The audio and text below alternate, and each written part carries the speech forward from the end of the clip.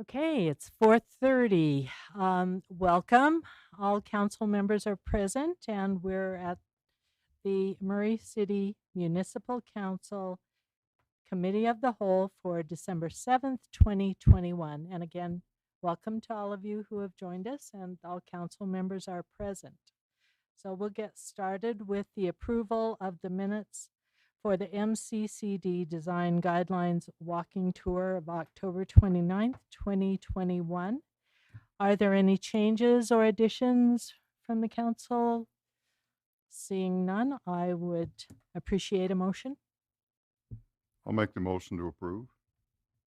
Do we have a second? I'll second.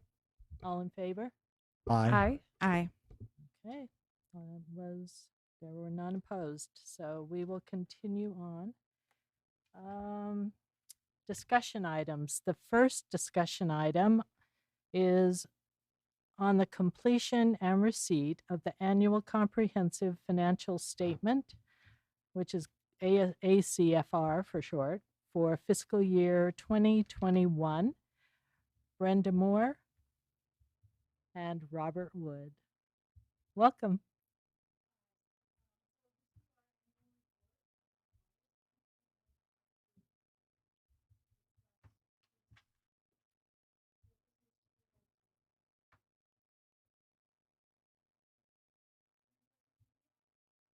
Great. Thank you, Brenda. And welcome, Robert. Thanks for being here. Yes.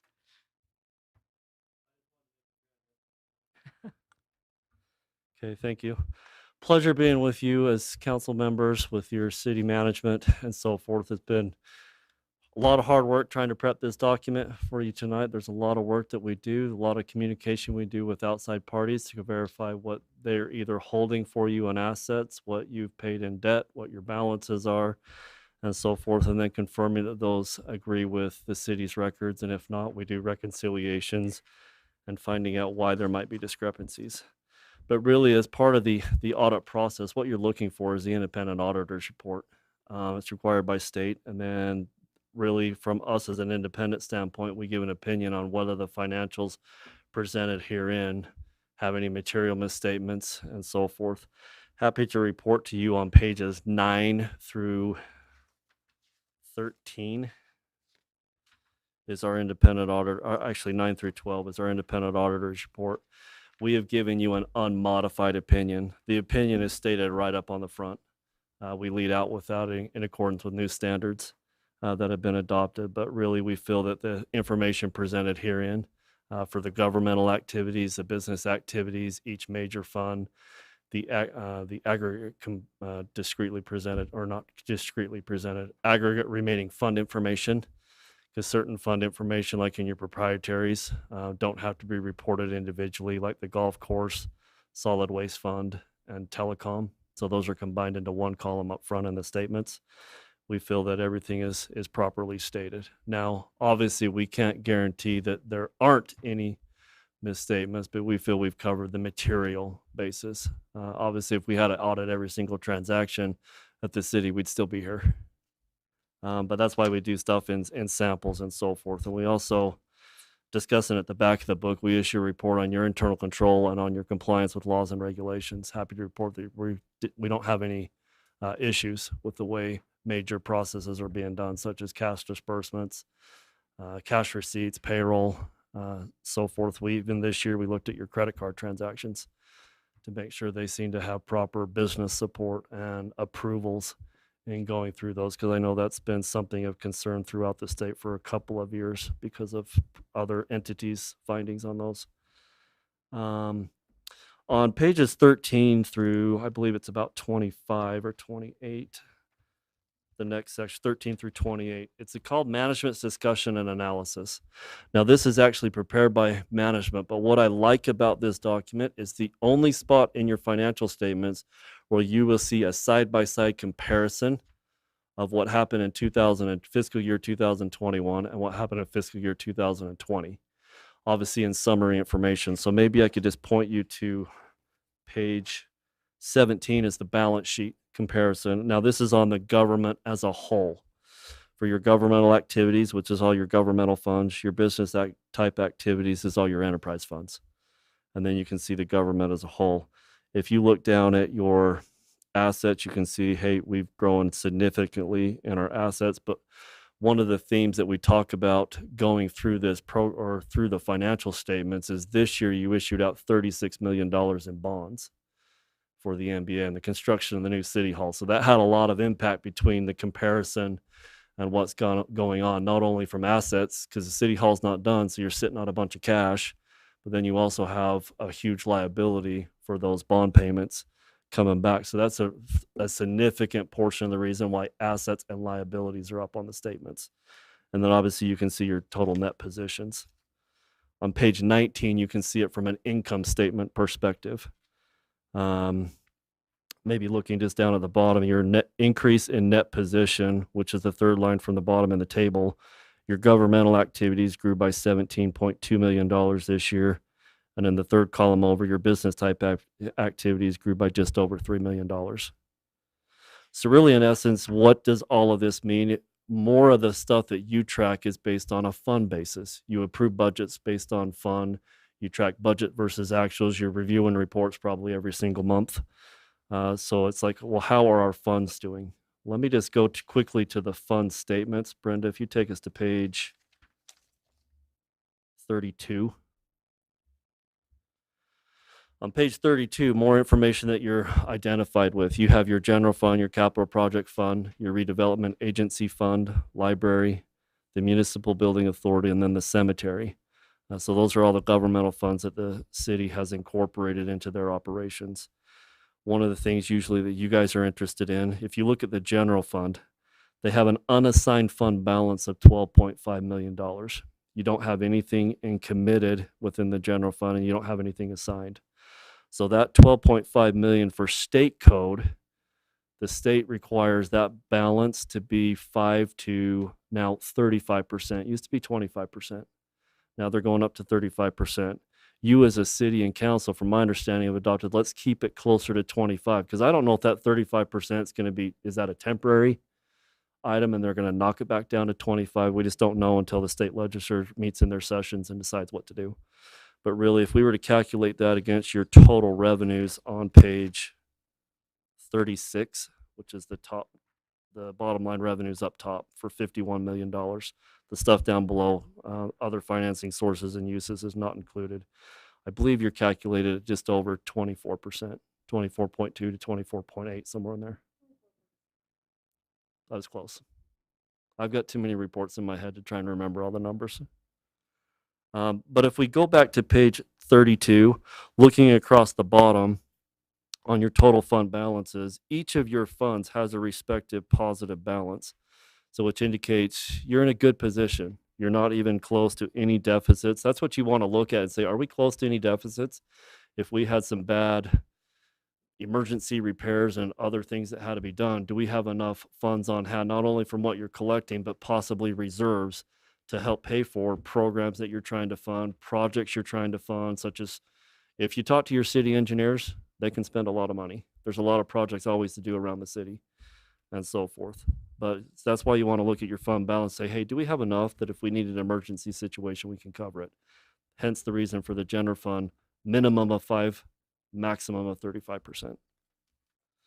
So if you look at 36 through 37, again, maybe I just point, this gives you the details on your revenues and expenses. If we look at the bottom, though, change in fund balance.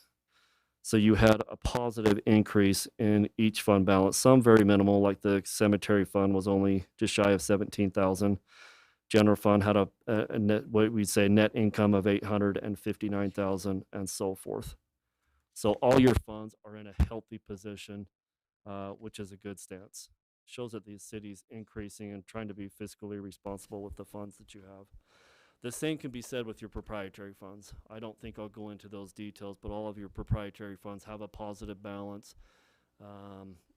You have a lot on the horizon. Like this year, I think you capitalized between $8 to $11 million worth of water projects, water wells, water pumps, and other infrastructure. I know you've got a lot of stuff going out here on the roads and around the city. Same with wastewater. I think they're involved in a lot of activities and so forth. part of what increases those funds is when developers are creating their subdivisions, you require them to put in the infrastructure. So they'll put in the roads, the curbs, sidewalks, gutters, the land underneath the roads. Well, we capitalize all that for our governmental activities. Well, they also put in the water, the wastewater, storm drains, and all that type stuff. When they are done with their subdivision, they deed that over to you. So part of your increase is not because of what you did. It's now you're taking responsibility for an asset and you have the repair responsibility. Questions so far? Am I not going too fast? This is exciting stuff. Are you guys excited out here? Okay. The next section goes over the footnotes to the financial statements. This gives you some clarifications as where are we at with our investments. You're invested in basically two main streams. You have your PTIF with the State Treasurer's Office. You also, note number 4, sorry. I'm just giving some highlights on the notes because they give you a lot more detail than you need, but let's go to page 64, Brenda. So on page 64, this is your investments that the city has. Now, the largest by far is your investment in the State Treasurer's Public Treasurer's Investment Fund, the PTIF, which many organizations are part of. You have $61.8 million there. And then you see the other investments. That's through a company called Morton Asset Management. They manage some investments for you, and they're actually doing a fairly good job. I'm seeing a lot of cities and entities that we audit are involved with them because they usually are able to produce a little bit greater rate than the PTIF. But as we all know, if we were to look at your interest income, rates this past year went way down because your interest, you maybe earned like 20% of what you did in the previous year. So interest rates did take a tank. The rest of the notes go through what's going on in capital assets and also your long-term debt. So you guys were busy this year in issuing out debt, but I'll be excited to see when your new city hall is done, what it looks like. One of the things that I usually like to put out, Brenda, I want to go to note number 17, page 91. Now, as part of your city employees, and you are in your retirement systems with the Utah retirement systems. Now, each of your employees are in a different type system, but there, I want to show you how big an estimation number comes in when you look at your proprietary funds and also the government entity-wide statements. They use what's called the discount factor in valuing the assets and making a determination. They've used a discount factor of 6.95%. We're at 91. You're almost there. Note number 17 is probably like 15 pages long.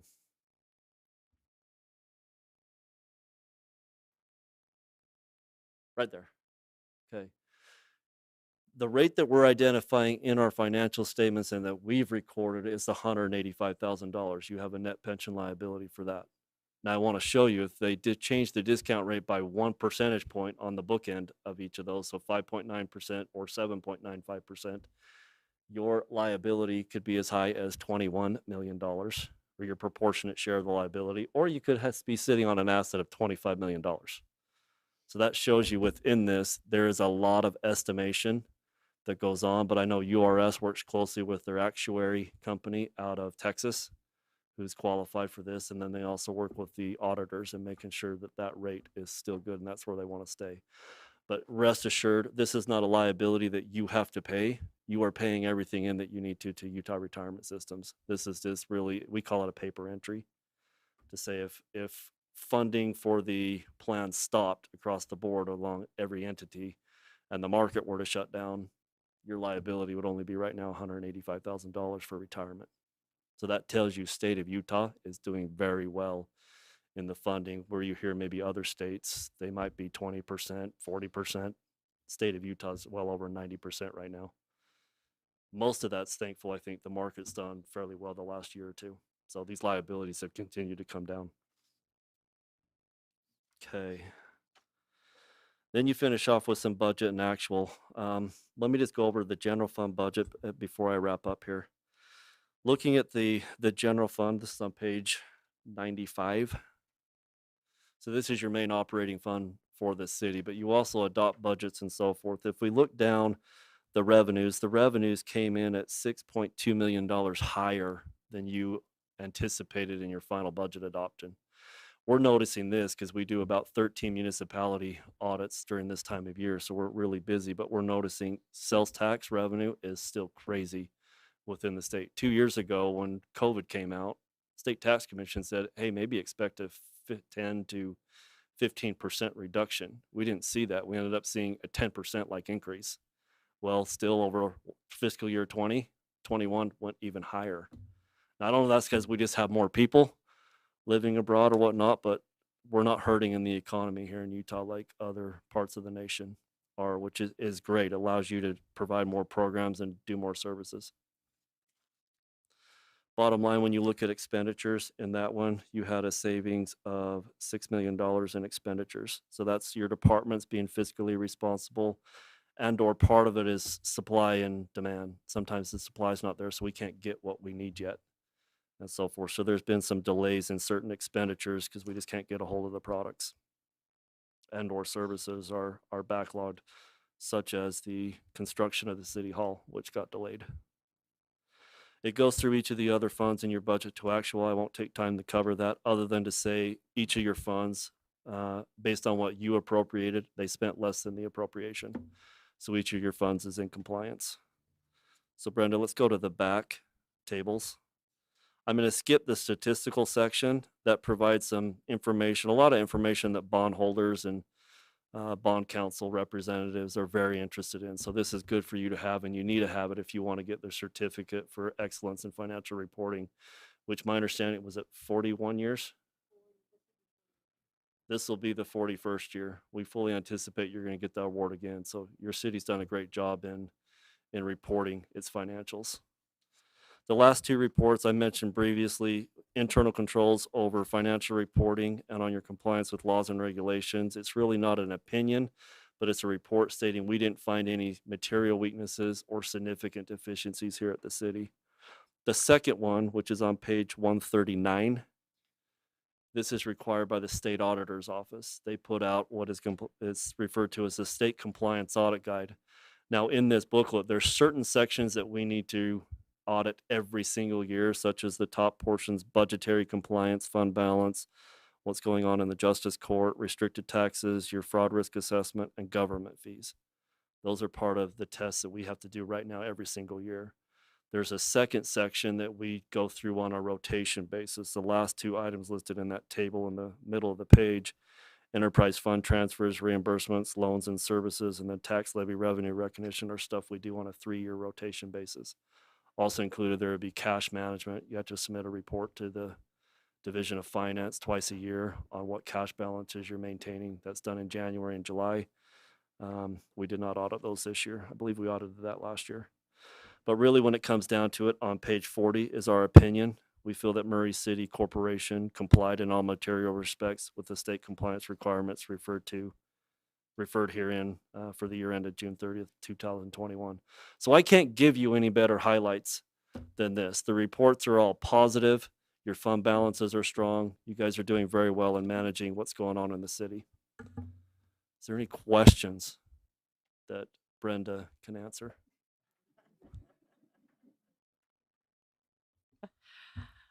Any questions? I just wanted to say thank you for meeting the other day and answering questions and going through all of this, and we appreciate your work. Yes, thank you. We Kat got really- a full review of the financial statements yesterday. As we met with the budget committee, we went over that in very detail by fund and so forth and answered any questions that were there. All right, great. Thank you so much, and thank you for being so thorough. And Brenda, you're awesome. So I do have one final report that I will issue. It's just a template letter. I didn't get time to prepare that today because I was reviewing Bluffdale's financial statement in preparation for their meeting tomorrow. I will send it to Jennifer though, so you can share it with the council. Really, it's just a template letter. There's nothing special about it. It just says we had no disagreements with management and covers some bullet points. The most interesting portion probably for you to look at is I'll attach the journal entries that we had for the audit, which indicates when Brenda gave me the trial balance to start with, what adjustments had to be made to the books or what Where did we notice there was errors? If it says PBC, that means she gave me the journal entry. That just for us stands for provided by client. So she noticed an error that she wanted corrected. So I'll give you a copy of the journal entries that we had to make in doing our thorough review of the finance department. But I appreciate the finance department here.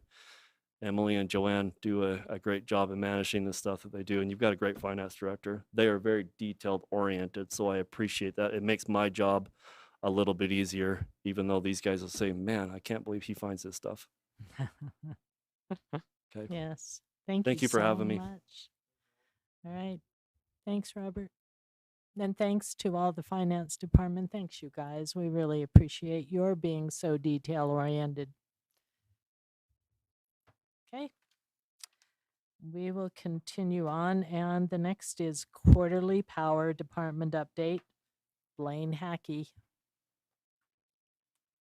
By the way, Blaine, that was a great presentation. My Thanks. goodness, I didn't know you could talk for an hour and a half, however long, and be so, Someone wrote my script. That's how I did it. you were so compelling. It was really good. No, I don't know. It was good. Thank Sometimes you talk about power issues and people go to sleep. I will say Anyway. the videos helped. They did. you. Yeah. They did. I would appreciate more videos and Yeah. presentations from We you had moving 4. forward. Just kidding. No, we did have to let everybody know, we had our IPA annual meeting up in Little America today, and many of you came. I really appreciate you going, taking the time to come up there and learn about IPA, the Intermountain Power Agency. Afterwards, we had our board meeting, and to resolve his point, we critiqued the night, and we had a banquet last night and today, and that was one of the things that was mentioned was videos helped. Yeah. Yes. Because it brought people in and back and forth. It was a lot more work for staff, but I think those videos can go back and we can use those again for new council members or It was even really new good. employees. Yeah. Some I of think the it was topics. sorry, I want to interject really quick. I think it was a great tool to have for some of the things that IPA needs moving forward. It definitely, We talked about the past, we talked Yeah, about the future, and was we talked great. about the present. We talked about green hydrogen. We did a tribute Yes. to the former general manager, not general manager, but the board of directors. So anyway, thank you for coming. I hope you learned something. And if you have a lot of questions, hopefully maybe even today, we'll have some time to answer some of those questions. Because IPA is one of the issues I wanted to talk about. Unless you had anything particular to talk about, council, I wanted to just give an update of what's happening with the power department. First of all, we're fully staffed. We do have one opening right now. We've had a couple linemen leave, but for the most part, we're fully staffed and have not seen a lot of back and forth with people. We have no COVID issues right now. We've had a safe, our safety record has been good, but let's get into the nuts and bolts of things I'm excited about. And that's where we buy our power from. Some of this might be review to some of you, but let me go over some of the places where we buy power from. And each of those projects where we have a plant have different issues. Sometimes they're environmental, sometimes they're political, sometimes they're staffing. Sometimes it's just ornery people trying to get an agreement with a landowner or something like that.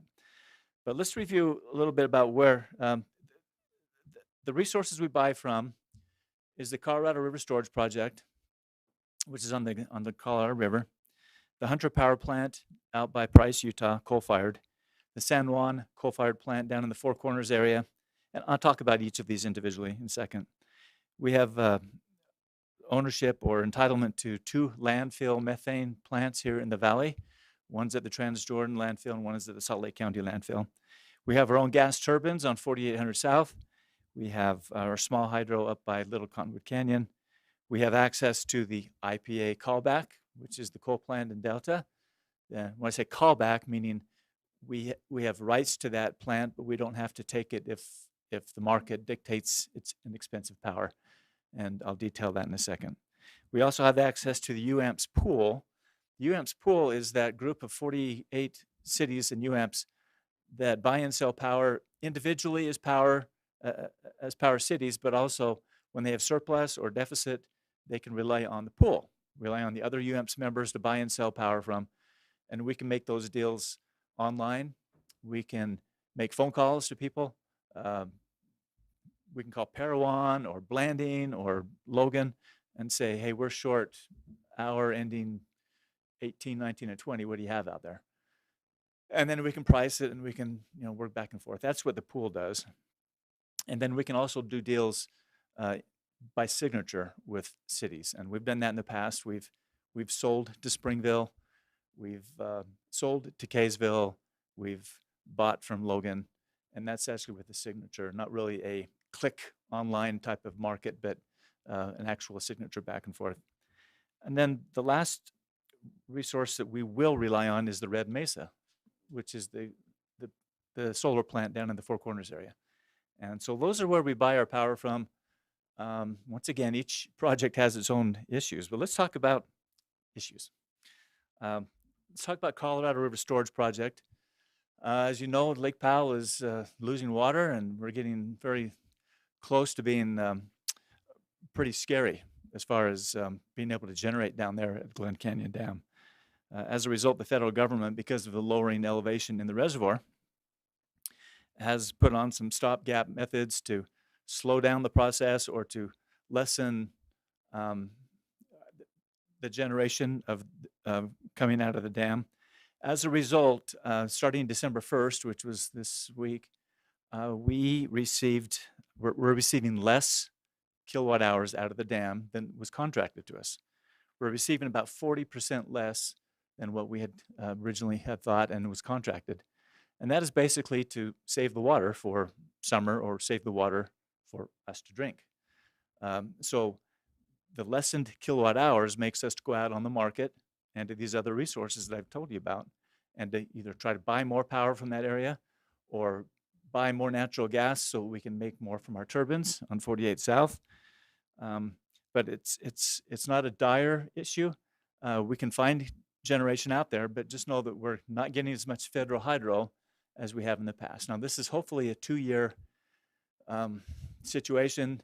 The federal government, like I said, who runs the plant, are giving us 40% less kilowatt hours, but they've jacked the price up 14% on what we get. So we're paying more for getting less kilowatt hours. Now, the result on our budget will be about $600,000 to $750,000 more that we'll have to pay for the 60% of the energy. The other 40% we'll have to find somewhere else. So that impact of $600,000 on the power department budget is workable. We have margins in reserves where we can easily draw back on that, or we can cut costs in some other way. We're not looking at a rate increase by any stretch of the imagination. This is one of those bumps in the road, we hope. And when we get water, like Thursday when it's supposed to snow during both commutes this week, hopefully we'll be able to stockpile some of that up there, and we'll see how far that goes. But we need a lot more snow than that for sure. But Blaine, really quick. Sure. Sorry, can I ask a question? How many services do we use in our portfolio? Is it 12 or 13? Or the total? how many did I mention? I don't know. You mentioned them and I lost I've track. got about after the- 10 here, Okay, so 10-ish. so we have 10 that we can kind of. We can draw from. Okay. Yeah. And some of those are more expensive than others. We try to play the market on most of it. We don't like to make a deal for more money than we thought. But and we are always looking at other resources. And I'll explain one resource in the end if I have time that we're looking at down in the San Juan power plant that's going to be mothballed in the spring. There are some investors down there that are trying to keep that plant going by using some technology, and we'll get into that in a second. So we might be able to keep that one on a little bit longer. So because we're short the kilowatt hours coming out of the CRSP project, we've gone ahead and we've committed that we're going to run our gas turbines more this summer. This past summer, we ran turbines June, July, August into September, about 16 to 18 hours a day. Usually we'll start them up at 10 in the morning and go till around midnight. Is that 16, 14? Well, thereabouts, 9 in the morning until midnight. And then our load drops off and we don't need to run the gas turbines. And so this past year, we ran 9 million kilowatt hours through the 3 turbines. This year, now, remember I mentioned we're going to be short 50 million kilowatt hours coming out of the Glen Canyon Dam. And we generated 9 million with our turbines. We're going to have to make up the difference somehow. Now, our turbines aren't going to be the answer for all, but we're going to run our turbines a lot more. We expect that they will be run about 2 to 3 times more this coming summer than we did last summer. Means we might run on weekends. We've got to make up that difference somehow from the federal hydro. And to do that, we've gone ahead and ordered some natural gas ahead of time. Lots of times we'll run the natural gas just based on the market, whatever the market price is for that day.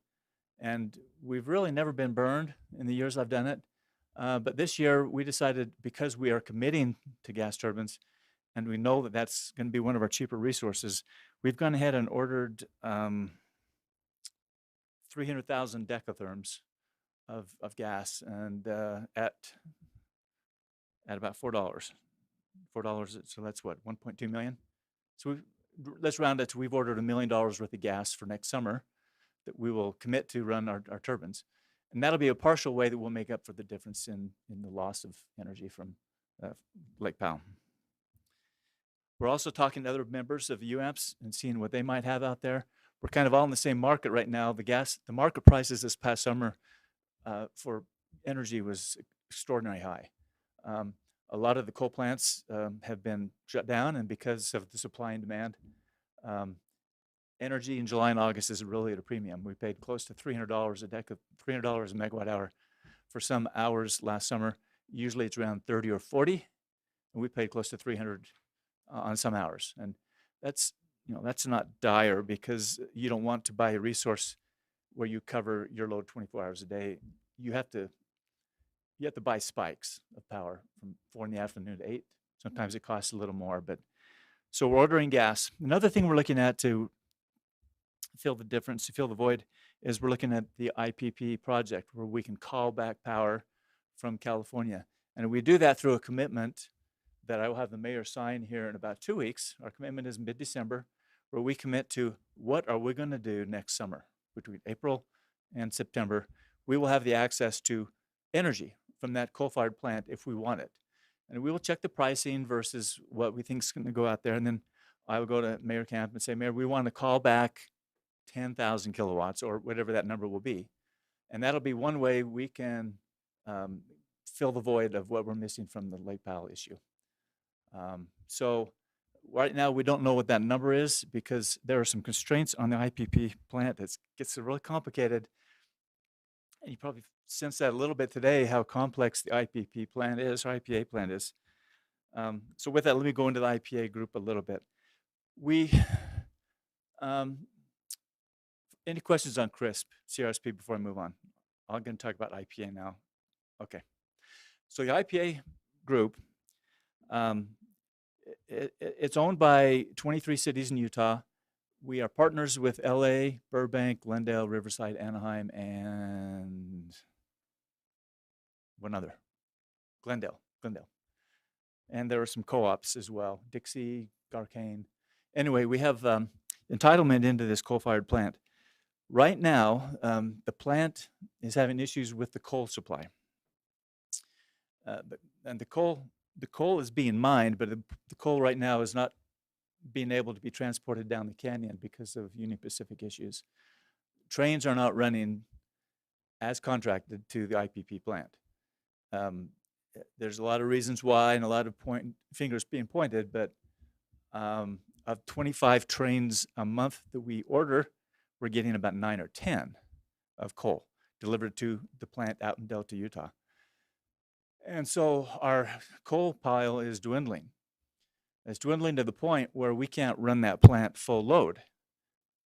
Los Angeles, who wants the power, is constraining their generation of that plant because they want to save some of the coal pile for July and August, when they really need it. We really need the power as well as they do in July and August.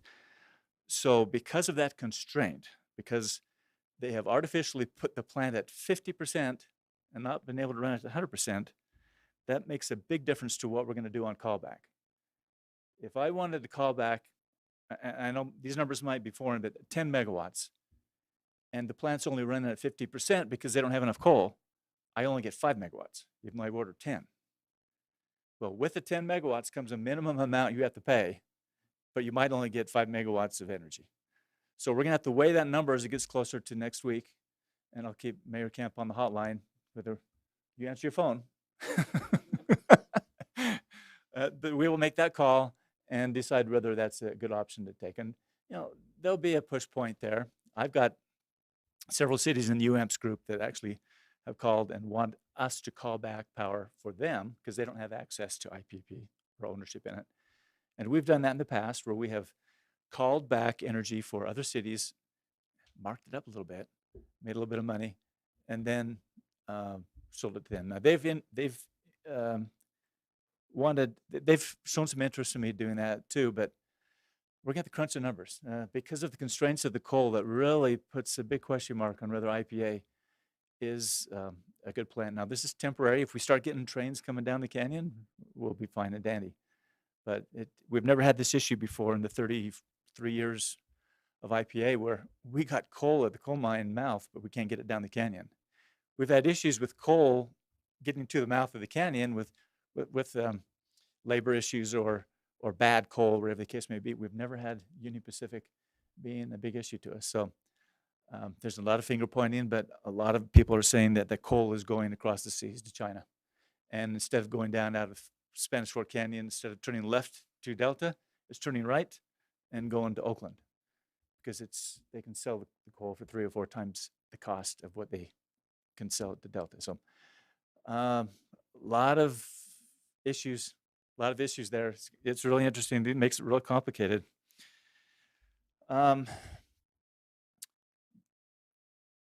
As you learned today, some of you that are up there, we're in the process of changing that fuel from coal to a natural gas plant with a 30% hydrogen mix in that natural gas. We're working towards a late or a mid-2025 operation of that plant when the turbines will run. I guess they're called turbines. I don't know. Gas and hydrogen mixed together. I think they're turbines. Do you know, Brett?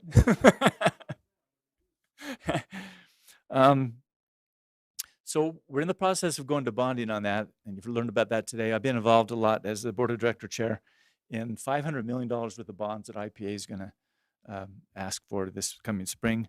There were 7 banks interested in lending the $500 million. 6 of them are up there today at the meeting, shaking hands and kissing babies and doing whatever they did. They were trying to get. It was kind of interesting to see people we hadn't seen in years from IPA suddenly show up. We want to lend you money. That's the way it was. There's a new general manager at IPA, as you know. Dan Elders has retired, and Cameron Cowan is the new one. I work closely with Cameron. He's very competent, and he'll do fine.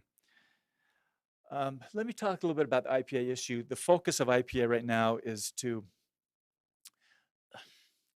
get around the surprise legislation that came on us this past special session a couple weeks ago. SB 2002, which was passed in the special session, I can't say a word, and was signed into law by Governor Cox. That caught IPA by surprise. In a nutshell, there are reasons why IPA came on the focus and on the target for that. Part of it is Millard County commissioners had some issues with the plant, and that the communication wasn't as good as they thought. They thought that maybe California and the IPA group was maybe bullying them a little bit. Maybe so. We've tried to increase our communication with them, let them know what's happening out there. One of the reasons that they might have some issues with IPA is that there's a tax issue. IPA pays taxes to the tune of millions and millions of dollars, even though they theoretically don't have to pay taxes because they're a not-for-profit organization type of thing. And Millard County's valuation of that plant and our valuation from IPA's perspective are about $500 million off. So that's in the courts right now, is what is the real value of the plant. And other issues, some legislators have some issues that we actually took some non-Utah coal and burned it through. And this is a 30-year-old plant. There were a couple years when we had to go get some coal from Wyoming because of labor issues, or because we just had some really bad coal in Utah and we went to Wyoming to get it. Well, there was a gentleman's agreement back in the late 70s, early 80s, where we would only use Utah coal, and nothing really contractually. But anyway, these things are compiling, and finally, I think push came to shove. The straw that broke the camel's back was in Miller County, and so they got some sponsorship on this legislation, SB 2002, which basically took away a few of IPA's rights that they had been given over the 30 years of the project. One of them was no longer could IPA do eminent domain on issues, and that has never been exercised in the 30 years we've had it. So, but we are starting to build gas pipelines and other utility things into the plant because of this new project. We don't know if that's going to really affect us or not. One thing that we are pretty concerned about is that it opens the IPA up to a legislative auditor, which is different than the state auditor, I'm told. The state auditor is John Dougal, and he comes in. Brendan, do you know him? Oh, he may come. But legislative auditor is different than the state auditor, and it may open up some of the books that we have nothing to hide at IPA, but there's just some innuendo and some issues that might come down the pike that we're a little bit worried about. So after the meeting today, we've talked, and you well know, we're trying to do a better communication with the people in Delta and Miller County, and we feel that that's going to be a better way to get around this. They do think California is the big bully, and they think that California is just imposing their will on Utah, and we're trying to do that. So today in your packet, you got these issues and answers, these cards, and those of you who weren't there, I've got some extras. But these cards are designed so that I can present them to my mayor and my city council if they have questions about what IPA is happening. What's happening, with the hydrogen? What's happening with the tax issue and the coal issue? And each of these have flashcards, I guess you could say, on what's the latest and greatest on IPP and IPA. We've given these to all the IPA city reps, and our hope is that they will go to their mayor and city council as well and let you know what's happening out there, so that the next time we get some legislation up on the hill, we're ready to battle it. This last battle caught us totally off guard. We had one day to prepare for it, and then they shoved it through this special session, and we had, as I heard today, as I mentioned, we had 3 total minutes. IPA did 3 minutes to rebut or to say yay or nay, and it just they wouldn't give us any more time. It was slam dunked and went through.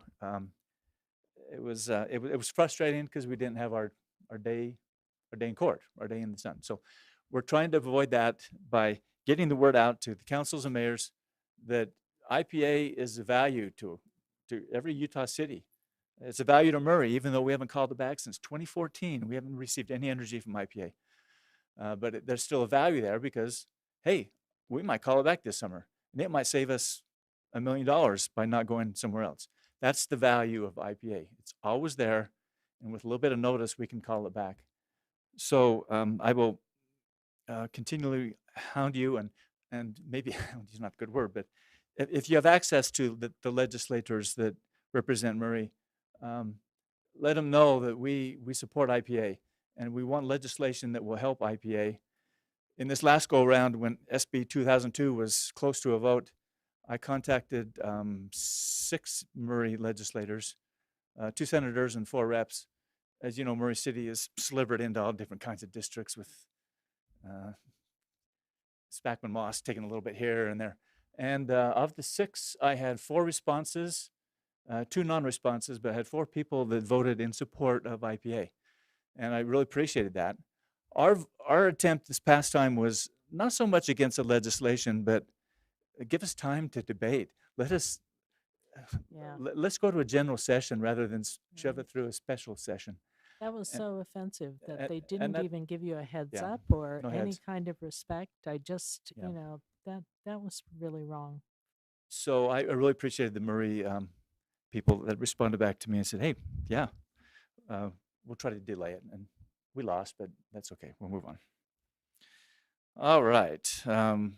How we doing, Diane, on time? Okay. Okay, through with the IPA unless you have some questions. Any questions on what happened today? It's a long day for you. It's exciting for me because I talk about these issues all the time, but It was Uh, really good. I found thanks. it really informative.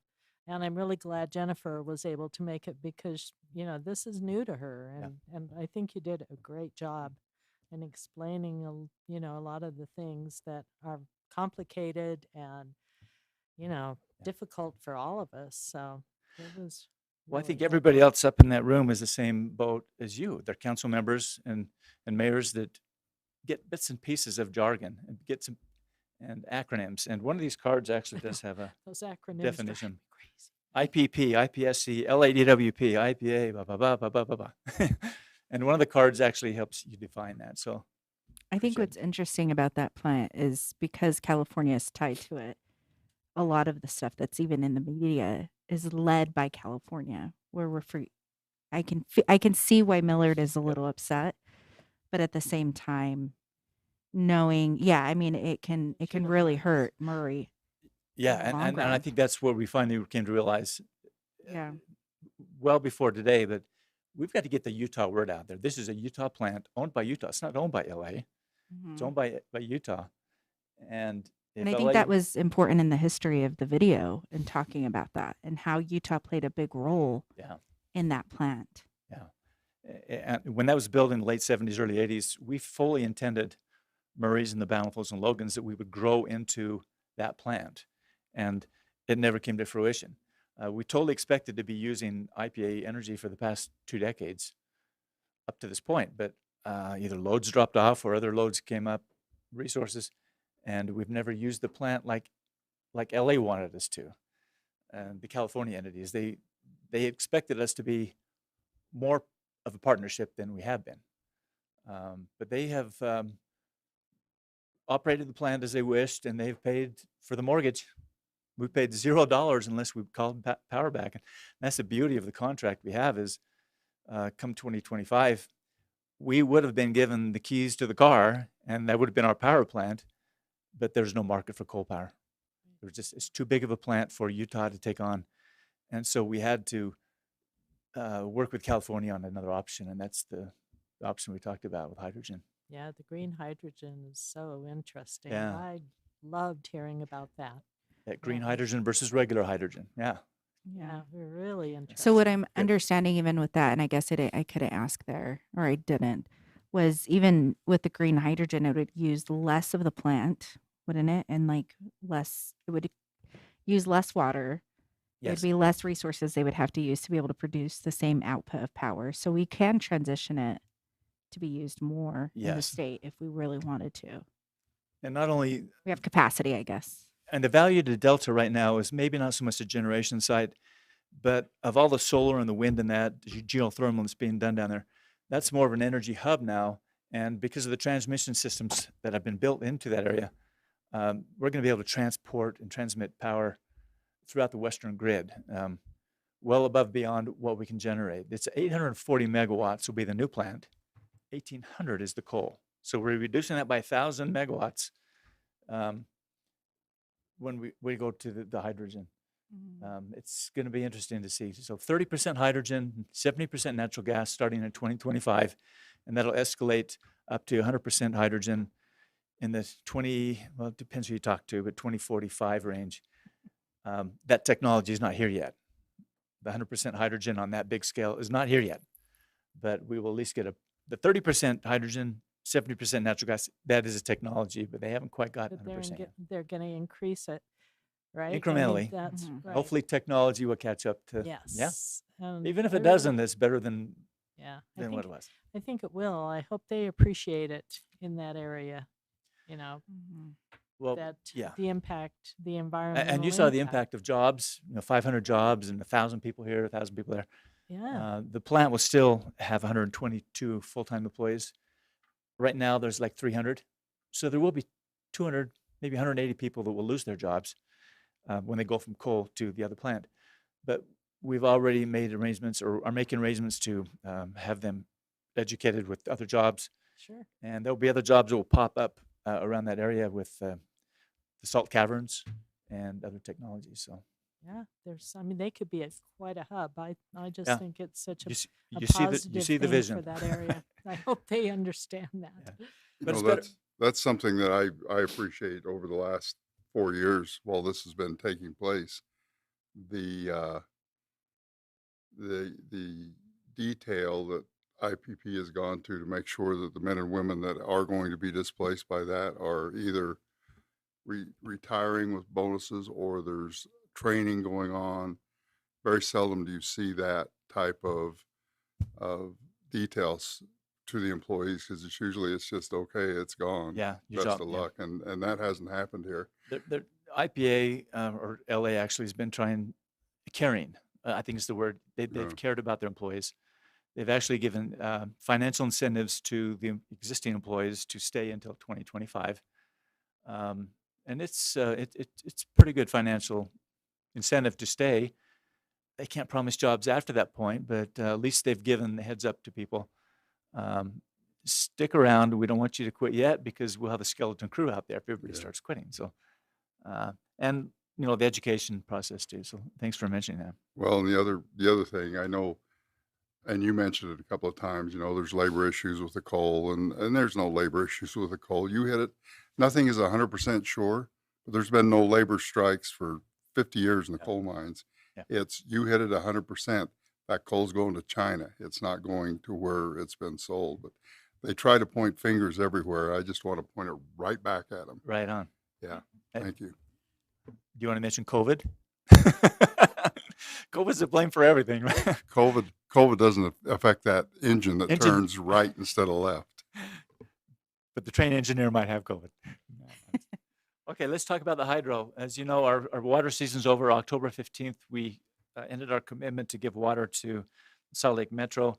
We're in the process of getting down in the penstock, which is the big 48-inch pipe, and seeing what's happening in there. We usually do that inspection after every water year. There's no water in the pipes right now. We're also investigating some cracks in the hydro building turbine concrete foundation that we've noticed. We don't know what's causing that. It's a 30-year-old hydro. We expect a report from Bowen and Collins, which is an engineer staff here, in the next week. And we'll see what they say about fix or replace or whatever the case may be. Right now, Salt Lake Metro they like it when we capture the water up in the canyon. We bring it down through our hydro on a 2.5-mile pipe, and then it goes right from our plant into the Salt Lake Metro hydro facility, which is huge. It's a big plant that treats the water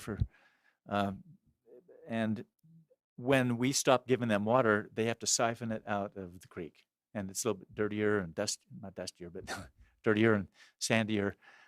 So they don't like to see the water here come to a close because we give them cleaner water than. That's just a side note that we have some partnerships with Salt Lake Metro. Let's talk about the Red Mesa. Red Mesa is the big solar plant that they're building down in the Navajo area. We had a groundbreaking. We were supposed to have a groundbreaking last month, and because of potential protests or issues on the Navajo Nation, we did not have the groundbreaking, but construction has begun. There's building the solar panels. We have a 5-megawatt interest in that, and what was going to be a spring 2022 is now a fall 2022 completion date. We won't get it for the summer like we wanted it, but come next fall, we'll have 5 megawatts of solar that is no good to us at midnight. I had to put that in there. Okay, let's talk about 2 more things and then I'll get out. I mentioned the San Juan Power Plant is a coal plant that we have a little bit of ownership in down in the Four Corners area by the Farmington, New Mexico city. The San Juan Power Plant has been slated to be demolished or mothballed spring of 2022. And a lot of it is because they had some California ownership in that plant. And as you know, like the IPP plant, California can no longer bring coal-fired generation across state lines into California. So not only have people in California ditched the Navajo generation plant, they've ditched the San Juan Power Plant too. And so it's a big plant that the existing non-California entities can't keep it going. it's not big and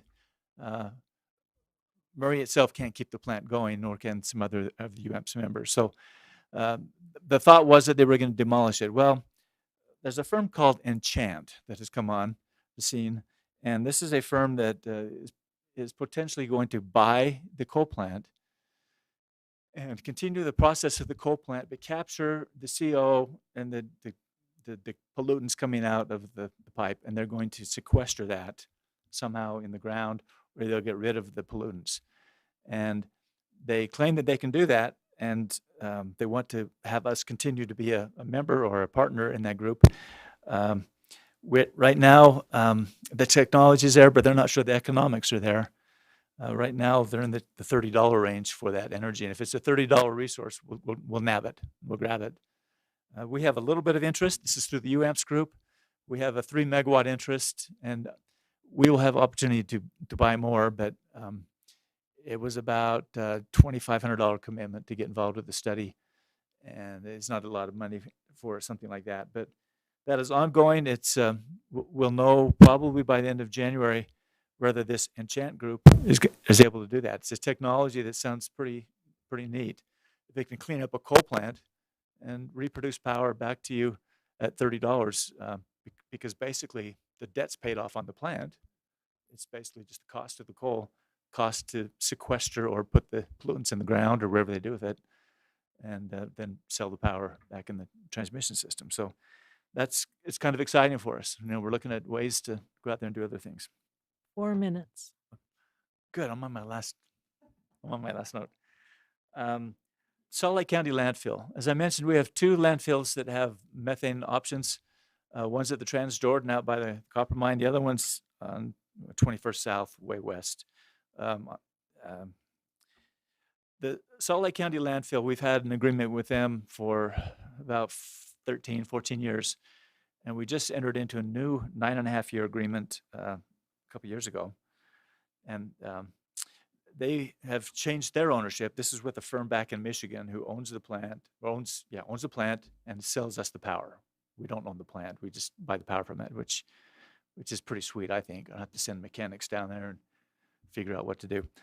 So we have had that for about 12 or 13 years. They came back to us a couple weeks ago and they met with Greg Balan and myself, and they have determined they have enough gas that they're collecting, the methane gas off of the rotting refuse, that they can put another generator in and go for another couple decades. And they were asking about our interest in that.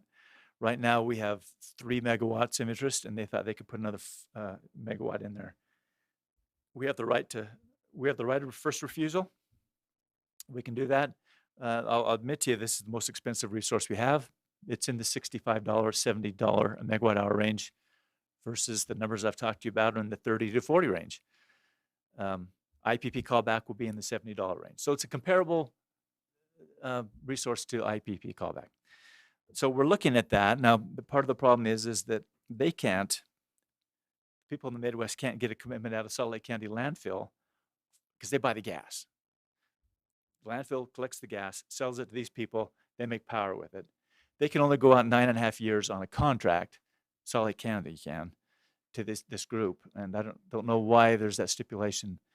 But for these people to put millions of dollars into that commitment, they want more than a 9.5-year gas contract. So they've gone back to the Salt Lake County landfill and said, you give us a 20-year contract for gas, we'll build it. And then we would take them up on that. So rather than going 9.5 years, 9.5 years, they want a bigger one before they put the money into it. So anyway, that's an option out there we're looking at. We'll pick that up. It's a great public relations deal. It's good for the environment, and we'll pick that up if we can. We won't know that for a while. It's kind of out of our hands. But anyway, exciting things happening for power. We're hanging in there. We're hanging in there. One last question. We're not, just because I know we kind of started off on this is where we're at with power. There's no concern for citizens to have of an increase, or No. if there was, you would come back. Absolutely. Okay. Absolutely. I saw the headlines and in the newspaper, and I was, the article was well written and it was correct, but I think it was a knee-jerk reaction that because our crisp rates are going up, everybody's rates are going to go up. That's not the case at all. It's, And it's, a- we are it's a- pretty good with our portfolio to keep that. yeah, Yeah. yeah. And I kind of explained some of the way we're doing it. Yeah, thank you. Costs are going up, there's no doubt. We have a pretty healthy margins, which will help us avoid any rate increase. We're okay. Thank you, Blaine. Okay. Thanks, Blaine. That was great. Right on time. Thank you. Well, thanks for the extra time this month or this Well, quarter. That's okay. Now we're on our third and last discussion item, which is discussion on council and school board boundary adjustments. Brooke Smith, welcome.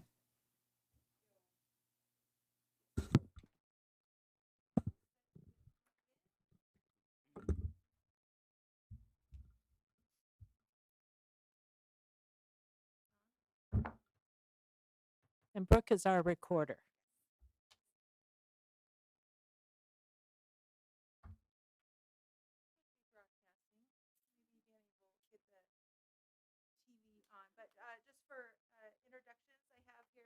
Sorry, let me use this. Just for introductions, my name is Brooke Smith. I'm the city recorder, and then we have Scott Burrell. He's our GIS supervisor. He's new to Murray, so we're so thankful that he's here. Welcome. And it has been a great support as we have tried to make these recommendations for you today. He will be taking a couple notes if we have any comments from the council, and then also could probably run some quick numbers if there was any specific questions we can do. But just a matter of housekeeping, we have posted our recommendations on our city website. For transparency reasons, we want to make sure the public was aware of our changes.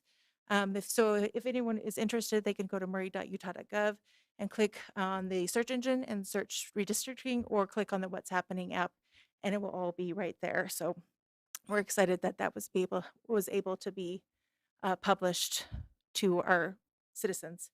As a background for redistricting, the lines are redrawn every 10 years following the completion of the U.S. Census.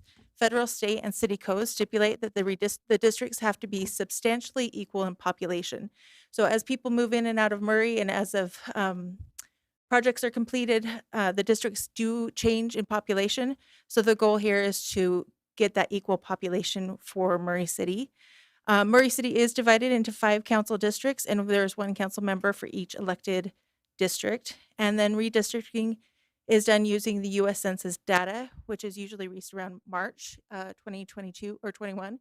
However, this year it was delayed because of COVID, so it wasn't released till September. And those dates are important later on, and I'll get into more details on why there's a crunch in deadline. Utah Code Annotated requires that City Council make the adjustments within 6 months. And from or after the legislation completes its redistricting process. And this year it was done in November. So last month, Governor Cox signed the state legislative districts for both chambers into law. However, because COVID delayed the census being released, and there's upcoming school board election for 2022, there's 3 school board members that will be up for re-election or election. Their deadline to file is in March, and the county has to do a redistricting after we do a redistricting. So our final deadline to get this approved is in January, in our first council meeting that month or that year. So January 4th is when we need to get this signed, sealed, and delivered to the county so they can do theirs, and then the school board can make their adjustments and have elections run there. So there is a crunch and deadline, but I think we'll be able to make it. So just a matter of timeline. As for growth in Murray, I thought this was an interesting statistic. We actually found on the Kim C. Gardner Policy Institute published First Insight to this census, and they provided the growth rates across Utah. So it was interesting to see, and as a matter of information, it's not necessarily dealing with redistricting, but a matter of growth. The average population for Utah is 18.1%. And the estimated average for Utah or for Murray is 8.3. And over time, council districts and school board boundaries become unequal. The redistricting is required to ensure that the equal number of constituents live in each district over the next 10 years. So you can see here the total population for Murray from 2010 to 2020 changed 8.3%, and then the total housing units changed to about 12.9% over the last 10 years. I thought that was an interesting statistic that you guys might want to know just as concepts of Murray growth. For city code, what our city code says about redistricting is that the council is divided into 5 council districts of substantially equal populations, and 1 council member from each district is elected. And then we do have that 6-month gap, but because of the shortened time frame, we've got a little bit less time. The factors we considered when we were doing the doing the redistricting is to create that equal distribution of population. We had to use the U.S. Census data from 2020. The districts must be continuous and reasonably compact. The districts must follow natural boundaries such as rivers and streets. And the districts must be drawn to create 5 districts for the city and 5 districts for the school boards. Because we have that equally distributed population, we do have a 4% variance allowed that creates a little gap of a range that we can fit in. So the city's population for Murray was 50,637 people. For our equal distribution, our goal or target range is 10,127 per district. And then our 4% variance is 405, both up and below that target population range, which is 9,722 to 10,532. So with each district, I do have 3 maps that I'll show you. The first map, and I'll go back and forth if you have questions, but for the first map I'm going to show you is your current boundaries and borders as it's laid out right now. So for the northwest corner, Council District 1 is all the northwest corner. Our proposed changes are in green. So Councilmember Martinez would actually pick up a couple areas to make sure that those boundaries and borders are more evenly divided. They're the natural borders and natural lines. You can see one of them is a little jetted out. I think I've got a mouse too. Hold on. Maybe I do. There it is. Hold on. Let me change my mouse figure really quick. Inner option.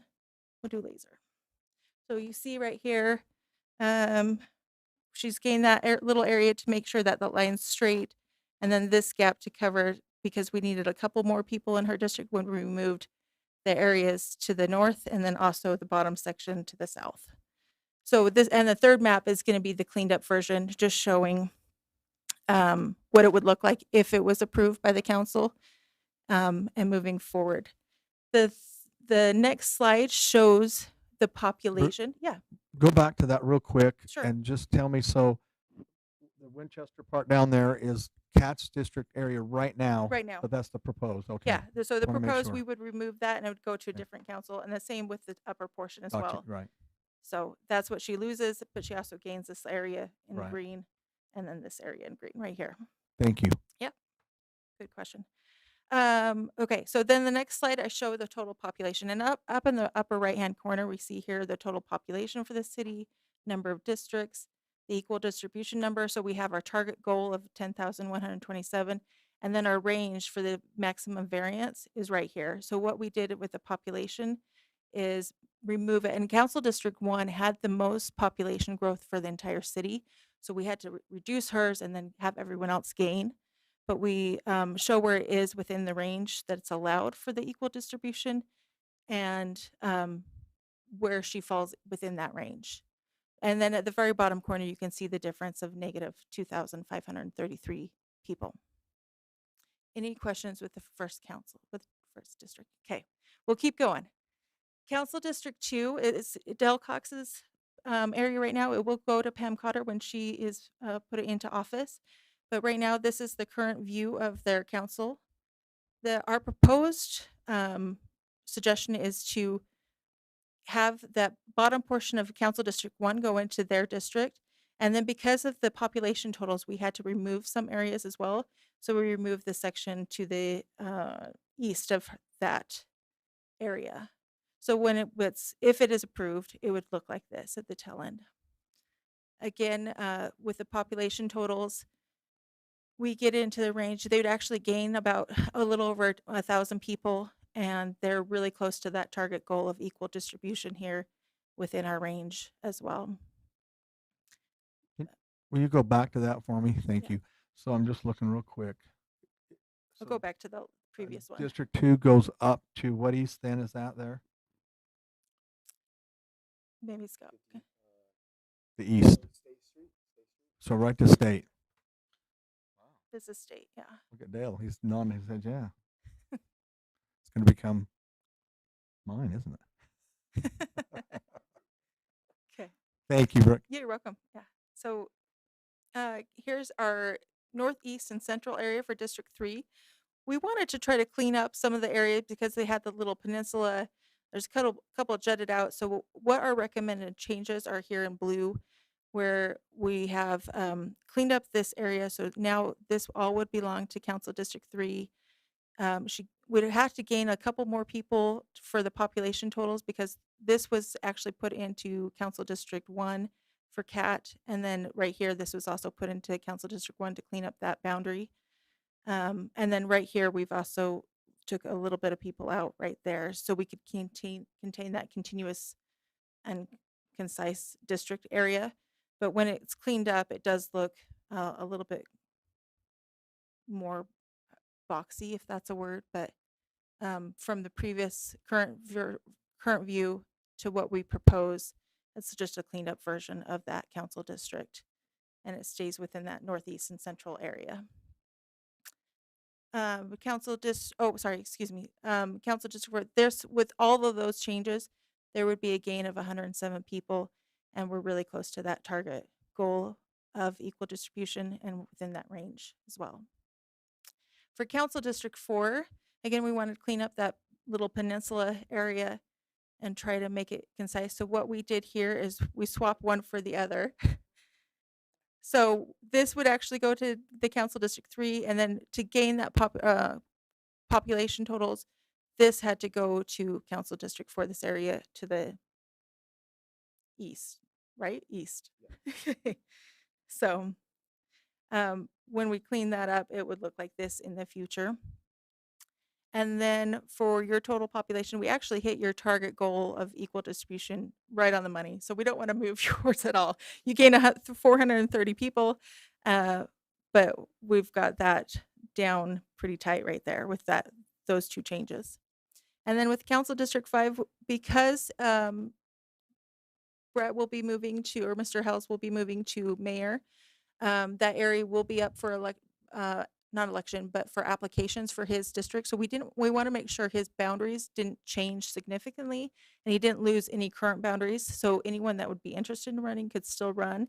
So our recommended changes or recommended change would be to gain part of District 2, but everything else would stay the same. And this gets you in the target population range.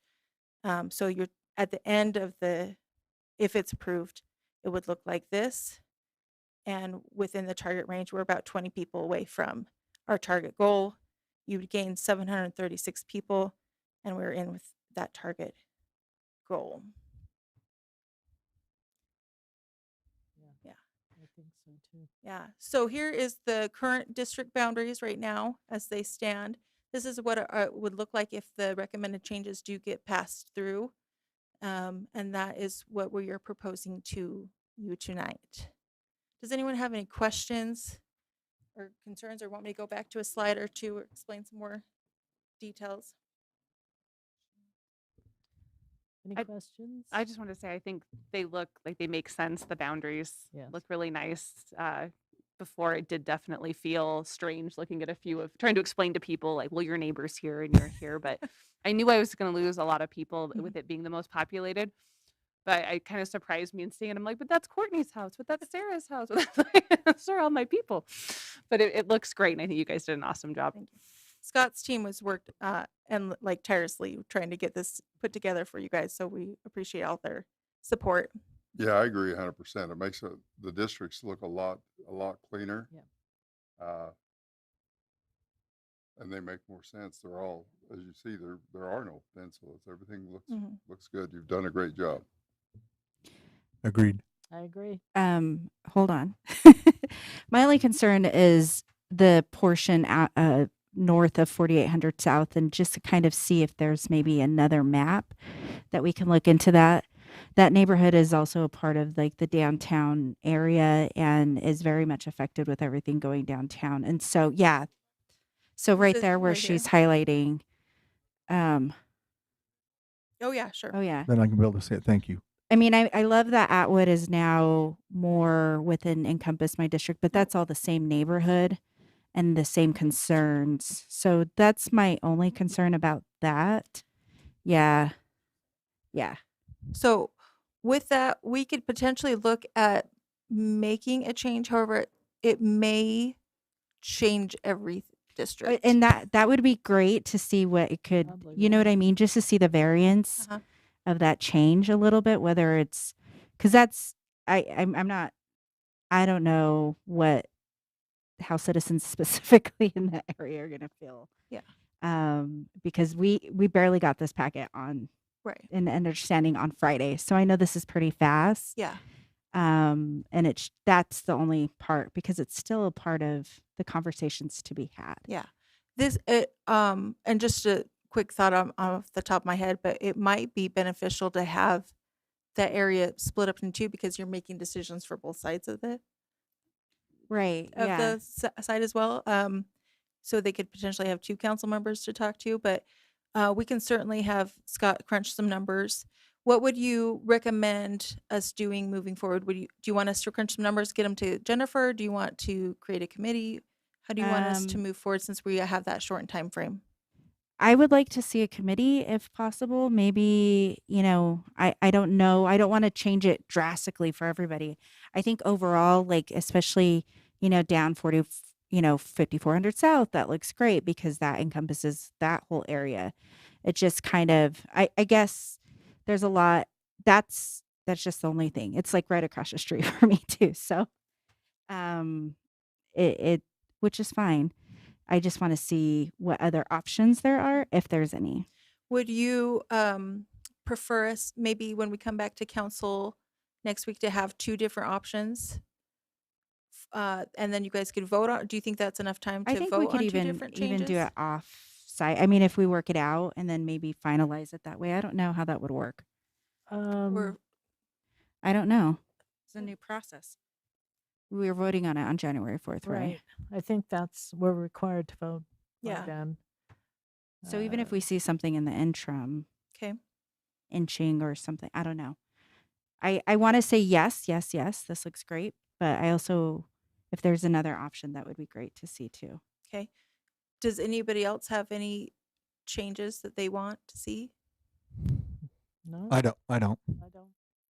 I would just speak to the issue of having people with similar issues in different districts. Previously, I had both manufactured homes communities in my district, and I don't have either now. Now they're in two different districts, and I think that's okay. I think that's actually nice because before it was like, I'm the only person who really wants, like, there's not a ton we can do for some of the specific issues that they were looking at, but I think more voices with the same issues has benefits. So just like another piece of that. Okay. Okay, so help me understand what direction you guys want me to take moving forward. I'm not sure. What do you want? What is? I would like to just see another option. That's it. Okay. And It may be that this is that option. okay. So go to what we have now, this here, and then another option that you're talking Mhm. about. And do that in the interim, and then you can let us know what 20% during Right. city council. So, It so may be just this option. to be clear, what we're talking about, as I understand this, is there'll be an option drawn up. There won't be discussion among you outside of the next meeting, but you'll be able to see it and you'll be able to come the next meeting and talk about that option. Is that fair to say? Does that work, Rosalba? That is correct. Thank you. So we would have two maps and then make a motion on And one of vote for them. one. Is that Okay. We can make that work. Okay. Okay. Okay. All right. Are we clear? Yes. But Does that everything make you've sense? done, it looks amazing. Can I just tell you, thank you guys for your hard work. It's not, thank you so much. It's surprisingly how even in these little boxes, there's hundreds of people that live there that could be affected, but we will certainly try to come up with a solution that works for everyone. And hopefully we can move forward with a good direction for the next 10 years. with that, I've got our Murray Board of Education precinct that we're going to review. And just a couple backgrounds. We did speak with Jennifer Covington, who is the Murray School District Superintendent, and Richard Reese, who's the Murray City School Business Administrator, and I believe he's here today, correct? So thank you, Richard, for coming. If you have any questions for the school changes we've made, feel free to reach out to me or Richard. And I believe they have sent this to their council as well, or their board. And we haven't heard anything back from them at this point about the recommended changes. So that's where we are at. So right they did now. get that. They did get this. Thank Again, you. they got it at short distance or a short time frame ago, but they have had an opportunity to view it over the past couple of days. So with that, I set it up very similar to how the council, and one of our other primary goals here is we wanted to have these precincts follow our districts as much as possible. You can see right here that this area of Murray is not in the school district, so there isn't absolute line corrections, but we did try to mimic our city districts as much as possible, if that makes sense. So again, precinct 1 had the most population growth over the last 10 years in the northwest corner. This is our recommended changes. Glo would lose a large portion of her district on the central side in the center, but we would keep a majority of her district right here.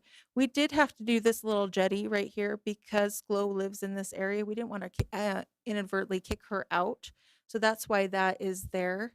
And that was our best solution with that changes. We went through several different ideas, but this one is the most succinct and moving forward. So once if it is approved, it would look like this. And then with the population total changes with the school board versus city, their total population is 38,340. So that makes the equal distribution of goal of 7,668. And our target range with a 4% variance is within the 7,000s range. But this gets us from a population of 10,000 down to almost 8,000 with a difference of about 2,600 people in her district. Still a little bit on the high end, but we couldn't lose too much more because they have a shorter or smaller variance that we could work with. Precinct 2, again, is the area shown on the screen. She would only collect a little portion of the district right here for the southwest corner, just making it a little bit more straight, following the lines of the streets. And this would what the recommendation would look like if it was approved. Again, she was a little bit below the population total, so we bumped her up with that 500 people in that area that we added to her district, which gets us to within our range.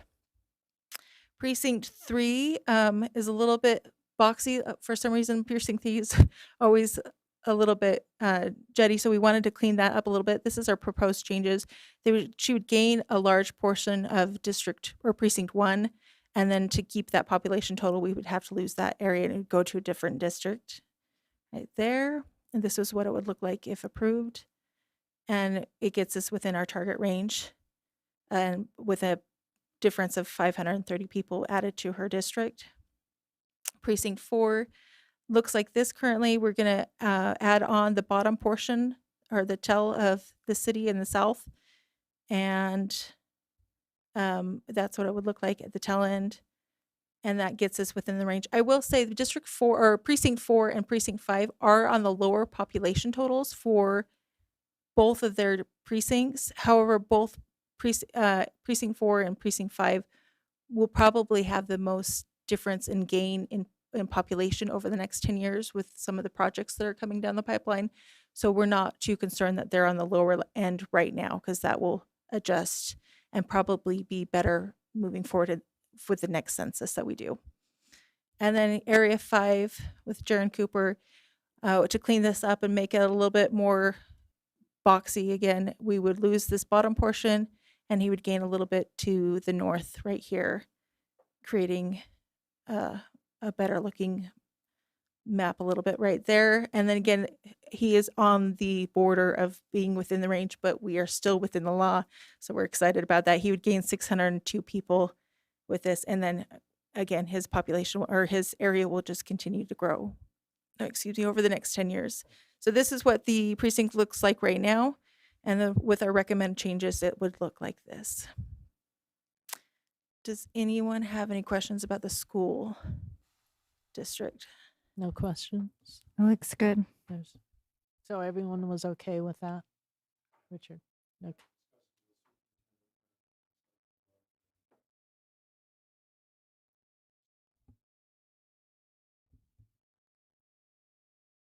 That's awesome. Thanks, Great. Richard. Thank you. And the school district's been great to work with, and they've offered some advice and some suggestions, which was really valuable to us. So moving forward to create this map for you to Okay. consider.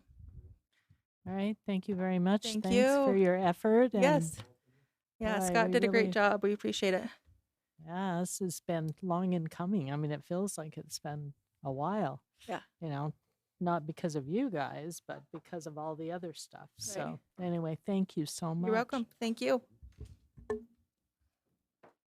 Okay, that was it. So we are, announcements. No announcements? Okay, now we are adjourned. Thank you.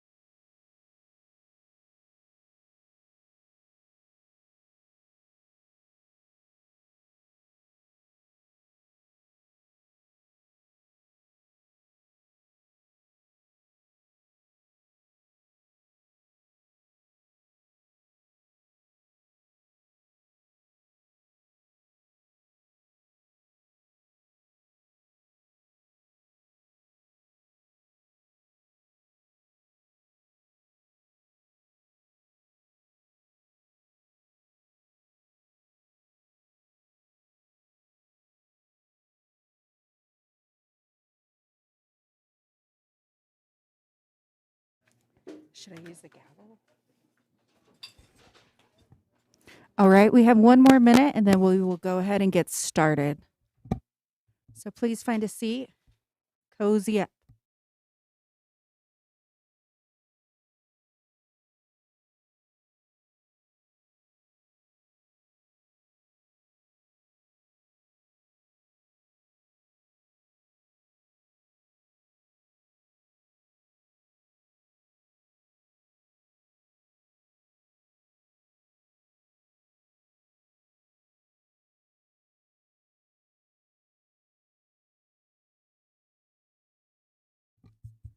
All right. Thank you everyone for being here. Sorry. I'm going to go ahead and call this meeting to order. So I'm going to use my gavel because I never have. Keep it entertaining tonight. Anyways, I'm going to go ahead and I've asked Zach Smallwood to lead us in the Pledge of Allegiance today.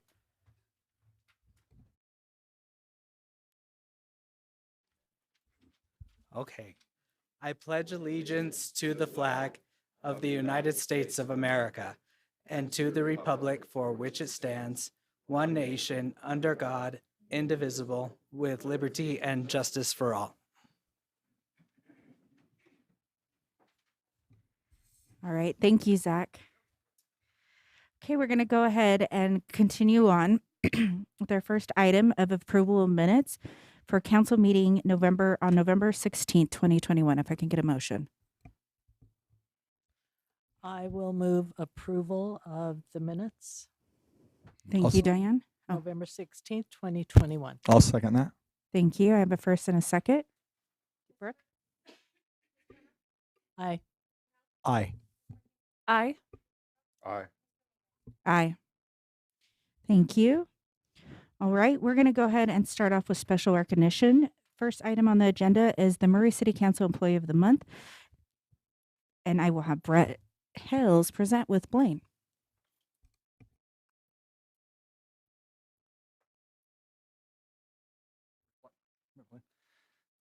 Justin, can we have you come up also? How are you? Good. Justin's been with this. Come on up here.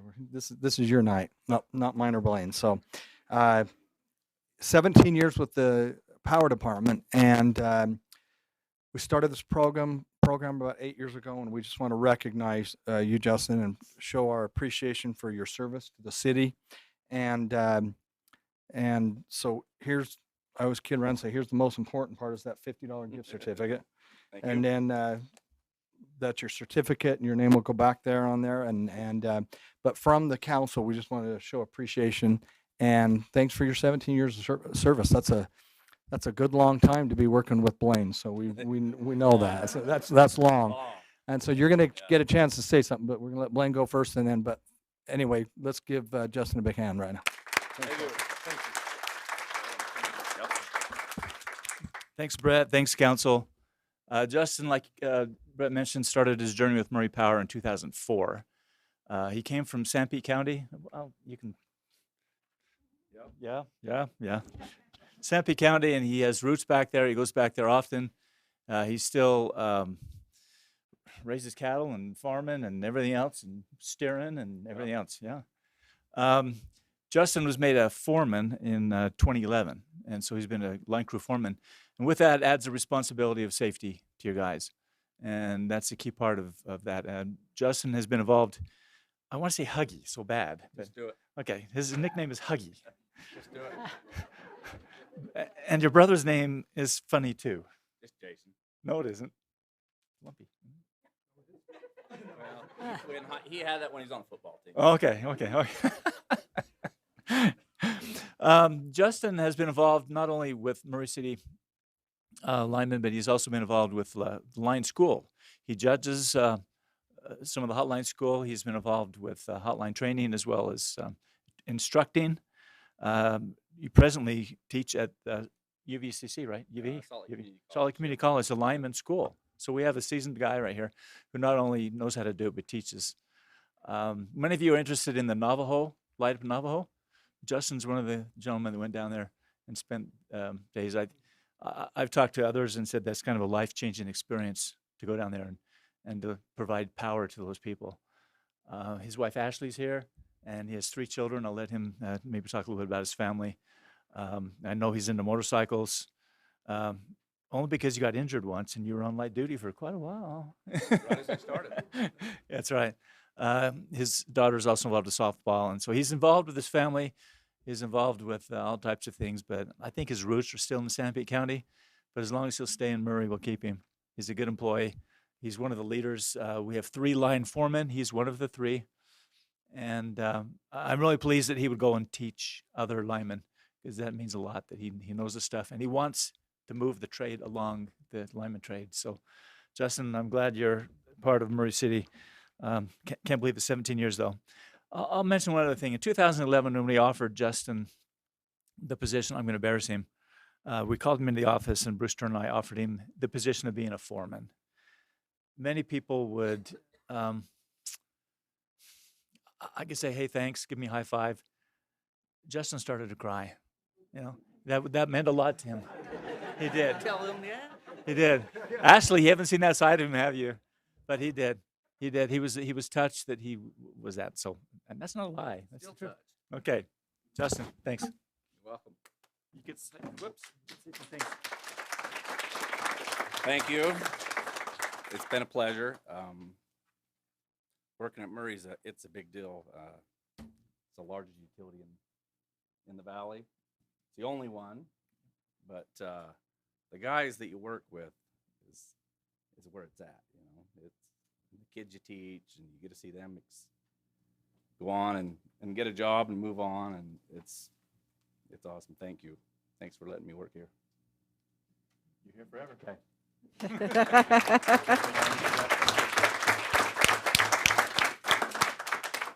Thank you, Justin.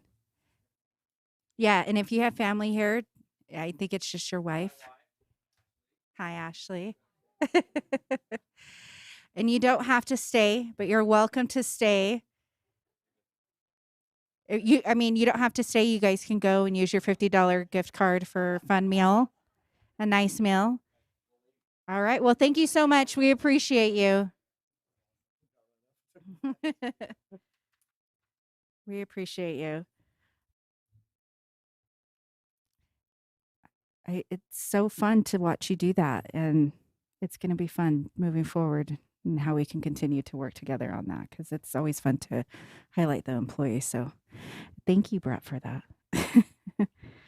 All right, we're going to go ahead and move on to consider a joint resolution of the Mayor and Municipal Council of Murray City expressing gratitude and appreciation to Dale Cox for his contribution to the community as council member.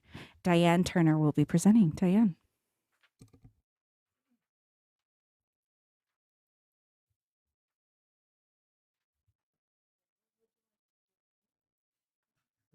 Do I have a choice? No, go on up.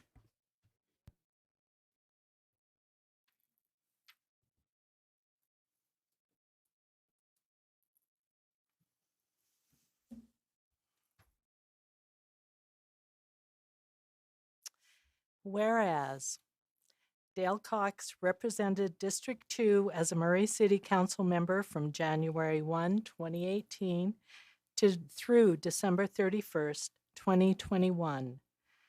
Not too long.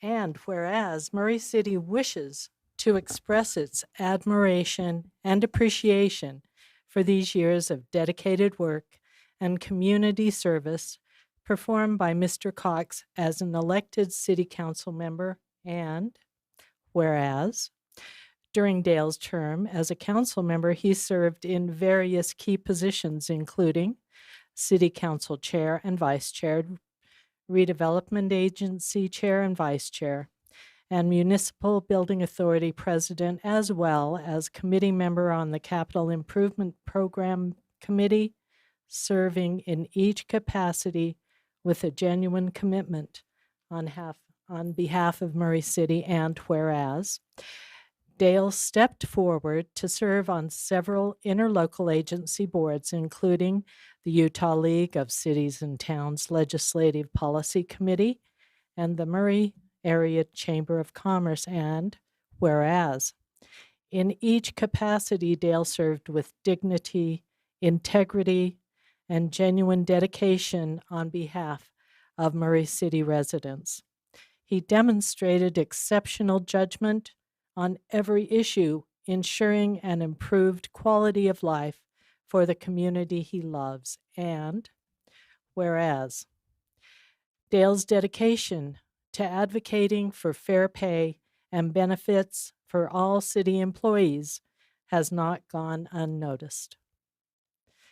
And his expertise in negotiating and dealing with people will long be remembered as a model of exemplary leadership. And whereas,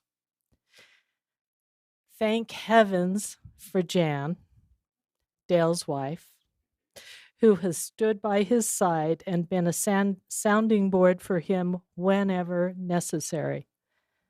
And in return, it is with great hope that they will now be able to enjoy the use of their beautiful motorhome, that their yard be kept as beautiful as ever, and that Jan may add a few more chores to the honey-do list.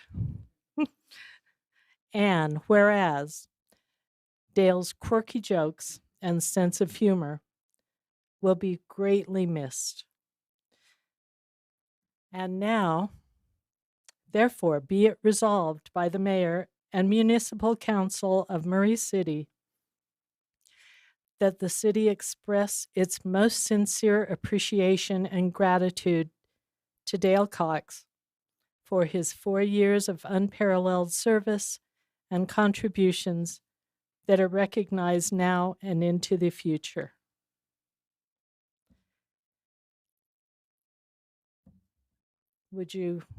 I'll now send it to the council for approval. Okay, can I get a motion to approve a resolution for Dale? Anyone? Okay. Let me get to it. I'll move that we approve the joint resolution of the mayor and municipal council of the Murray City expressing gratitude and appreciation to Dale Cox for his contributions to the community as a city council member. And I'll second. Oh, sorry. I have a first and a second. Aye. Aye. Aye. I'm sure you Aye. can vote. We'll skip you. Aye. This has been hard for me. Anyway, it is passed, approved, and adopted this 7th day of December, 2021.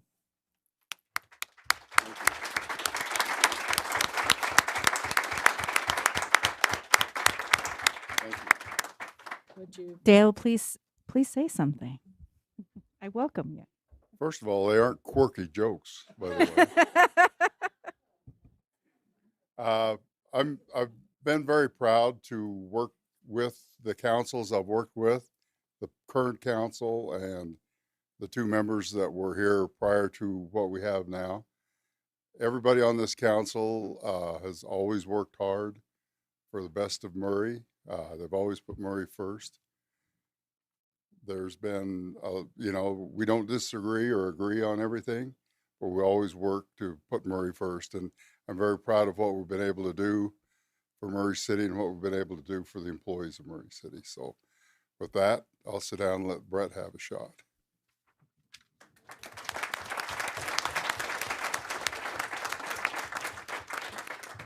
Anyone on the council before I close this item? No?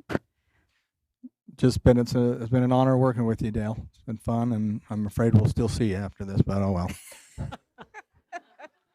Just kidding you. Kinda. You can still contact Dale till the end of the month. He is not done with his job. No, I really appreciate you. I personally have learned and we've had it out, but it's been good in the sense that I've learned from all of that and continue to learn from you. So I know you won't be too far. And I'm really appreciative of everything you've done and everything I've learned from you. So thank you. All right, anyone else? No? Close it? As I said, That was really, really hard for me. For some reason, I don't know why I get emotional at the idea of your leaving. I mean, no, Dale's been such an asset. And I really have appreciated working with you, and I've learned a lot. And I think you've learned a lot too. It's been a very reciprocal relationship, I think, for all of us. So thank you so much for serving. And I'm going to miss you. Thank you. No, thank you. I really appreciate it. It's been an experience, and like you said, I've learned a lot. It's amazing. It's amazing what you come in with an idea, and you don't know what you don't know, and you get on this council, and every day you learn, and the more you learn, the more you realize you don't know. So it's always a learning process. Thank you, Dale. All right. I'm going to move it over to Diane to let me read it. Consider a joint resolution of the Mayor and Municipal Council of Murray City expressing gratitude and appreciation to Brett Hales for his contributions to the community as a city council member. And Diane will be presenting again. Go ahead, Brett. You can walk up with her.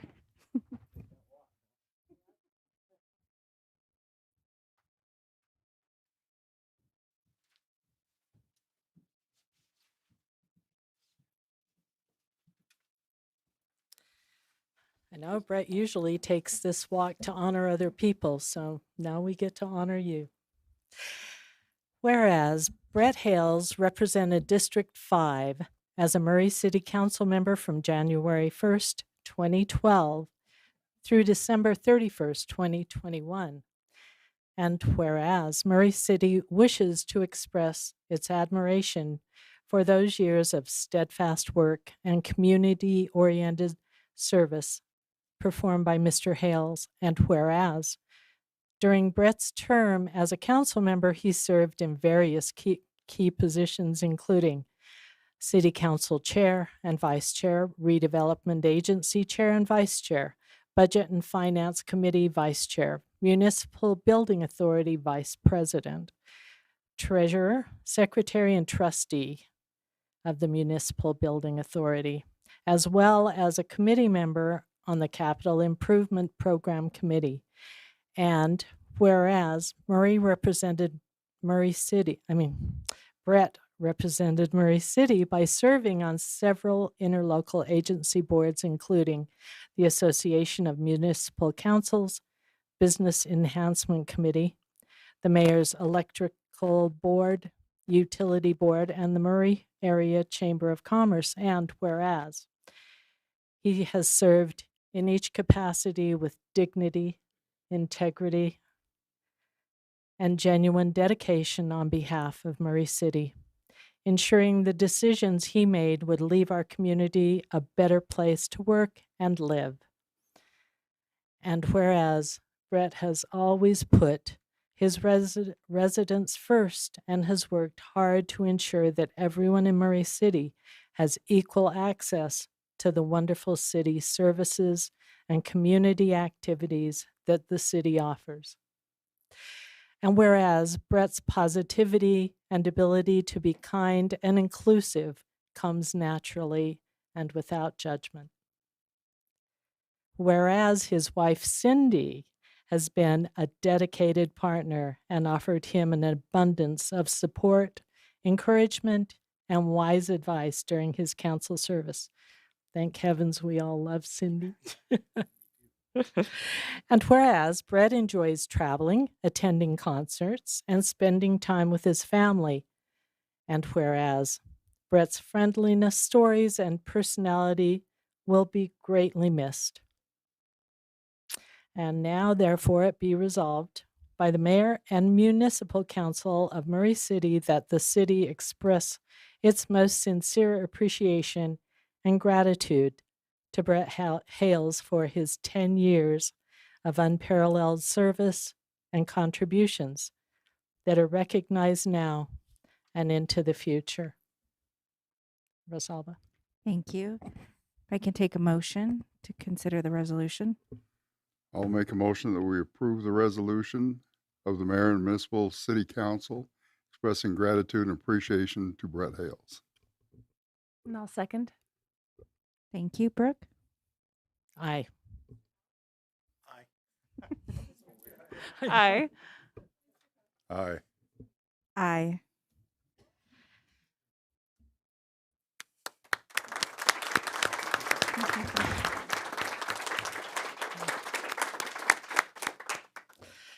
And now he has his work cut out for him. Does that mean I'm through? No, you're not. Oh. I'm just beginning, huh? Well, thank you. That was nice. Diane's right. I would much rather be on the other end where I'm given the award or whatever we're doing. But you know what? I didn't even tell Cindy about. She'd have been here. I didn't even tell her about this. I kind of forgot, to be honest with you, about this part.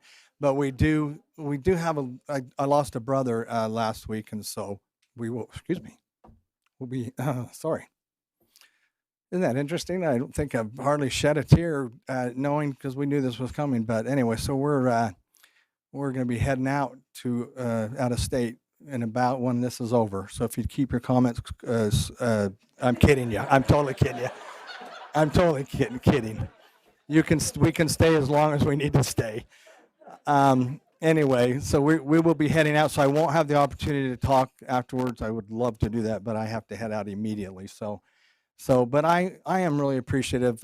Just even yesterday, Doug and I had the opportunity to meet with Rachel Moreau and Lloyd Jones, and it was so cool because I thought, you don't always agree with people, but we left that meeting as pretty good friends, and I thought it was kind of cool that that's how it's supposed to be. You get people that think just because you don't agree with them, then you have to hate. And that's so far off from what I believe, so far off. And we witnessed that yesterday at our meeting. And I thought that was kind of cool. So I wanted to, and I witnessed that with a lot of people. So thank you. It's been an honor. And I look forward to seeing you for a few more years. So thank you.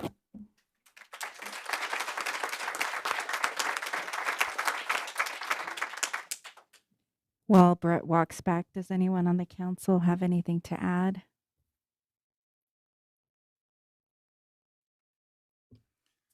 Yeah, it's been a lot of fun being around Brett. But let me tell everybody, if he ever invites you to a concert in Wendover and it's Engelbert Humperdinck, don't go.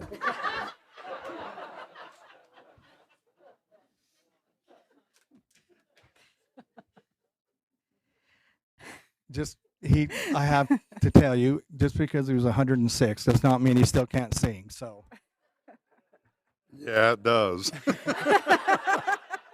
He can't move very well either. yeah, really. Well, I can barely move now, and he was 106. So I will say that's what I'll miss is these two together.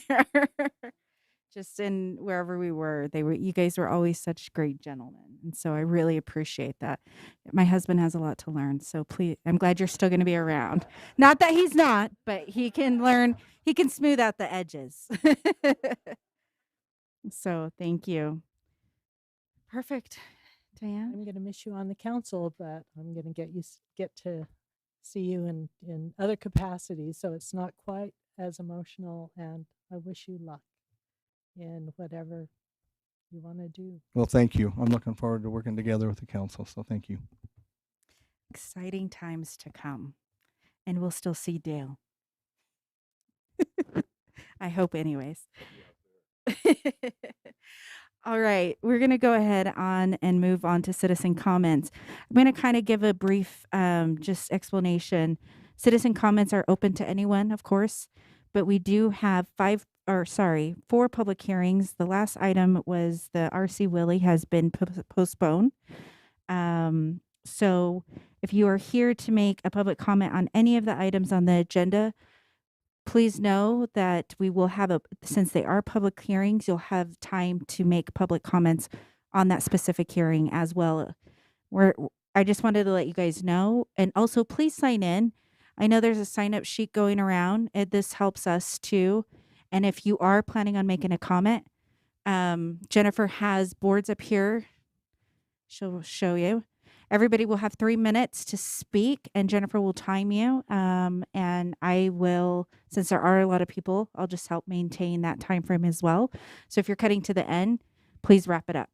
I know your issues are important, but please go ahead and continue on that with that dialogue with us as well if you don't get everything in.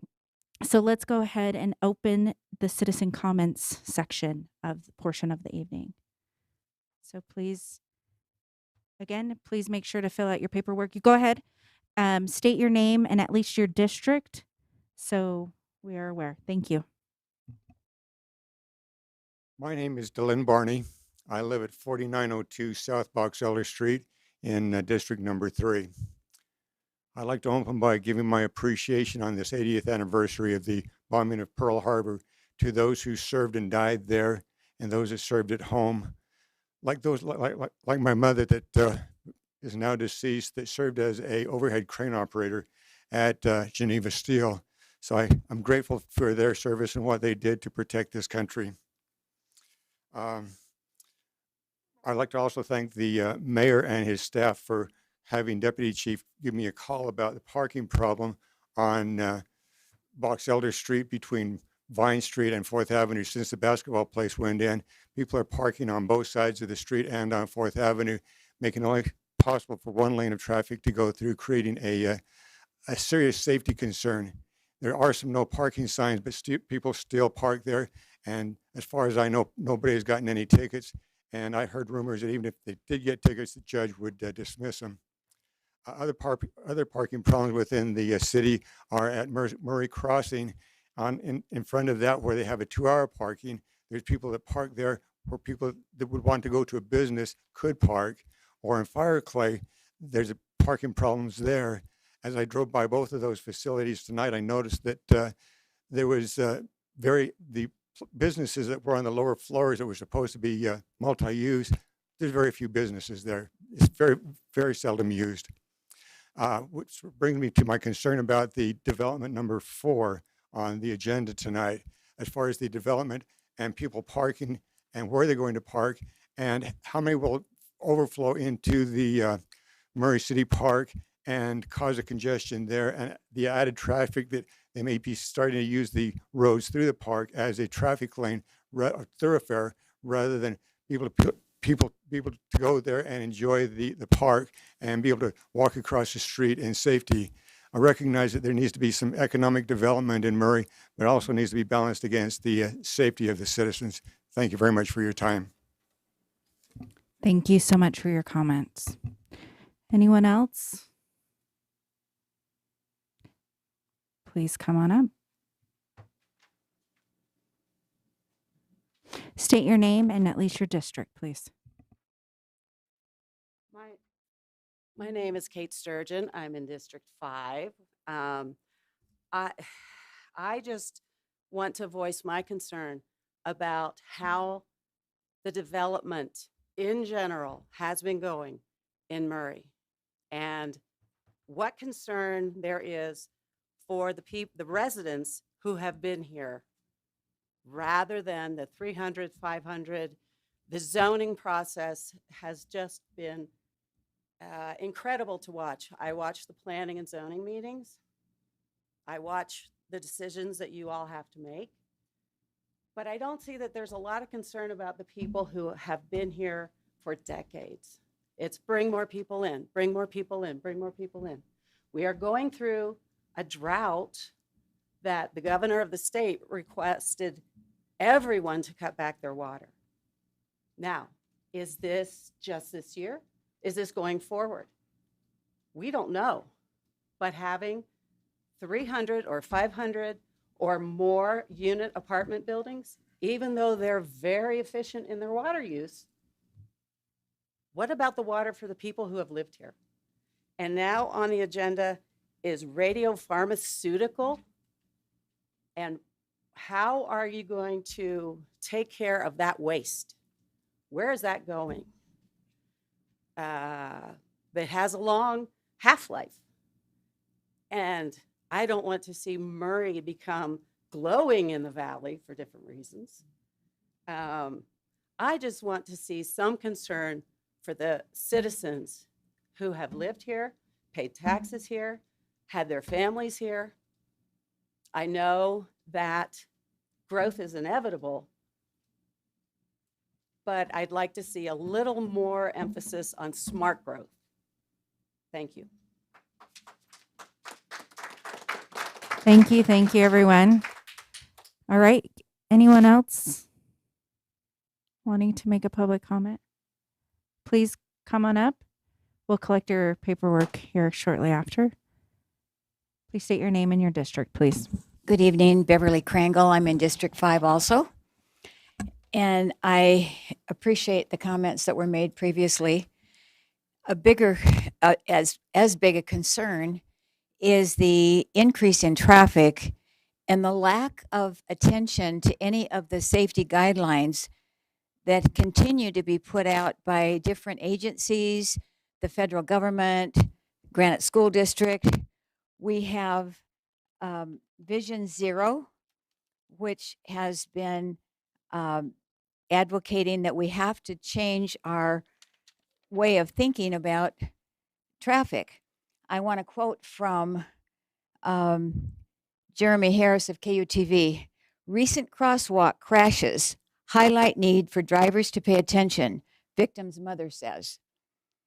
Another one, police in several Utah cities are investigating incidences of drivers striking pedestrians in crosswalks. And this was in the Tuesday, November 2nd report.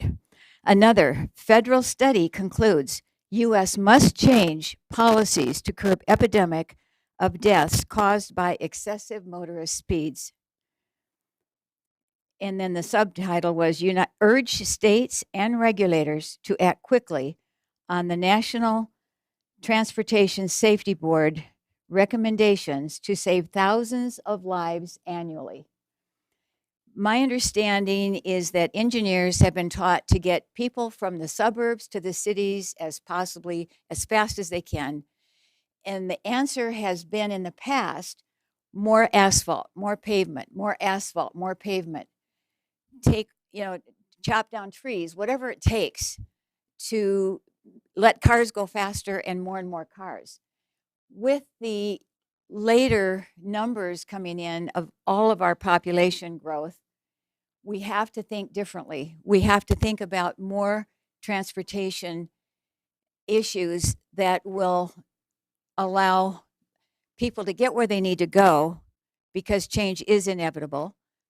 But we can't always think about a car for every single errand or every single place we have to go. And more short-term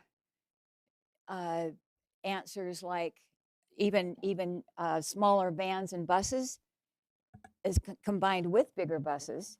And that's part of the issue now being considered for Little Cottonwood Canyon, as well as Wasatch Boulevard and other places where they're dealing with, they don't want just more asphalt, because that doesn't solve the problem.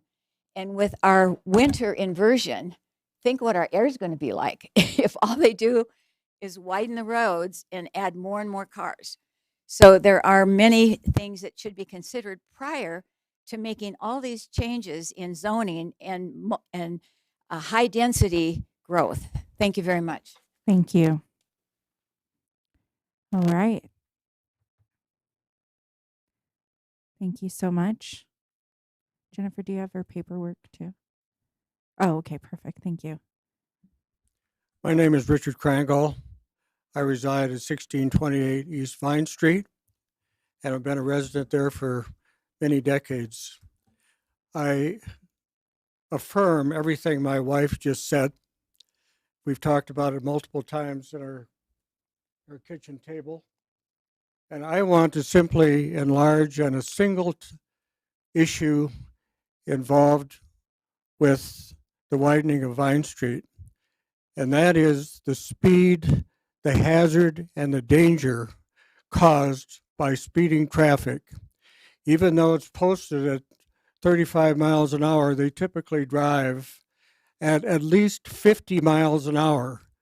And they turn that 7.5 blocks into a drag strip. I've inquired before about the feasibility of installing speed bumps on Vine Street. And the only answer, which I think is totally implausible, is that it makes it difficult to remove snow. Now, I think that that is not a credible answer. I think the citizens need to insist upon reducing that speed, and speed bumps would be something that would be very effective, because police officers show up there approximately every 6 months because they just don't have the manpower apparently. But it is nothing but a token appearance that does not reduce the speed. Several decades ago, a resident who lived contiguous to Vine Street on Rodeo Lane, Professor Rex Campbell, was teaching at the university, and he would always walk to the bus stop up on 13th, and then he would walk home, and he would do that every day.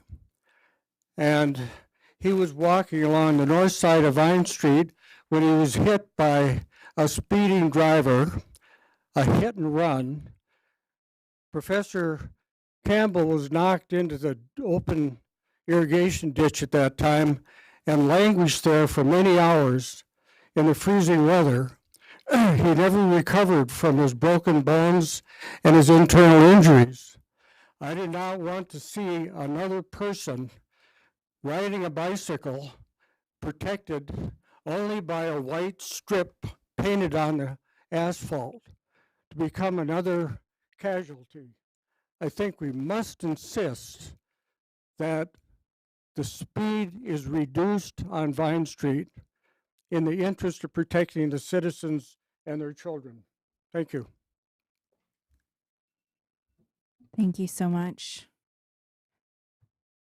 Anybody next? Okay. Come on up.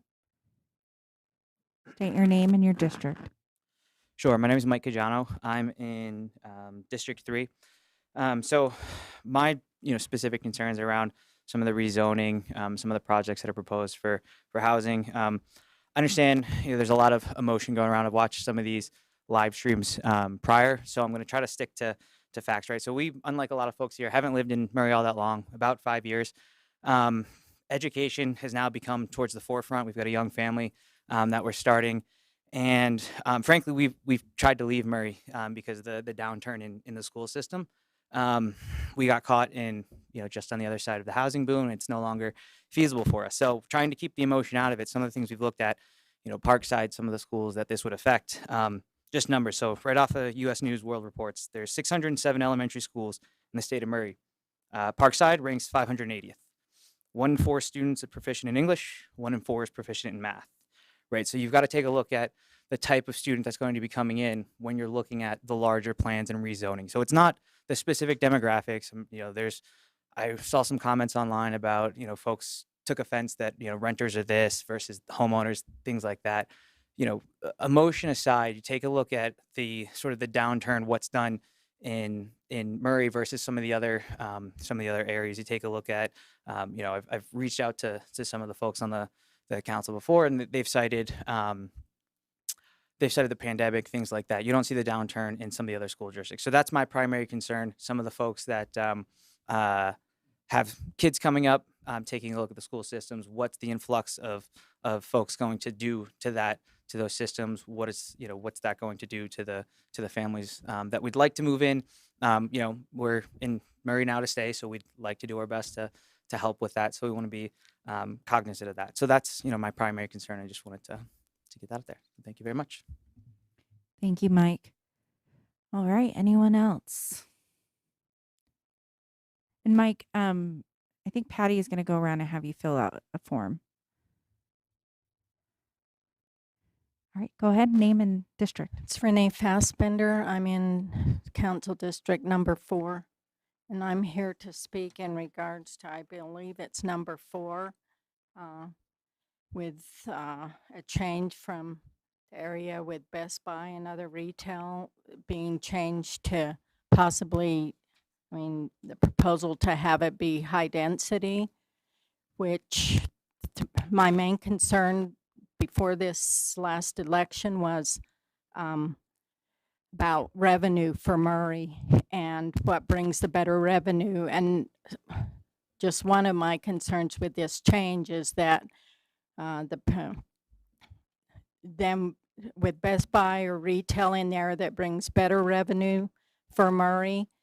We put in maybe a one-time or whatever smaller gain with high density housing.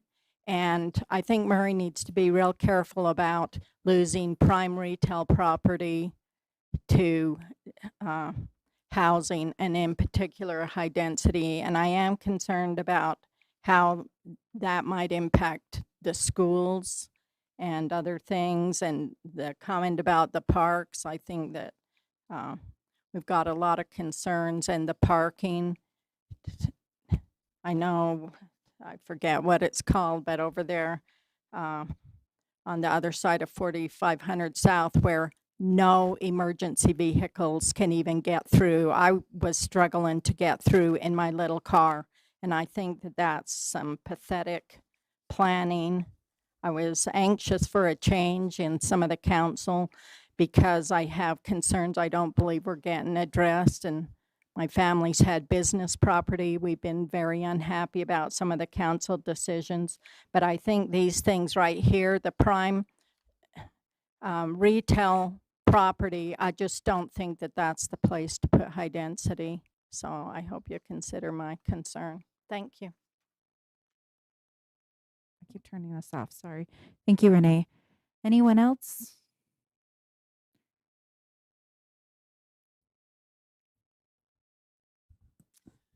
My name is Oh. Rachel Moreau, and I'm from District 4. I was going to wait until the agenda item specifically talking about the Point at 53rd property, but I don't know how long the meeting's going to go, so I'm going to do it now. I appreciated meeting with Brett and Doug yesterday, and I hope that wasn't Brett saying that we disagree on everything, because I don't feel like we did. I felt like there was a lot of agreement, and I really appreciated his willingness to sit down. I know his schedule is tight, and Doug was very knowledgeable, and I very much appreciated their time and also the service of Brett on the council and his ongoing service as mayor.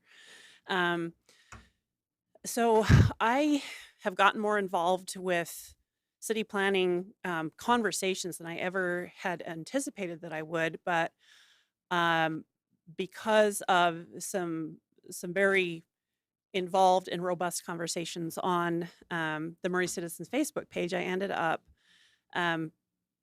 having a dialogue with the owner and developer of the Point at 53rd, and I found him to be very receptive to citizen feedback. He spent a lot of time talking to me and a colleague of mine about our concerns, and of course we were not in favor of high density. We're not in favor of more apartments next to the park of any kind, and he took our concerns and under advisement, and he went to revise his plans. This is what he's telling me. And went to his architects and revised some of his plans, which if that is going to be maintained going forward is very creditable. My main concern in Murray is not just the overbuild of apartments and high density and all of those things, but it's also the preservation of our historical resources, which are getting fewer and fewer with every year that passes. We just lost another piece of our history, which was the WPA built stone wall that was the only remnant of the Bonneview School and was torn down a couple weeks ago. That there was no reason that had to go. That could have been preserved, and I'm very concerned that we're losing our history. And I think that the opportunity to do smart development and incorporate our historical buildings that we have can also address things like the need for affordable housing. I think that there are efforts that old buildings can be taken and put into more affordable housing spaces than new builds, and they're of greater quality. I'm just going to wrap up by saying that I think the master plan needs to be reviewed and consulted, and I don't think it's out of bounds in terms of money. Doug Hill told me that yesterday that it costs approximately $180,000 to review a master plan and revise it.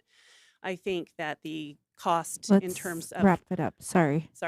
expense of not doing that is going to be far-reaching, and we need to take that seriously. Thanks. So just a reminder, item number 4 is a public hearing and it also welcomes comments. So Rachel, please, let's continue on with your comments at that point as well. So anyone else, please, this is great conversation and let's go ahead and continue on if anybody else wants to make a comment. And again, I welcome you to do it again at the public hearing. Anyone else? Thank you. State your name and district, please. My name is Ryan Brimley of District 3. We've been in Murray for 15, 16 years or so and have loved our time here. Still continue to. I understand the issue with the high density housing. I don't understand all of the reasons that go into the decisions and all of the construction.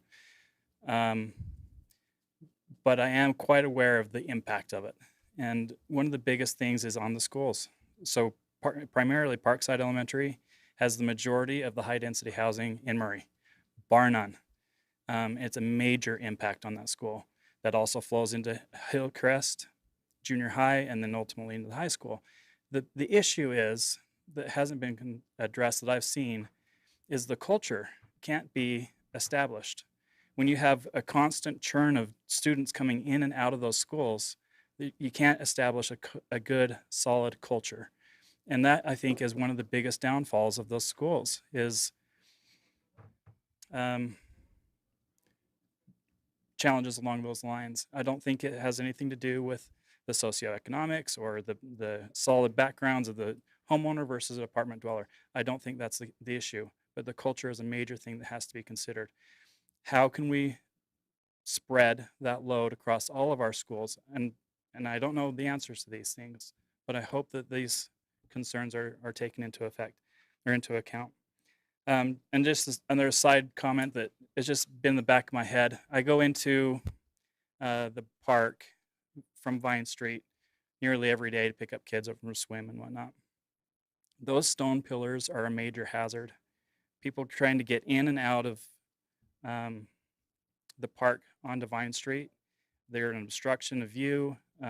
They are causing, I've seen 2 very near accidents just recently. It's just a concern. I don't know what they're there for. So thank you. Thank you so much. I appreciate those comments. And I also welcome you to contact the school board as well about them. All right. Thank you. State your name and your district, please. Leanne Parker Reed, District 3. Wasn't really going to get up, but after all these comments, you just feel like you need to say something. I've been in the city for over 30 years.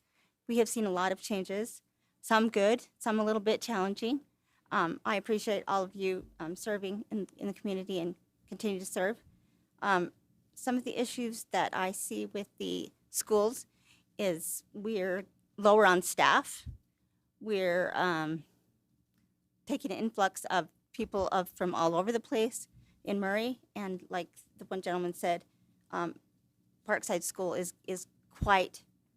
They get a lot of diversity, and they've always done that. And one of the reasons I brought my kids to Parkside was the diversity. I really enjoyed that, but we still have to teach our kids, and they need to have that educational experience like everybody else. And sometimes we need to just focus on that part of it instead of always bringing more and more and more, and instead of seeing what's happening now, what can we do now to keep our generations happy and going.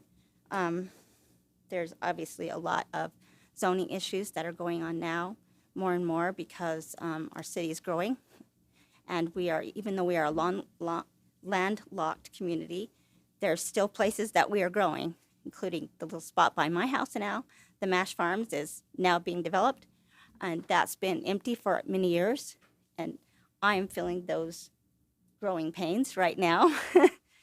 um, anyway, I think the one lady said something about the master plan, and I really agree with that.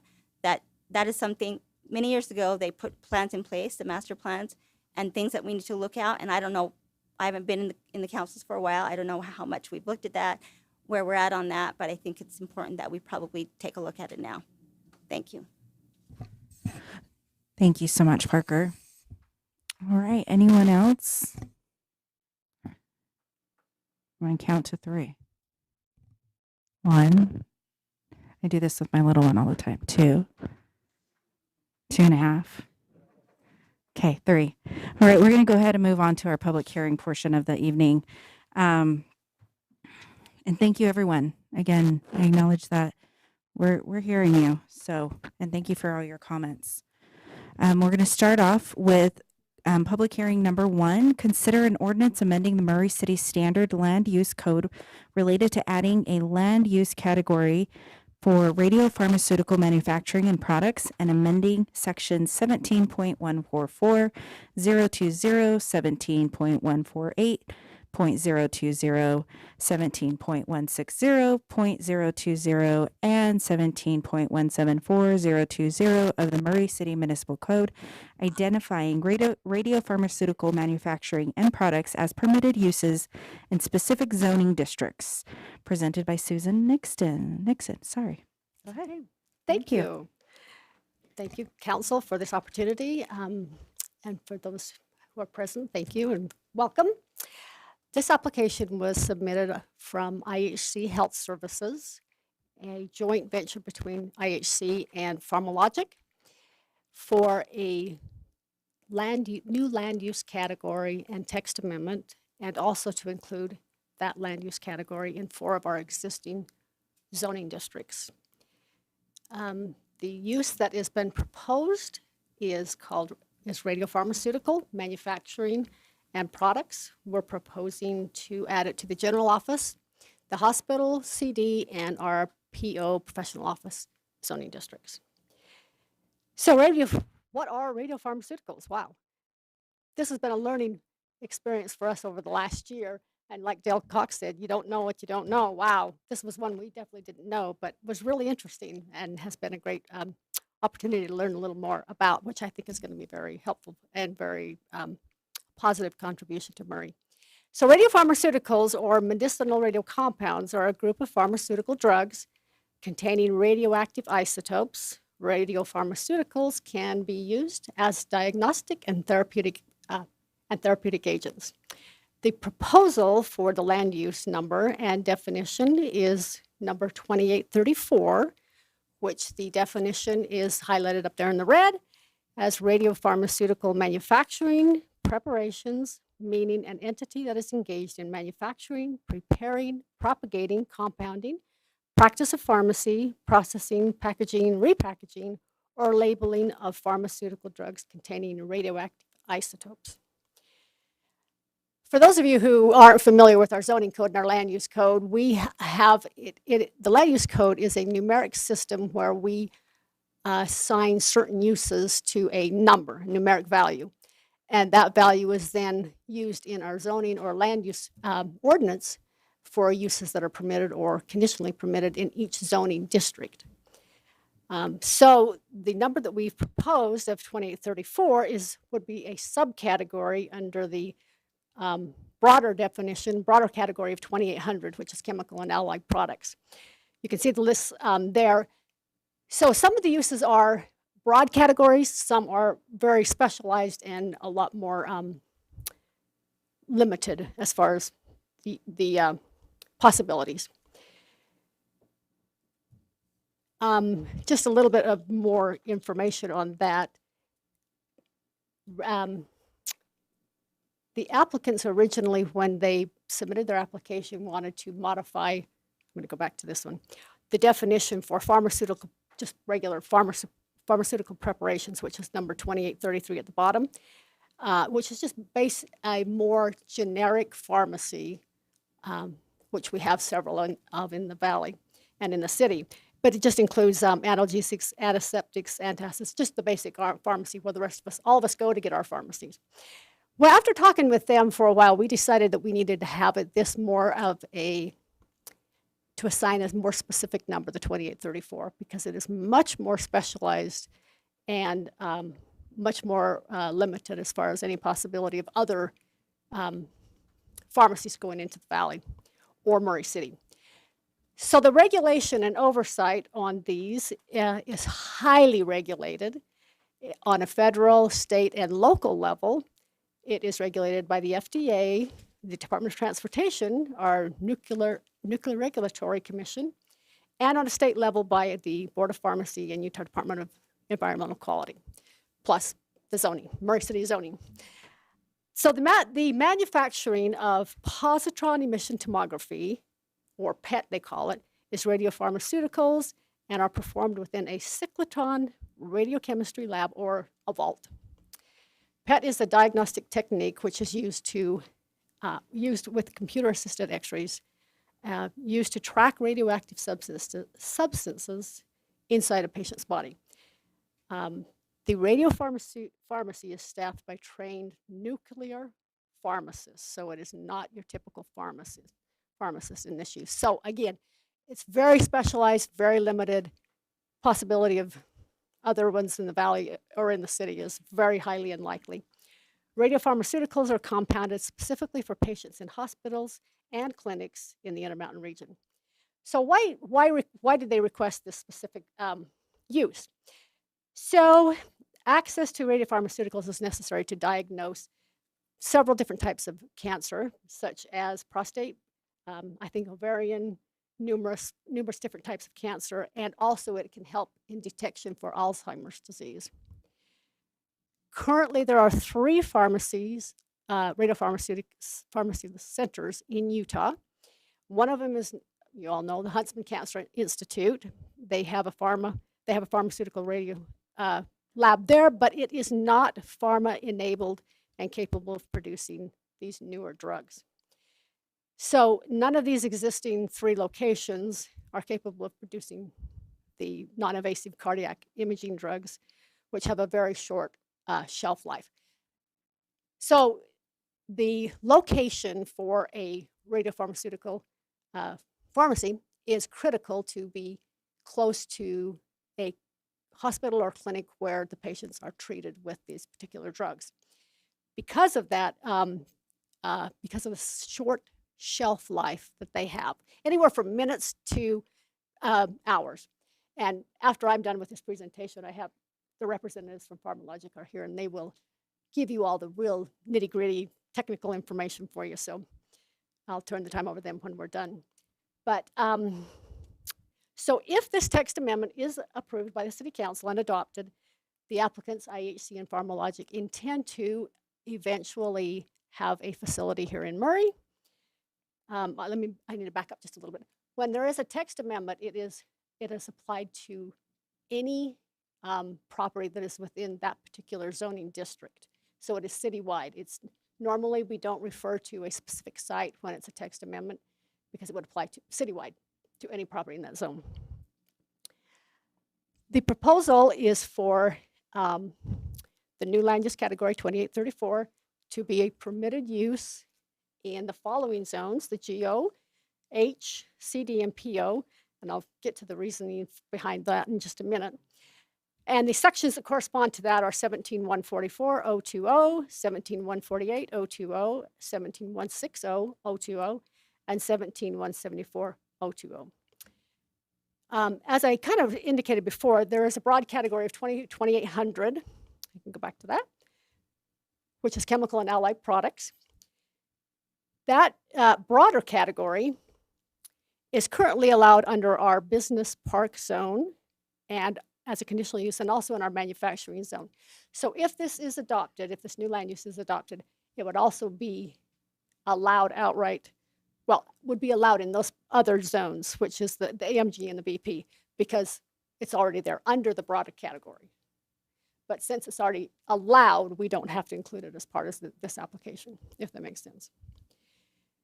So the Planning Commission held a open house, public hearing on October 7th, and public notices were sent out to all the affected entities. We have not received any public comments on this. The Planning Commission really thoroughly scrutinized this application and ultimately made a favorable recommendation to approve it and to send a positive recommendation to the City Council. The vote was 4-0, and we had one commissioner abstain because they are an employee of IHC. Let me just review my notes here. The proposed text amendment, our findings for this proposal are that it does meet the potential development of properties within those 4 zones, the GO, the H, the CD, and the PO. It also does meet the goals and objectives of our general plan. And it also meets the intent of Title 17, which is the zoning code. And again, the Planning Commission voted favorably to adopt this. Let me go back to the why we incorporated the 4 different zoning districts. Initially, when they applied, IHC applied, they just wanted to adopt it into the general office zone, our GO zone, which is 17-144. And when we started looking at the application, we decided that it would probably be a good idea to incorporate a couple of other zoning districts. The property, if this text is allowed, the property that they intend to have a facility at is at 383 West Vine Street, which is known as Stephen Henniger property, which IHC owns. They would remodel that building to accommodate this new cyclotronic vault. Of course, they'd have to go through the building permit, et cetera, to do that. But the zoning for that is GO, general office. So that makes sense why we would want it in the general office. Also because of the close proximity of that location is as it relates to the IMC. Again, the short shelf life is critical for these drugs. And so whatever facility there is, it needs to be within close proximity of the place where the cancer treatment is conducted or dispensed to the patients. So the GO zone is where the Stevens Henniger property is at. The future land use map for that property is professional office. So we kind of looked a little further down the road and thought that makes sense to include the PO zone for this request. Also, IMC, the Intermountain Medical Center Hospital, the zoning for that is CD. So that is the reasoning for including the CD zone with the request. And then lastly, the H zone or hospital zone is where the Tosh Clinic is currently located. In fact, it's the only H zone we have. So we felt that it would be a good idea to include those 4 zoning districts, again, the GO, H, CD, and PO, with this request as a permitted use. You know, when we first got this application, we were talking about it, we were really concerned about the safety issues. And I'm going to leave that up to the specialist over here to get into the nitty-gritty of that. But we did meet with the applicant several times, had a Zoom conference that we asked everything from A to Z that we could think of as far as the safety and liability for the city. And by the time we were done, we were very comfortable with this proposal. And I even talked with our chief building official as far as that specific site. He had no concerns. He thought that would be a great fit for the building. And so with that, staff is recommending approval to the proposed text amendment, the radiopharmaceuticals, to be added to sections 17144, 020, 17148, 020, and 17160, 020, 17174, 020, as referred to earlier, with the corresponding zoning districts, to allow radiopharmaceutical preparations as a permitted use and also to add it to the standard land use code. And I'm happy to answer any questions you may have. Council, any questions? Yeah, I have a few. Do you want to hear from the finish the presentation, or do you want to ask Do you your want them questions to now? give their presentation and then ask questions, or do you? Okay. Is that Yeah, what yeah, it is? yeah, yeah. I mean, I think it would be fair. We might have more questions. That's true. Yes. Okay, So let's go ahead and bring up our sponsors. You've uploaded their presentation. You I'm wanna gonna turn it- introduce I'm gonna them? turn the time over to Jessica Comstock, who is with PharmaLogic. Okay. Thank you, Jessica. Thank you, Susan. Thank you guys for letting me be a part of your meeting tonight. My name is Jessica Comstock. Scott Holbrook was supposed to be here, but on top of my certification as a board certified nuclear pharmacist, I also hold a degree in radiation health physics. And so I came here to represent our company because I know that public health concern and safety is one of your guys' primary concerns. And given my background, I can speak very clearly on that. Please interrupt me throughout my presentation if you guys have questions. I'm also a professor, and so I love questions. I love educating people on what it is that we do. I'm very passionate about what we do, and I love getting to share that with you guys, with everyone here. So our mission and vision, as you can see it here on the screen, I know that most of you are more concerned with what it is that what we actually do, so I'm gonna go ahead and skip forward. Who are we? So PharmaLogic is the second largest nuclear pharmacy company in the US. We make radioactive medications.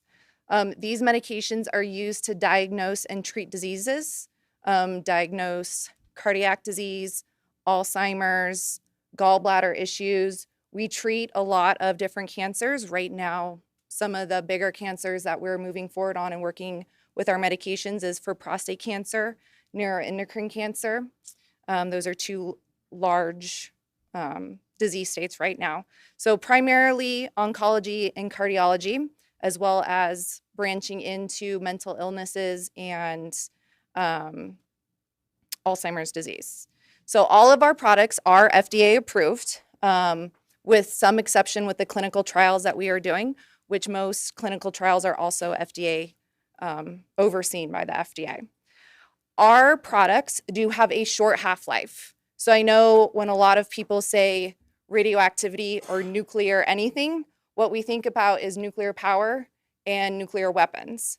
What we do and what our facilities are capable of doing is a completely different type of radioactivity. We could not even perform those functions if we tried. Not only are we not licensed, but we don't have the appropriate equipment to make that type of radioactivity. So we make radioactivity every night. That material, if it is not utilized by a patient, is no longer radioactive by the end of day. That is how short-lived our medications are.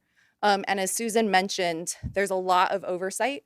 The bigger names and the bigger entities are the FDA, the Nuclear Regulatory Commission, as well as the Department of Transportation, because these medications are brought from our facility to different hospitals and clinics. As well as the state level, the Department of Environmental Quality here in Utah, as well as the Utah Board of Pharmacy.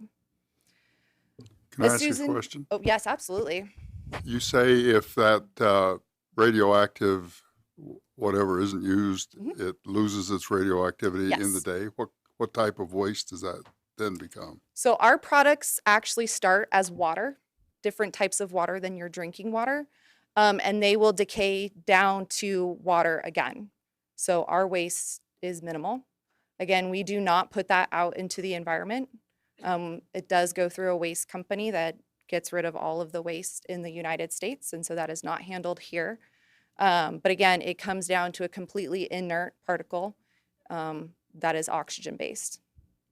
What do they do with that, with the waste? You give it to a company, but then what do Yes. they do with So that? there are 3 licensed companies in the US to handle radioactive waste. And now again, ours is no longer radioactive, but for safety concerns and a licensing perspective, we do still, any waste that we do, radioactive or not radioactive, goes through those companies. And the federal law right now is to incinerate that waste. So it is burned at very high temperatures. Does it go to the West Desert, or where do they take that? I actually do not know where the waste from this region goes. More than happy to do that research and get back to you, though, if you would like. Thank you. Yes, absolutely. Any additional questions before I continue? Wonderful. So as Susan mentioned, it's a highly skilled labor group that we work with. So we would be bringing in or hiring highly skilled labor in this area. So radiochemists, radiopharmacists, engineers to work on our equipment, our sales and marketing team, our logistics team, we have legal teams. And so we do use a very broad base of professionals inside our facilities. So a little bit more about PharmaLogic. So we were founded in 1993. Again, we are one of the fastest growing, or we are the fastest growing and now the second largest radiopharmaceutical company in the US. We do also work with our Canadian counterparts. So we are an international company, and we do provide radio pharmacy services as well as drug manufacturing. So we do actually make the drugs as well as draw them up and dispense them as a pharmacy. We also do a lot of clinical research. And so your hospitals and your patients here in this region would have access to cutting edge medications that are in clinical trials. We have, like I mentioned, an international supply. We have strong backing from our equity partners as well. So what is nuclear pharmacy targeting right now? So we are targeting primarily oncology, cardiovascular, and neurology drugs. So neurology, we're looking at Alzheimer's, Parkinson's. Cardiovascular, if any of you guys have had the opportunity to utilize your resources here and had a stress test done, a cardiac stress test, you've used our medications, as well as oncology. So this is not chemotherapy. I will explain a little bit more about how our drugs work in the body and why it's actually, I would prefer this option over traditional chemotherapy. So right now we have a patient here. This patient has prostate cancer. So all the black spots that you see on this patient, those are their prostate tumors that have developed from their prostate cancer. So what we would do is we would take a drug compound, we would attach the radioactive component to it, and then we inject this in our patient. And for the diagnostic purposes, these tumors, and only these tumors, take up this drug product. And so then we can say, yes, you indeed do have prostate cancer, and this drug works inside your body. So then what we can do with this patient is take that same exact drug, but attach a different type of radioactive isotope to it, re-inject it into the patient, and we treat them. So what happens is the tumors gobble up, for all intensive purposes, this radioactivity, and the tumors are killed from the inside out. We also do this in neuroendocrine tumors. So this one is near and dear to my heart. When we started working on this drug product 4 years ago, there's a little girl that we were working with, and she was in our clinical trials, and she was 6 years old. She was given a prognosis of 6 months. She went through the clinical trial, got the diagnostic agent. We then treated her with our therapy agent. She just celebrated her 10th birthday. She has been cured. So she has now been cured of neuroendocrine tumors. So these radioactive medications have a huge impact for your citizens here and throughout the region of Utah. Alzheimer's disease. While unfortunately I cannot announce to you that we're curing Alzheimer's, I can tell you that we can better treat Alzheimer's now because we can image it. So we image and look for what's called a plaque. If you don't have Alzheimer's that's caused by plaques, we would give you a different therapy.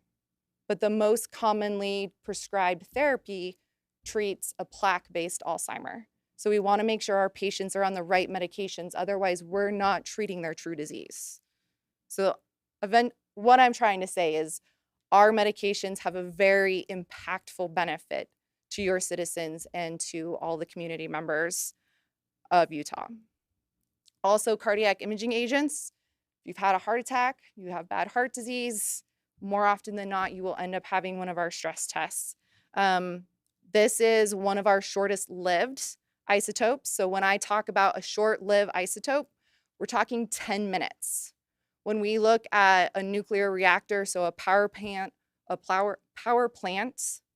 or weapons, we're talking about a half-life of years. So 10 minutes to years. So this is a huge difference. And that's part of why I'm here, wanting to educate you guys. So 10-minute half-life, that means in an hour, this drug is no longer radioactive.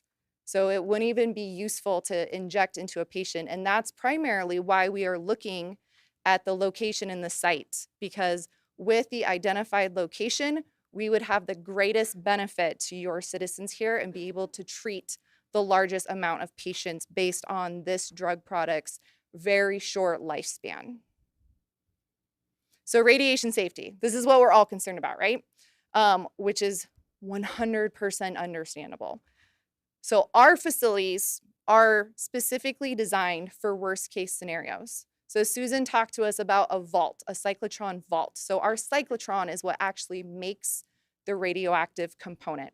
So this vault has multiple types of shielding, lead, cement, borinated water, to keep the radiation inside.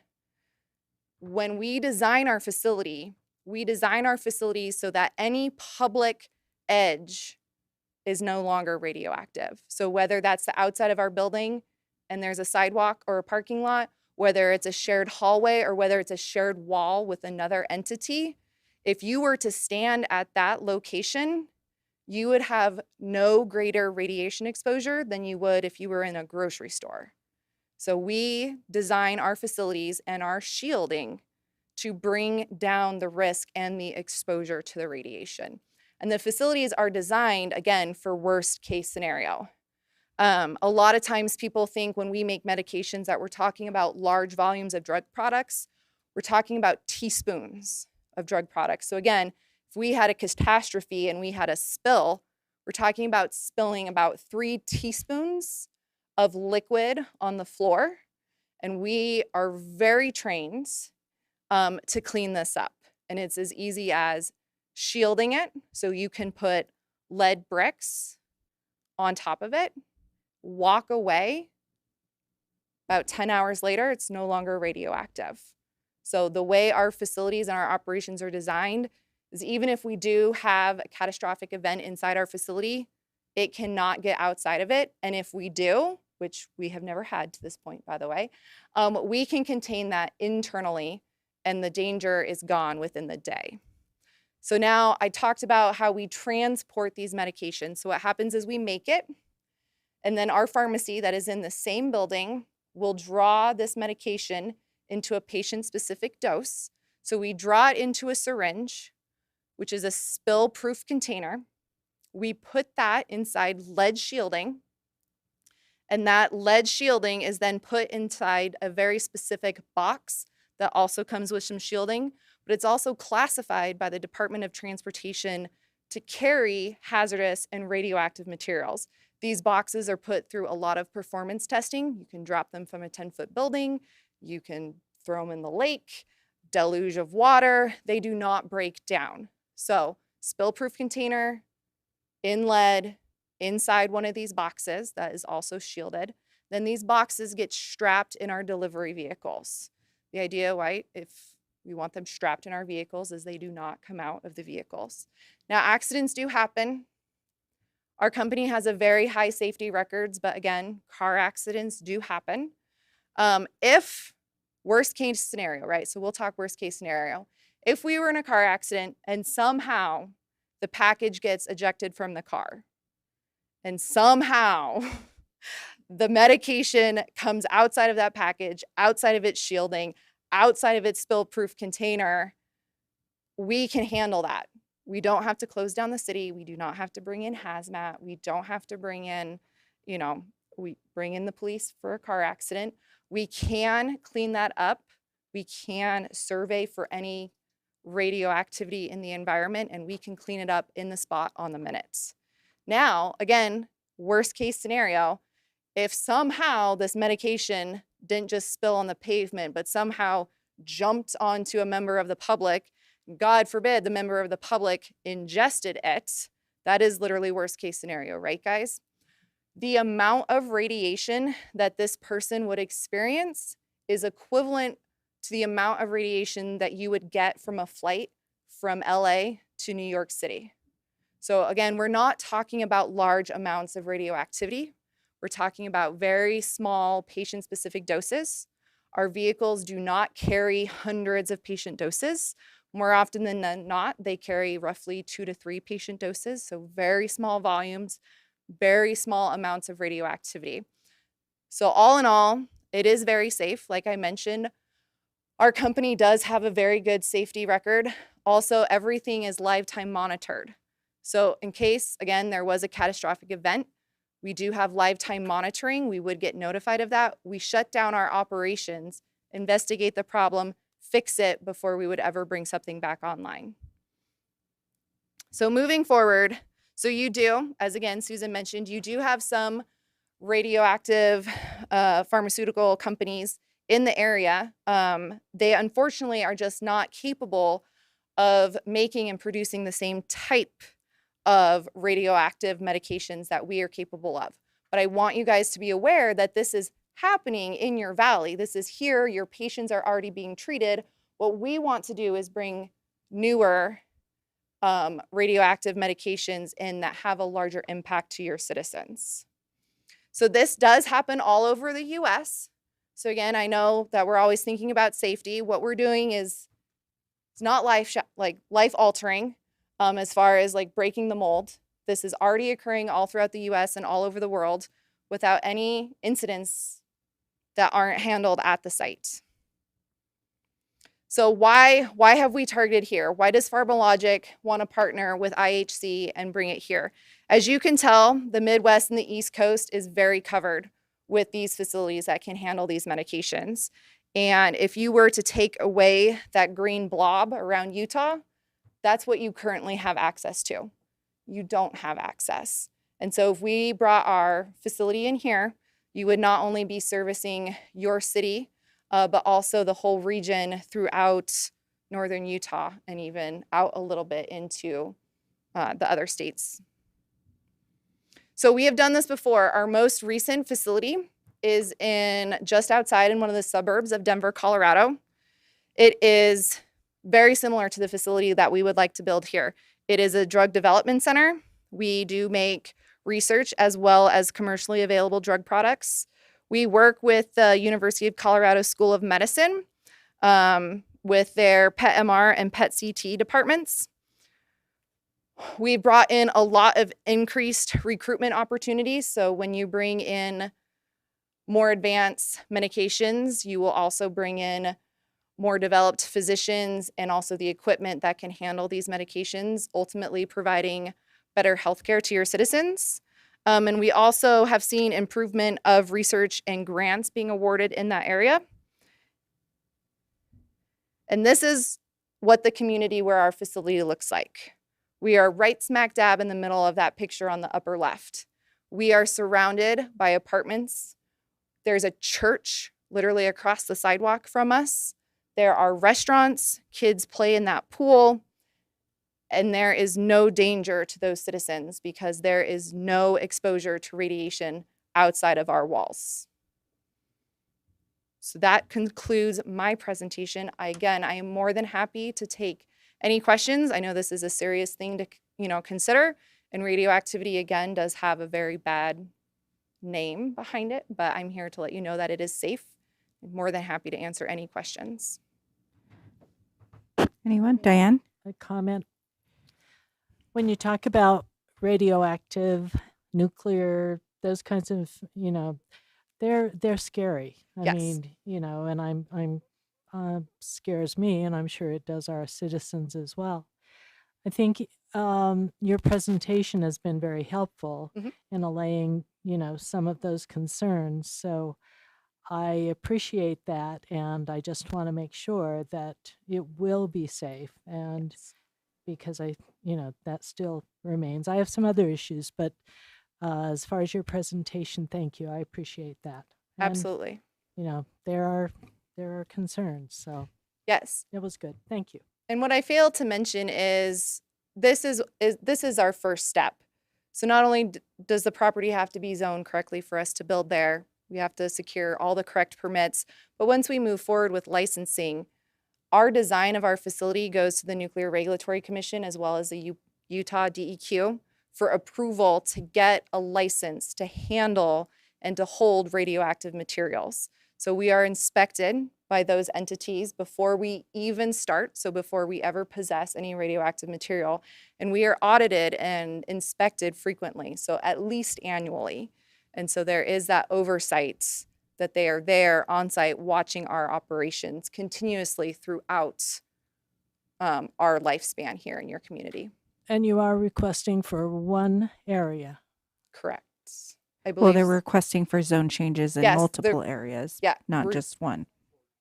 4. For zone changes. For 4. Sorry, I'll let Susan handle that one. So this is a text amendment and also to allow it to the 4 different zoning districts. So it is not specifically for that site. And like I kind of thought I'd mentioned, usually text amendments, we don't refer to a specific location. But in this particular case, it was quite critical for that. So this is not approval for that site specifically. It is to But we add that land use to the 4 different zoning but we districts. could just focus in on the one location for the text amendment, correct? If we wanted Do we to. have to do Well, 4? you could, but it's not approval for that location. If the council does approve the text, to allow the new text and to incorporate it into those zoning districts, the applicant would then have to come back to the planning and zoning department to get approval for any kind of, for the actual approval of the use and for any building permits that are associated with that. But that is done later if the zoning is approved. Okay, So I'm just you're not won- approving the site. Okay, I'm just wondering why all 4 at one time. Okay, good question.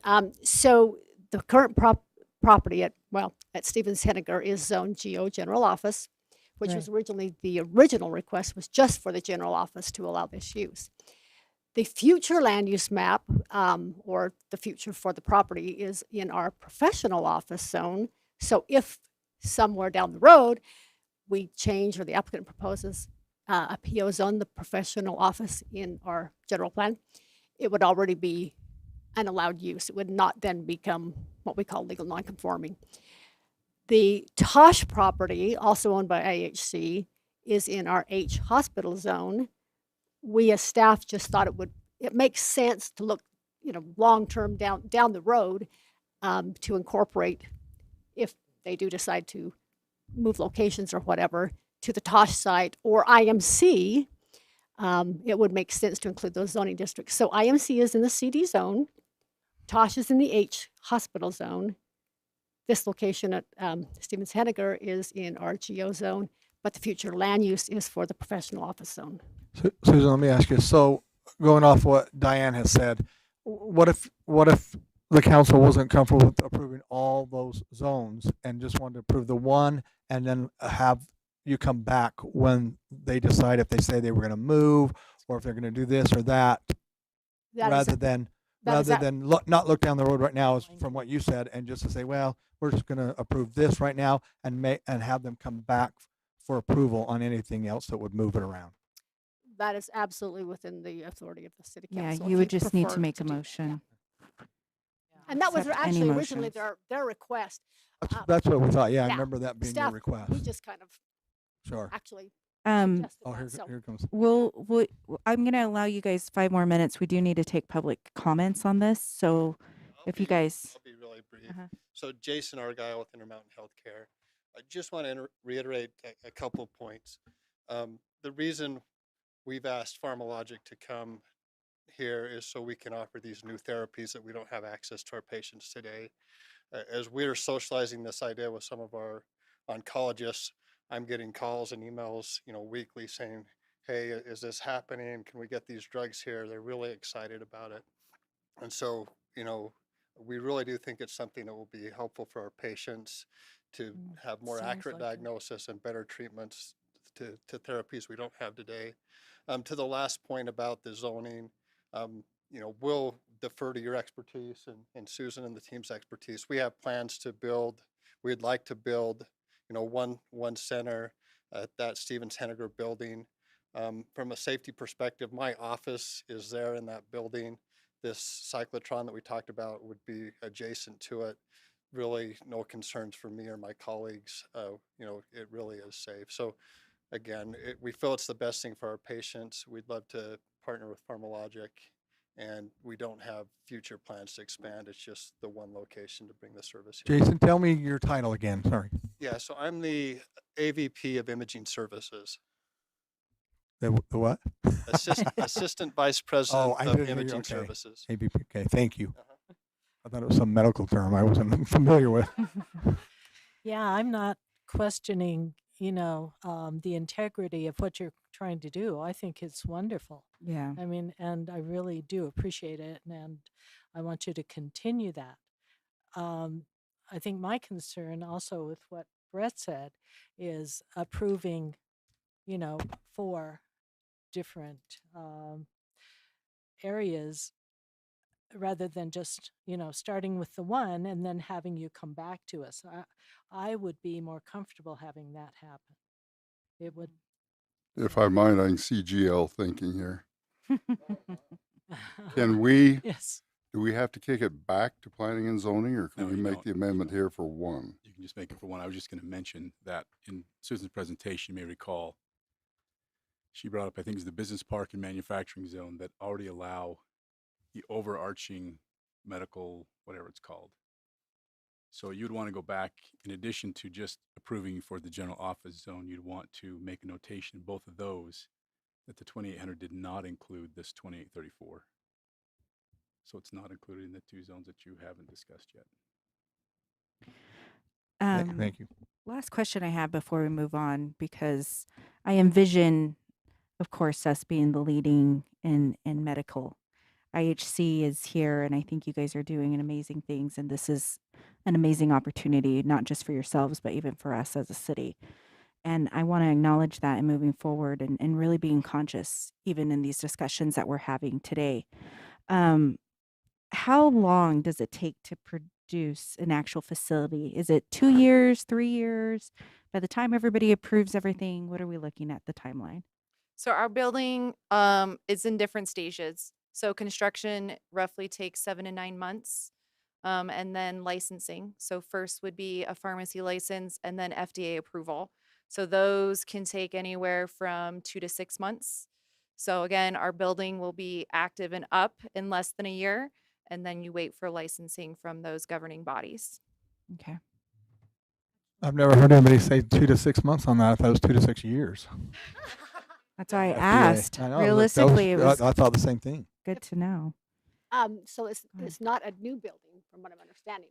It's an existing facility, the existing Right. building It that would they have to be remodeled. remodeled Yeah. That's to why. meet all of the safety requirements and to get the required equipment in. Okay, great. Thank you. Anyone else? All right, I'm going to go ahead and open it up to the public hearing portion of the meeting to this item. Again, we do have public hearings for all our items moving forward. So please be considerate of limiting your comments to 3 minutes. Please state your name and at least your district. And anyone that would like to come up, please come forward. Janice. Hi, Janice Strobel with District 3. So I listened in on the Planning Commission and then listening to this presentation tonight. The question that I had kind of got a little bit answered more with the presentation tonight, but understanding that this new generation of these types of drugs will have such a short shelf life. I happen to work just south of the school district offices, which are there, on Commerce. So then just a little bit further is Stevens Henniger College. So I constantly go past the hospital every day.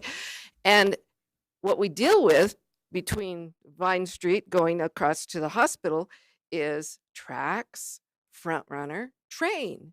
And those things can really take some time, especially when we're dealing with the train. So I don't know how the facility will work with those very short-term drugs that have to go across that place when and if it's during those crazy moments that the train can go forever.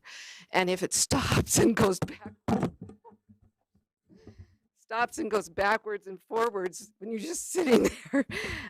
So I guess maybe you'll be using an ambulance. I don't know how you're going to get these short-term meds over to the hospital, and why it can't be just done at the hospital. I don't know. It would seem that there's a lot of property that the IHC owns over there that maybe could be developed for that purpose. But anyway, that's my comment. Thank you. Thank you, Janice. All right, anyone else for public comments for item number 1, public hearing? Thank you, Clark. Thank you, Clark Bullen, District 3. Just a quick thought. If we look at the hospital zone, that's the zone used the least. And if you adopted the hospital zone to allow radiopharmaceuticals and then rezone that specific property to a hospital zoning, then it would really limit where the radiopharmaceuticals would be allowed. Thank you. Thank you so much. Anyone else?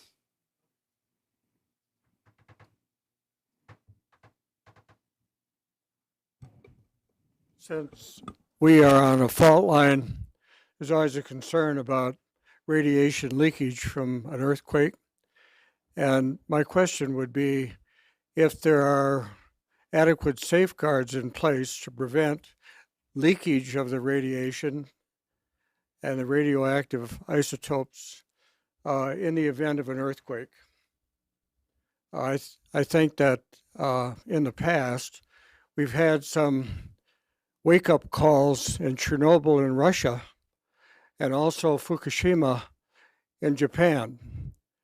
And in the case of Japan, they're at very high risk of earthquakes. And the Fukushima leakage has leaked all over the world. It's not localized in Japan. It has migrated into all areas of the world and is carried by the jet stream. So I think that we ought to take this question very seriously. Thank you. All right. Sorry, can you state your name again and your district? Oh, District 5. Okay. Brett's got it. Thank you. Okay. Anyone else? Okay. At this time, I'm going to go ahead and close the public hearing and then open it up back to the council for discussion. Would it be possible for Jessica, I knew it, to come back up and maybe address a couple of those questions? Thanks. Yes, of course. Thank you. What can I help with? The one about the earthquake was one, but the other was what Janice said about the tracks and the train. Absolutely. So I know our operations team as well as our sales team worked with Intermountain Healthcare, and they do have a delivery path put into place that they feel very confident about the timing of delivery of our drug products. And we wouldn't only be delivering to their primary site at the hospital. Intermountain Health has many different imaging centers, and so we would not just be servicing one building, but we would be servicing many different buildings throughout the region. About the earthquakes, that is a wonderful question. I want to thank you for bringing that up. When we design our facilities, we bring in and we look at structural integrity of the facility. We also look at the environment and location.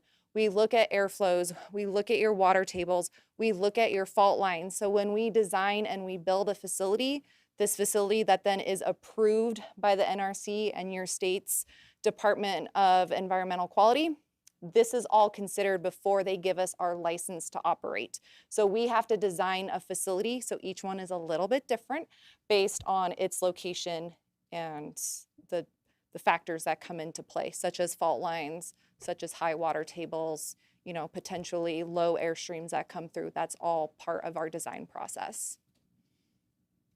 All right. Anyone else? I just want to say thank you for your presentation. Any concerns or questions were answered in that, and I appreciate how thoroughly you explained and in detail. So thank you. You're welcome. Thanks for the opportunity again. Yes. One last thing I just wanted to say, if we can get this slide to share with us as a council, that would be wonderful. Absolutely. Yeah. Okay. Thank you.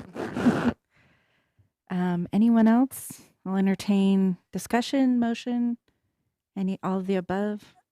I'll just reiterate what I said. I mean, my concern is taking all four at once, and I would prefer having them come back before us whenever, you know, whenever there is, whenever we're going to get that, Request. whenever we have the request, I'd rather it come back before us rather than doing all four at once. It's just, you know, such a So, concern. Susan, can you specify again what zone was in the code? Is it the 17.144020? That would be the that we'd Yes. want to change to? Yeah. Yeah. Yeah. Yes, Okay. 144, which is the geo. I also just wanted to comment on Mr. Boland's comment about changing the zoning to H for this location. The city does not typically initiate zone changes, so it would be up to the property owner's prerogative whether they wanted to change the zoning or not. So they would have to go through the application process again. Correct, Okay. yes, right. Okay, thank you. You guys ready? Do you feel like I just want to say that I feel the same concerns as Diane, and I had a lot of people contact me about this, so I really appreciate the information given tonight. I think it's been so much more than we've had. And Susan, by far, you do a wonderful job, so thank you. I'm not going to discredit that. I was pretty impressed. Yeah, and I know a lot of work goes into something like this, so I don't want to discredit that at all, because I think outside of us, there's more hands that are at play here and that will participate in this process. So thank you again for that presentation. And I really am excited personally to kind of be one of those leaders here in Salt Lake or in the county to do this, so, and to have it more accessible. I think that's great. And with that, anyone else? Dale? If I understood GL right, we can amend it here. Right. Correct. Yeah, and Mhm. I think if it's legal, I'd like GL to make my amendment and then Can you make the to make motion for sure us? to make sure it's proper, and then that will be I my. think we're all sitting here waiting For you, going, but I can who's, tell you, I can who's going to do suggest that? one line of going after it. Someone is going to move to approve an ordinance amending the Murray City Standard Land Use Code related to adding a land use category for this. That whole first clause is good. Okay. The second one says, and amending section 17-144-020 of the Murray City Municipal Code, identifying this as a permitted use in this zoning, in the geo zoning district, and directing staff, this is what I would suggest, to make a notation to exclude 2834 radiopharmaceuticals from the BP and MG zoning districts. So I just can't make the amendment of what GL said. I'll know what you mean. I'm going to let you guys make the motion, so go ahead. I'll make a motion that we approve an ordinance amending the Murray City Standard Land Use Code related to adding the land use category for radiopharmaceutical manufacturing and products, and amending section 17-144-020 of the Murray City Municipal Code, identifying radiopharmaceutical manufacturing and products as permitted use in specific zoning districts, and staff make a note to take out the other, the other groups. Yeah. Does that work? Good Dad? job, Dale. Very good. Do you want, I hope somebody wrote that down. I'll second that motion. Yeah. Anybody got any brandy? for that, you get an M&M. All right, we got a first and a second, and then our motion and a second. Go ahead, Brooke. Aye. Aye. Aye. And I want to recommend, or I'd like to acknowledge the presentation. It was great. It took away a lot of anxiety. Thank you. Aye. Thank you. Thank you so much. Yes. All right. Everyone take a deep breath. Item number 2 of our public hearing. You all are welcome to stay, but I know you guys have other things to do. So thank you so much. And please. Thank you. All right, item number 2, consider an ordinance relating to land use amends the zoning map for property located at approximately 5700 South, 800 West, Murray City, Utah, from A1 agriculture to R18 low density zoning district. And Zach Smallwood will be presenting. Thank you very much. Mine's going to be much shorter, and it just deals with colors. So it should be super simple. So this is a request from Joe Colosimo, requesting, like you had mentioned, a zone map amendment from A1, which is the agricultural zone, to R18, which is the low density single family residential district. The address of the property is 5700 South, 800 West. I don't know why it's showing up so small on the screen. I apologize about that. Let me see if I can make it a little bit better. Nope. Okay, I don't know why it's being small, but that's fine. So you can see it's located here just to the south and west of Anderson Avenue, immediately adjacent to 800 West. I'm not as prepared with school names, so I'm not going to say school names because you guys know I'm awful at school names. So it's that school there. Like I mentioned, it is located in the A1 zone, which is our agricultural district.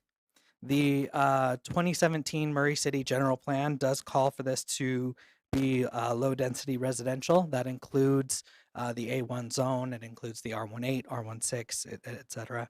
So this request does fit within the 2017 Murray City General Plan. As you can see, the low density, I guess I could have saved time and just said these zones here. So the proposed zoning is R18, so it does not require a general plan change for this to change from A1 to R18. Some of the comparisons in the zone, the A1 requires a 1 acre lot size. The subject property is 1.62 acres, so it does fit that. R18 would be 8,000 square foot per lot. We did receive a concept application from the applicant. He's proposing about 7 lots in this area, which it fits the density when you take the road out. Lot widths, 100 feet in the A1, 80 feet for an R18. Height is 35 feet or 40 feet with a conditional use permit in the A1 zone. Pretty standard otherwise. Front yard setback is 30, rear is 25, sides are 10, and corner side is 20 feet in the A1 zone. Pretty simple. On the R18 side, it's 25 front and rear with a minimum of 8 and a total of 20 for the sides. Both do require 2 off-street parking spaces, so that doesn't change. The Planning Commission held a public hearing on October 21st, and 39 notices were sent to all properties within 300 feet of the subject property and the affected entities. We received 1 public comment, which was centered around traffic and parking when school events are held.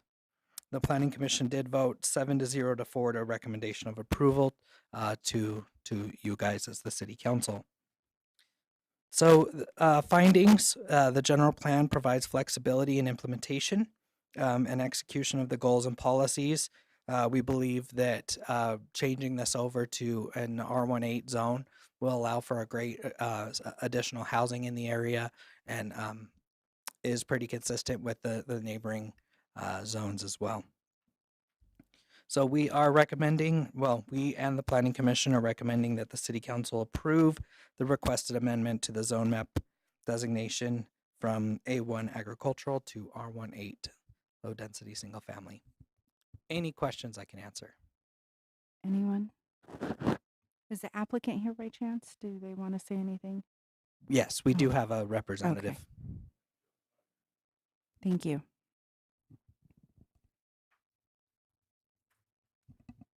Excuse me, Joe's not here tonight. He sent me over here. My name's Carl Old. I'm at 188 East Clear Creek Drive in Sandy, Utah. And all we're doing is just, requesting a rezone from an A1 to a R18. The lots are like 8,300 to 8,200 square feet.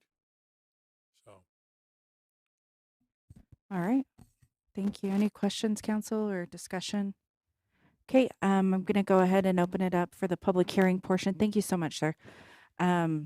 Anyone that would like to come up, you have 3 minutes, and please state your name and district. Anyone? All right, Zach, you were right. Okay, I'm going to go ahead and close the public hearing and go ahead and move on and accept a motion or discussion. Is there any discussion? Okay, I'll make a motion. Is that okay? Yeah, thank you. You bet. Okay, I move that we approve an ordinance relating to the land use, amends the zoning maps for the property located at approximately 5700 South, 800 West, Murray City, Utah, from A1 agriculture to the R18 low density single family zoning district. All right. Thank you, Brett. And with that, I will second it. I do want to, I guess there is discussion. I just want to make a statement that that area does have a parking problem, serious parking problem when there are soccer games and football games, and hopefully we can, there's been a few ideas floated around that may help mitigate that, so we can move forward with that as well. So I'll second the motion. All right. I got a first and a second. Go ahead, Brooke. Aye. Aye. Aye. Aye. Aye. All right. Thank you so much. We're going to go ahead and move on to item number 3. Consider an ordinance relating to the land use amendment amends the zoning map for properties located at approximately 87 West Trip Lane, Murray City, Utah, from R18 low density single family to R16 low medium density residential. Applicant is Salt Lake Neighborhood Housing Services. Go ahead, Zach. Awesome. Hopefully this one will go just as fast. So, like you had mentioned, this is a request from Salt Lake Neighborhood Housing Services, otherwise known as NeighborWorks, to amend the zoning from R18, which is pretty much 8,000 square foot lots, to R16, which is 6,000 square foot lots. This is located at 871 West Trip Lane, located here, kind of on your map, right adjacent to the junior high school there along Trip Lane. As you guys will recall, they had recently came forward and asked for the R18 zone, and and they originally got approval through the Planning Commission for a subdivision with a street that would connect, and that would have required the use of eminent domain. And since that option was not used, they have come forward and to help get the lot yield that they're looking for. They are requesting an R16 zone. So, yeah, as you can see here, it's in the R18 currently. Again, both of these zones do comply with the low density residential district in the 2017 general plan. So a general plan amendment was not required. This is pretty much just copy and paste from this stuff. It's the exact same slide, just showing the different zonings that are allowed in the low density residential category in the general plan. So this is probably the more significant thing. Largely the big changes are to the height, that actually get a smaller height than the R16, 5 feet shorter, so only 30 feet instead of 35 feet. Some of the other big changes here is a 20-foot setback in the front yard as opposed to 25. That allows for a little bit more use of the property. And then also side yard setbacks at 5 feet as opposed to 8 and 12 or whatever you get. Still does require 2 off-street parking spaces for both zones, so that is still a requirement. So findings here, again, we noticed, we anticipate additional housing in this area.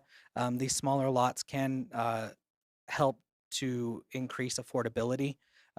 People are able to afford a smaller lot because land is expensive. So if you can get, a house on a smaller lot, that typically ends up being a little bit more affordable to some people.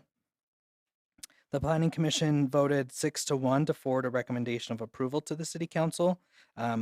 They held that hearing on October 21st as well. So we and the Planning Commission are recommending that the City Council approve the zoning map designation of the property at 871 West Trip Lane from R18 low density single family to R16 medium density single family as described in the staff report. Any questions I can answer? Anyone? Diane? Yes, I'm wondering what would the difference in the housing? How many houses? 3. would- 3 houses. Yes. Thank you. Anyone else? All right. No?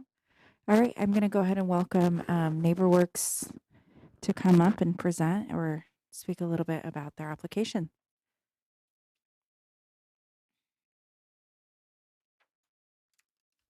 Thank you for allowing me to speak tonight. It's a pleasure to be here.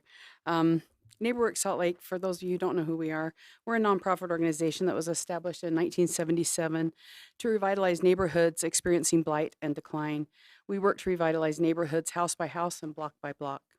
We build on the strength of the neighborhoods we serve, and we work in partnership with residents, government, and local businesses and build and sustain neighborhoods of choice.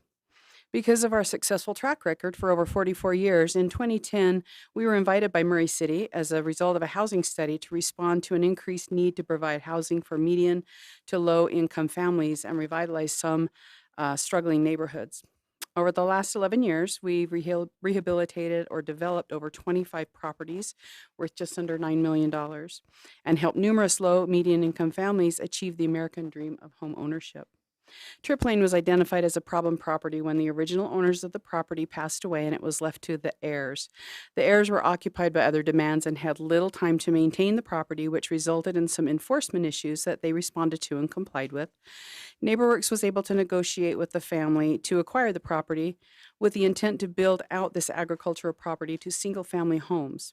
The family had many offers to sell to the multifamily developers, but felt the best legacy for their parents would be single-family housing for first-time home buyers.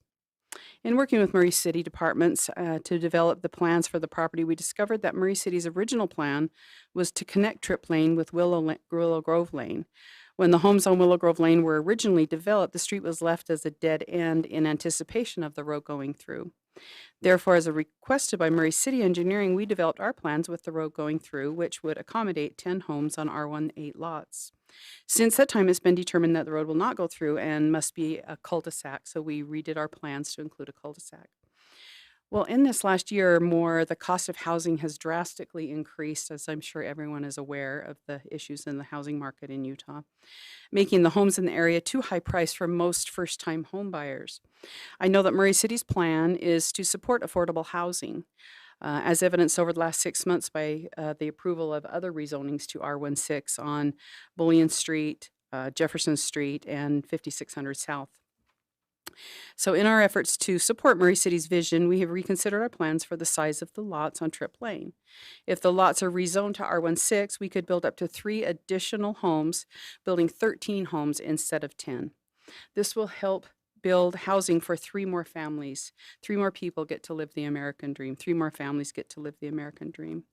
Also building affordable, therefore reducing the price of the homes. It makes the additional homes Building the additional homes, helps reduce our infrastructure costs, making the land costs more affordable to build, therefore reducing the price of the homes, so the homes will cost less and be more affordable. So we hope you recognize this opportunity to build additional single-family homes with the approval of our R16 zoning. So thank you. Do you have any questions for me? Thank you so much. Anyone? Any questions? Okay. I think Thank you we're very good. much. Thank you. All right, I'll open it up to discussion before I move it to public hearing, or we can wait. No? Okay. All right, let me go ahead and open it up to the public hearing. You have, anyone is welcome to come up and speak on this item, and you have 3 minutes. Anyone? Okay, great. Well, I'm going to go ahead and now close the public hearing, and we will go ahead and move on to discussion or a motion. I'll entertain either one. I would just like to say, disclose that I am the recipient of a NeighborWorks down payment assistance loan. It was awesome, thank you. But just a disclosure as we vote on a NeighborWorks item. Other than that, I have no more discussion. Okay, great. All right, I'll entertain a motion.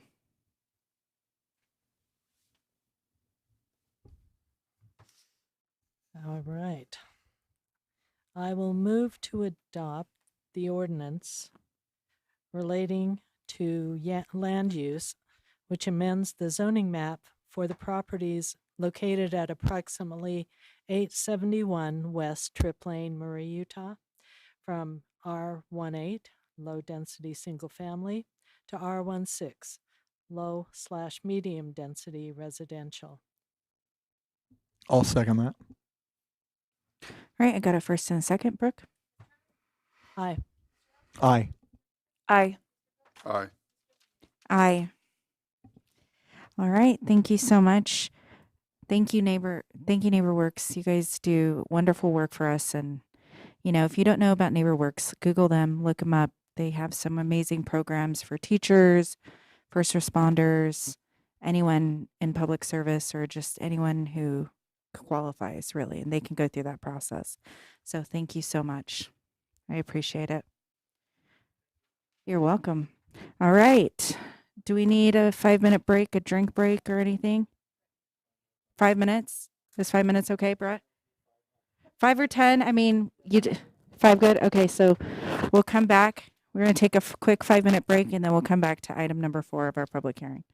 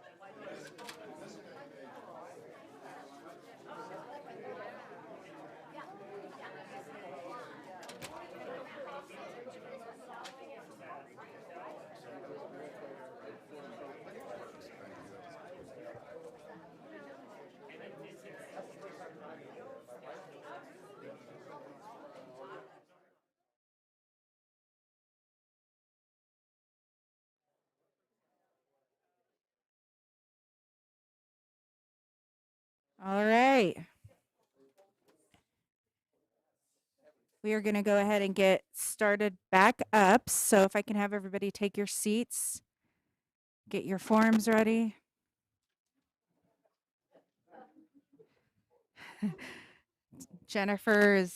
Has them just in case you need them. There's clipboards and pens. All right. We're going to go ahead and start the meeting again. And we're going to go ahead into item number 4. Consider an ordinance relating to land use amends the general plan from general commercial to village and centers mixed use to and amends the zoning map from CN to CMU for the properties located at 5283, 5217, 5157, and 5177 South State Street and 151 East, 5300 South, Murray, Utah. And Jared Hall will be presenting, and the applicant is Howland Partners. Go ahead, Jared. Thank you. I appreciate the introduction and the information gone over, so I won't repeat all of that. The properties that you listed off are commonly known as the Point at 53rd, the shopping center there on the east side of State Street at 53rd South. And as you mentioned, also this is a dual application. There's 2 parts: the general plan amendment to village and centers mixed use from general commercial, and a zone map amendment from CD, commercial development zone, to the newly created or fairly newly created CMU centers mixed use zone. The property you can see there, it is a large existing active commercial retail shopping center just west of Murray City Park and across from Costco and near the IMC campus. It is in the CD zone, hence the zone change application as well. And the general plan map amendment as well, because the future land use map indicates that this property is general commercial. I'm going to, in the interest of public comment, and because you guys have heard my presentation before in the committee of the whole, and then the city council heard a lot of the same things when we talked about adopting the zone recently too. So in the interest of time and hearing more from the public and from the applicant, who I know has some slides prepared and wants to talk with you as well, I'm going to be very brief. And if you have questions roiling in your brain from the last time you heard me talk about this, feel free to interrupt whenever, and I'll come back up whenever is needed as well. Is that all right? Does that make okay? Thank So, you. Yeah, you bet. So I could hear the relief in your response there. One of the things that's unique about this site is where it is, and one of the reasons that we, in the interest of time also, I'm going to address kind of an issue that I think comes up a lot. One of the reasons we feel like as staff this is a good site for mixed use is the same reason that you can answer the question, why do we do mixed use? Why do we propose mixed use in the first place all the time? It's not appropriate in every area, as you're all aware, I'm sure, and the public is aware as well. But why do we propose mixed use? Why do we give up commercial property for mixed use property or for a mixed use zone? And the answer is pretty simple.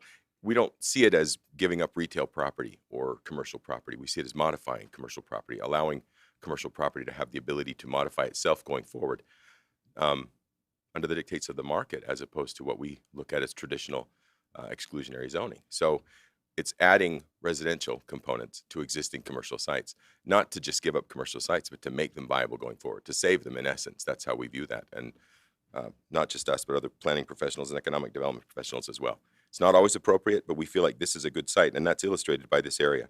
You have the IMC campus, you have the Costco, you have State Street's commercial corridor, really the beginning of State Street's more significant retail corridor. We have a lot of car lots and things north of here and south of here as well, but we have a lot of retail in this area, and it requires that kind of zoning going forward if it's going to have reinvestment in those properties. We want to encourage that as staff. That's why we supported this. The general plan considerations we have talked about, it's identified in this mapping as one of those areas that ought to be considered for change. It does meet a lot of general plan goals, so we do need a modification to the general plan, but it's not out of order. It's not an abandonment of our master planning that we did in 2017 in our view. It's the fulfillment of it, or the beginning of the fulfillment of that arc.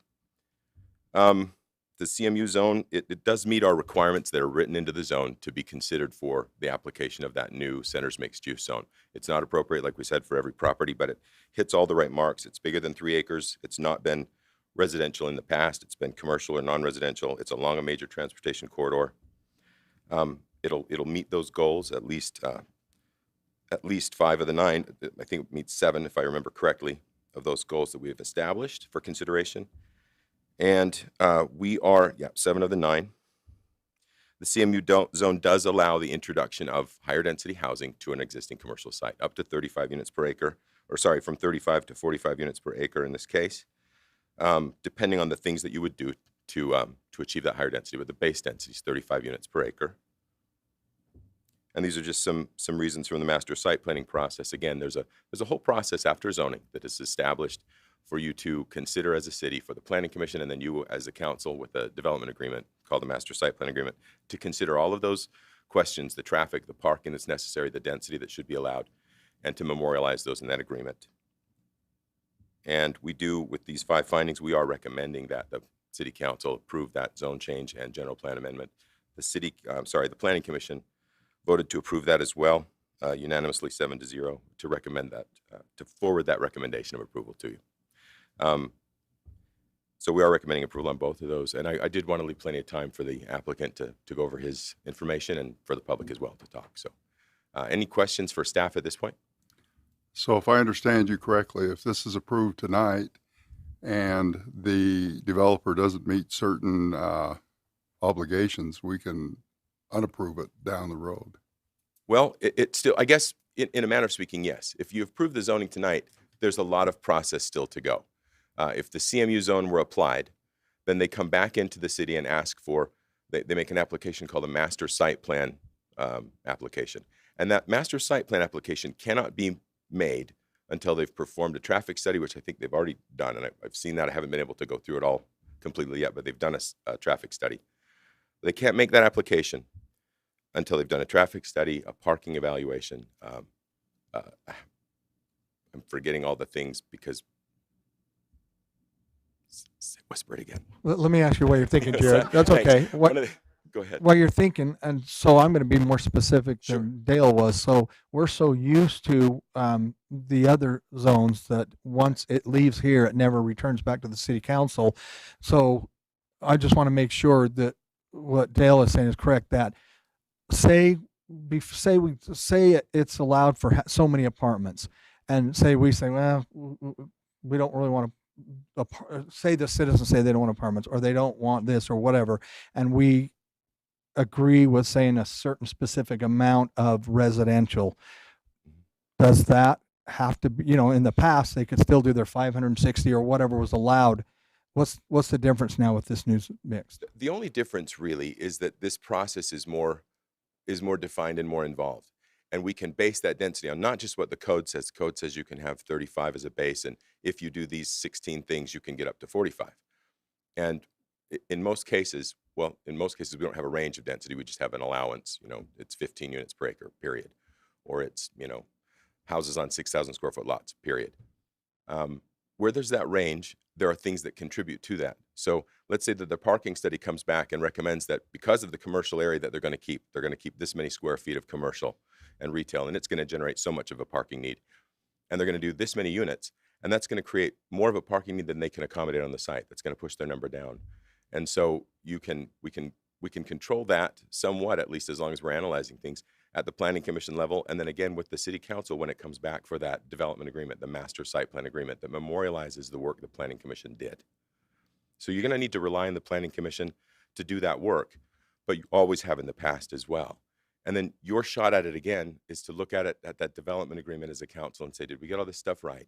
And are we comfortable memorializing that in this new development agreement that then allows the project, not the zoning, but the project? Does that make sense?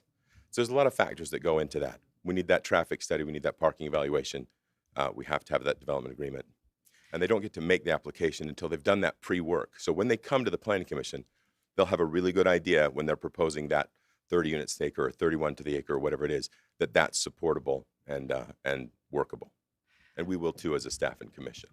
So go ahead, Diane. So Jared, okay, should we approve this? How many units could be put on that site? How many? Great question. And when I came to the committee of the whole, I had a note card that told me. So I have to do the numbers real quick. It's based on the acreage, and it's what's allowable. But you have to temper that somewhat too, knowing that this project has a commercial component requirement as well, and they're going to meet that because it's a successful commercial corridor. They're not going to want to give up all their commercial. So you have to be able to fit it, but it's going to be, is it a 10 acre? Remind me, 12 acres, 35 units the acre. That's the base density.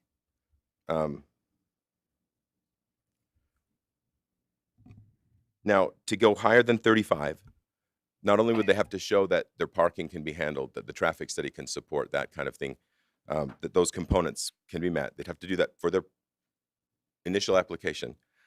To go higher than that, they also have to do any of these things. They can do additional maximum residential use density up to 40 or 45 units if they're increasing the total amenities and the increase of open space on the project, or if they're doing public availability of that, if they want to get to the highest level, 15% of the Are these the, units sorry, reserved. Yeah. the incentives? Yeah, these if are the they were to incentives do for the the- okay. density.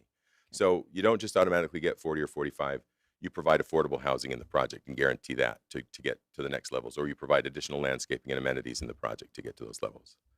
So in addition to what's parking. So roughly 500 units, it sounds like. Is that, am I about pretty 5 close to that? A little under, maybe?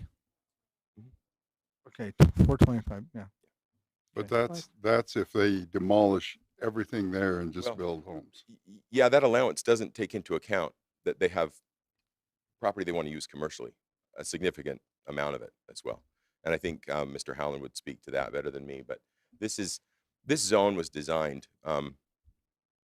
It was kind of crafted with that in mind, that this isn't likely to be blank slate properties. It would happen occasionally that there would be a building that would just be demolished. But we wanted to, again, encourage reinvestment in properties that are currently doing well. If properties aren't allowed to, if there's not an incentive for property holders to reinvest in their properties, then we lose what has made our commercial so successful and so special in the past. And we feel like this is the best way to do that, what we've crafted so far. If we haven't got it exactly right, we'll make adjustments as we need to. But we feel like this is a good incentive to allow that reinvestment in these properties and keep them viable going forward, so that we have this corridor that we have with places like the Point at 53rd, with the Fashion Place Mall, et cetera. Adding housing to those sites is just what people are doing. There are residences at Station Park. There are residences at Mountain View Village. There are residences in all of these kinds of properties, and they're new properties, which we have to compete with going forward. Okay, but given the zoning, Mhm. we could have about 500 units on that. You could potentially, if everything fell into line. If their traffic study supported that, if their parking analysis supported that, if their housing analysis supported that, if they could keep the retail they're required to have and do that, then yeah. And if they did these things, if they were able to convince the Planning Commission that they had done enough affordable housing or additional commercial space to make that viable, then yes, they could. I don't think that's likely on a property like the Point at 53rd that's successful as it is.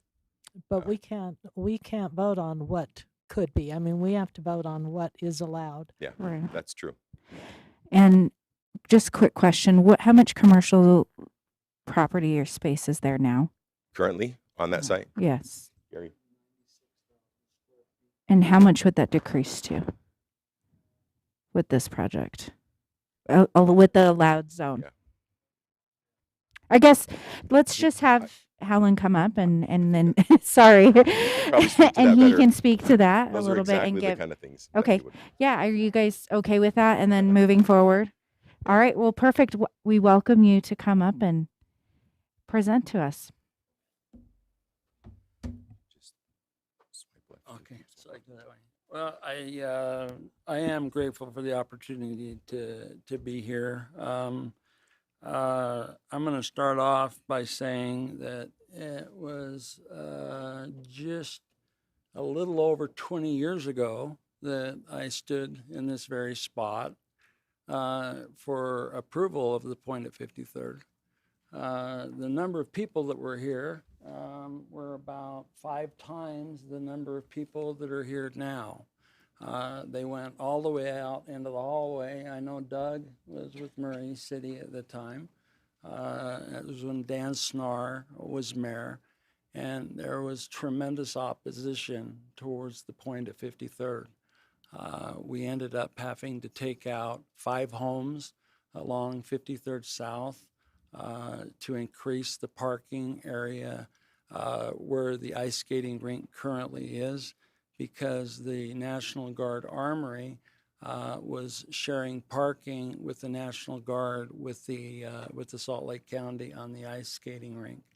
We had to take out and buy ground from Salt Lake County and work with the county, with Nancy Workman, and be able to buy the fairgrounds. We had to clean up the site. We had some issues with some water problems that we discovered after we had started on the development on the site.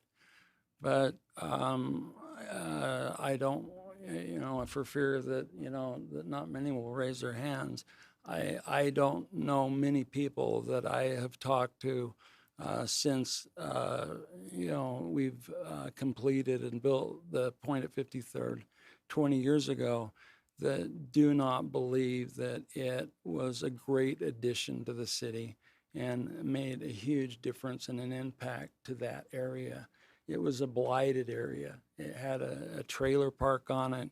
It had a paint store that had burned down. It just was horrible. And I've got a slide here that basically shows it. You go through the historical side here, and this gives you kind of an idea of basically when we bought it. If you can see that, I don't know if you guys, can you see the screen there? If you can see that, you can see that's basically the condition of the property when I bought it. Now, I only owned 6 acres of it. There was 12 acres that's there, but I only owned 6 acres of it. I only owned 1/2 of the 6 acres. My partners, they didn't want to develop the 12 acres. They just wanted to develop the 6 and sell it and move on. And I'm from Murray. I've lived in Murray, I don't now, but I lived in Murray 45 years of my life. All of my kids went to Murray High School. All of my kids graduated from Murray. I graduated from Murray. I was the first student when Parkside Elementary opened. I was the first one that went to Parkside Elementary as a 6th grader when Parkside Elementary opened. And so when people say that, on Facebook and different things, that these developers come in and just make a lot of money and they grab it and run, I take offense at that, but, I don't get angry because I think everybody has their opinion. But I will tell you this, that in the 20 years that I've owned this property, I can't count on both hands. I can't count how many offers I've had to sell this property for a significant amount more than I ever thought that I would get out of this property. This property is not for sale now, and it will not be for sale in my lifetime. The reason being is that I have roots in Murray. My kids love Murray. My family still lives in Murray, and they're just a special place in my heart, for what we do here. And we want to do it right. And so, as you can see, there's a huge difference from, you all remember the smokestacks. I was there the day that those came down. I don't know how many of you were there and saw that when the smokestacks came down. There's the National Guard Armory, the steps that were going up to it. Down in front of that was a thing called the Fountain of Youth, where people would go in and fill up their water from the fountain that was there, okay? And then we go to the present when we develop the point at 53rd. Generally, when you develop a blighted area like this, most cities give a tremendous amount of money to the developer through redevelopment dollars because of the condition that this property was in. When Dan Snar was mayor, the only redevelopment dollars that we got was for some infrastructure along State Street and along 53rd. The total amount of help that we got from the city was $200,000 is all. The rest of it was all paid for by us. The other thing that I want to make you aware of is that I'm not here because I want to build apartments. I'm here because I want to preserve the point at 53rd. I want to preserve its value. I want to preserve its usefulness. And I want it still to be a vibrant shopping center. And there are things that have happened in the past with COVID-19. There are things that had happened pre-COVID-19 that are changing the way people shop and the way they do business. It was inevitable that eventually the stick and brick mortar stores were going to be a thing of the past. Pre-COVID-19, it only accounted for about 15 to 20% of online sales counted for retail sales. Since COVID-19 has come out, okay, and now we're back in it, online sales now are far exceeding, okay, or very close to what the stores themselves are doing.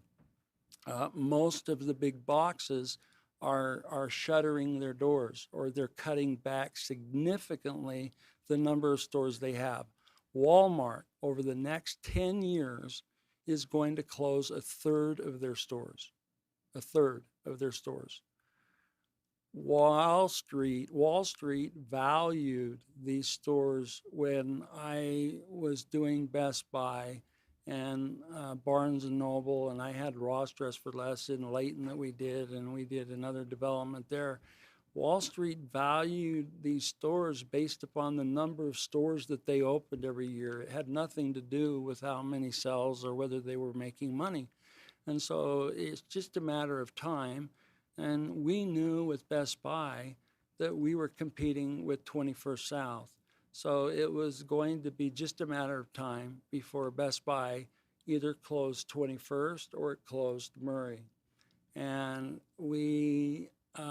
it was pretty obvious to us as we saw what was going on that Best Buy poured hundreds of thousands of dollars into revitalizing the 21st South store, even though our store was neck and neck in sales every year.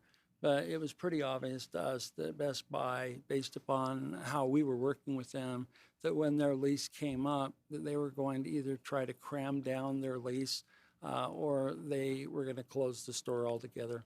The one thing that I will say is that Best Buy, the only reason Best Buy would stay where it's at is if they were to come back and I were to agree to lower their rent to where basically they're nothing more than a distribution center or a warehouse, because that's basically about where their rents are right now. We're getting rents out of industrial distribution centers, which is the same amount of money that we're getting out of Best Buy in Murray for the rent. One thing that you need to remember, and that the citizens don't understand, is that the sales tax revenue from Best Buy, it's not going to leave Murray City when it's bought online and it's shipped to the residents in Murray. The sales tax revenue is still going to go to Murray.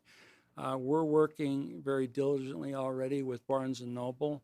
The gentleman that took Barnes & Noble over as the CEO was the gentleman that was from England. How many of you remember the movie You Got Mail with Meg Ryan and Tom Hanks, The Shop Around the Corner?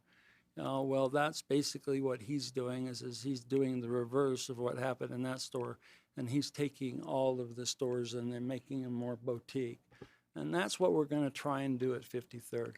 We're just trying to get ahead of the curve ball because it's in about 2 years that all this is going to take place, when Best Buy is going to come to us and either try and cram us down on our rent even further to get us to try and allow them to stay, which we won't be able to afford it because it wouldn't be able to cover the cost based upon our debt coverage ratio with our lender. And so when we went to our lender was thrilled to death that we were basically approaching them 2 years before our loan was coming due and being proactive in trying to do something with the center that would make a big difference, and including retail in our project still. We don't think, and I can't give you an exact number, and I won't know until we get to the point, but we don't think that the retail is going to drop by a whole lot. Let me address just real quickly the traffic. There's been a lot of people talk about, you throw in 300. And by the way, we've never, even from day one, when I was before the city council, I think 7 months ago, where they said under the current zoning that I could do 1,000 units. And I said, I'm not interested in doing 1,000 units. And I said, I'm not even interested in doing 500 units. I'm still not interested in doing 500 units. The most units that we would do there right now is probably somewhere around 355 units. One of the things that happened is that I watched closely and listened to some of the citizens in Murray. And one of the things that I learned from this citizen is that I am developing down in Lehigh, where Silicon Slopes, as you know, is really outpaced even Silicon Valley. And, that is just full of millennials. And so we always heard that millennials wanted to be very transient, and being able to pick up and move whenever they wanted to. And this particular citizen said to me, no, I don't believe that's true. I think millennials do want to own. And so we went and researched it, and we found out that she was correct. And so we took it and said, let's do a mixture of both apartments, and let's go in and also add some condominiums. We've got a design that later on that we'd like to show you. In the back here, you'll see a parking structure. That parking structure has parked cars for 300 stalls. Guess how many stalls are used on a daily basis? Less than 100. 200 parking stalls are not being used. We're adding, with our new design, depending on how it changes, we would be adding another 300 stalls on top of that. So there would be over 600 stalls with what we're doing. Yes, I'm sorry. Is your mic? We're having a hard time hearing you. Oh, I'm sorry. That's okay. Can you hear me now? Yeah, that's Okay, better. sorry Thank you. about that. Did you get the last part about the parking?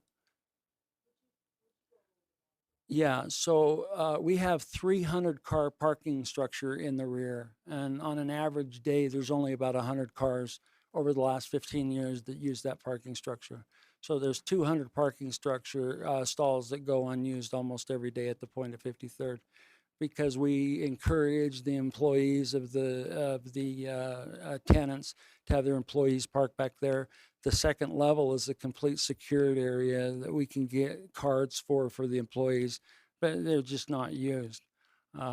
We averaged, prior to COVID-19, when I opened this center, we were the most successful shopping center in Salt Lake.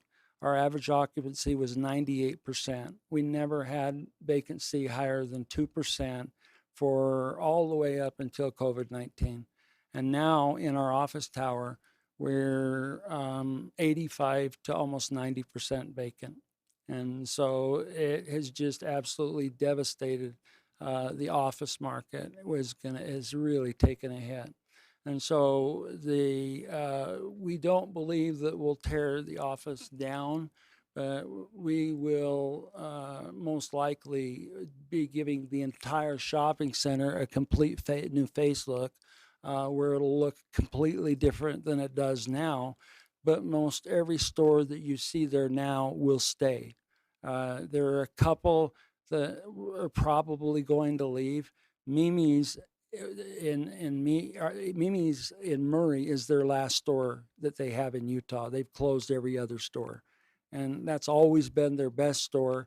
They closed last week, I think, because of some supply issues, but they've got less than 2 years on their lease, and I doubt very much that Mimi's will probably renew their lease. But we have a half a dozen restaurants that I'm happy to name, if you'd like, that are interested and would take Mimi's space tomorrow. And we have other restaurants that want to come in. We have other retailers that want to come in. And so we're excited about this change. We're excited about the project. We're excited about what it can end up being. And as far as the traffic study that was referred to, that Jared referred to, how many here thinks that adding 355 stalls and taking away Best Buy and Barnes and Noble, is the traffic count and going to go up, or is it going to go down? by a show of hands, how many think the traffic study is going to go up if we take it out? Okay. I'm guessing down because of the way you're asking it. That's right. That's right. It goes down 2,000 cars a day. 2,000. What was that again? How many? 2,000 cars a day. And that was done by Hell's Engineering. He doesn't work for us, independent, traffic engineer. And he did some work for us in Lehigh that was really detrimental to our project. And so we used him, because, he heard us before and we wanted to get somebody that we knew that would not be biased. And, he went in and his report shows, based upon what we've done, that it's 2,000 less cars per day. So, what's that? Oh, yeah. This is just a look, but I don't want to say this is what it's going to look like. Okay. I just want to go through a couple of quick things here and then open it up to public comment. I would like the opportunity after the public's gotten up to come back up and to be able to answer any of the comments that they make. But as you look at this, retail is changing. Speed and convenience are the two core qualities that define a shopping experience, up close and personable. Personalization will be the difference between retailing in the future. The easy buy, easy pay, when you're online, buy now, pops up. Mobility in and out of the store, small is beautiful. Anyway, we can go on and on. But our intent is we approached IHC. I knew Tom Urione. Tom turned 70 this last year and was forced into retirement. He was head of real estate for IMC. And we approached Tom because I knew him quite well. He dated my ex-wife, so, we weren't the best of friends. But I asked Tom, I said, Tom, would you be willing to have the hospital work with us to get a pedestrian bridge from the center over to IMC? He says, Gary, there's only one spot that we have that it'll work. We've looked at it before. And so we've already reached out to IMC, talked to them, met with them, and they're very much supportive of us getting a pedestrian bridge from our center over to the other side of State Street so that people are able to get to Front Runner, to Trax, and the transit and take care of that. There was another thing. These are just a sample of the number of the stores that are closing. I mean, Pier 1, Borders Books, Gordman's, Sports Authority, Dress Barn, Toys R Us, Kmart. This is what doing nothing looks like. Okay, this right here is 78 South and Redwood Road. All right, that's a do nothing. Okay, I live at 9450 South off of Redwood Road, way down in, but this has been like this for 7 years. Okay, Kmart has been closed for 7 years and no one has done anything with it. Shopco is closed. Granite Furniture just opened up recently and it was closed, and it's now a rifle range or something like that. And Albertsons that was closed. It was an Asian supply place, and I went in there the other day, and they've now broken the space up into 3 or 4 places and have 4 different companies out of that one space because it's just mom and pop, and they're not going to survive. It's not long term, and it's not something that I think Murray City would be proud of, and I don't think it's something that Murray City would want to have. So the one thing I want to get to really quick, and that is this slide right here, community involvement. We want to, the reason why approval is so important to us now is because we have 2 years to get this right because of our lender. If we don't get approval, we can't spend the money that's necessary because we don't know whether or not it's going to be approved.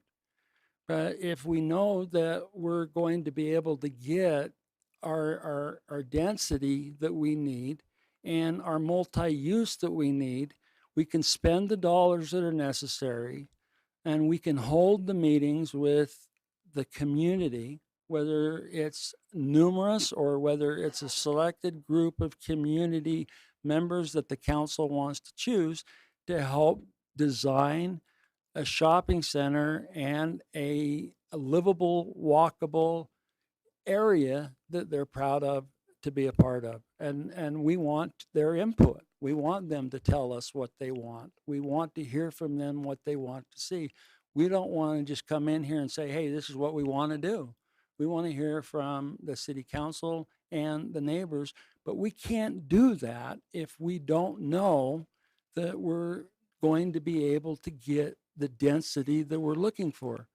I'm going to give you an idea of what happened with this one individual that talked to us about having part of the multifamily be for sale product.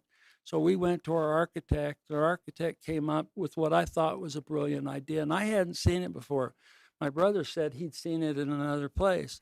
They took on the parking structure. Our parking structure on what we have right now is completely hidden.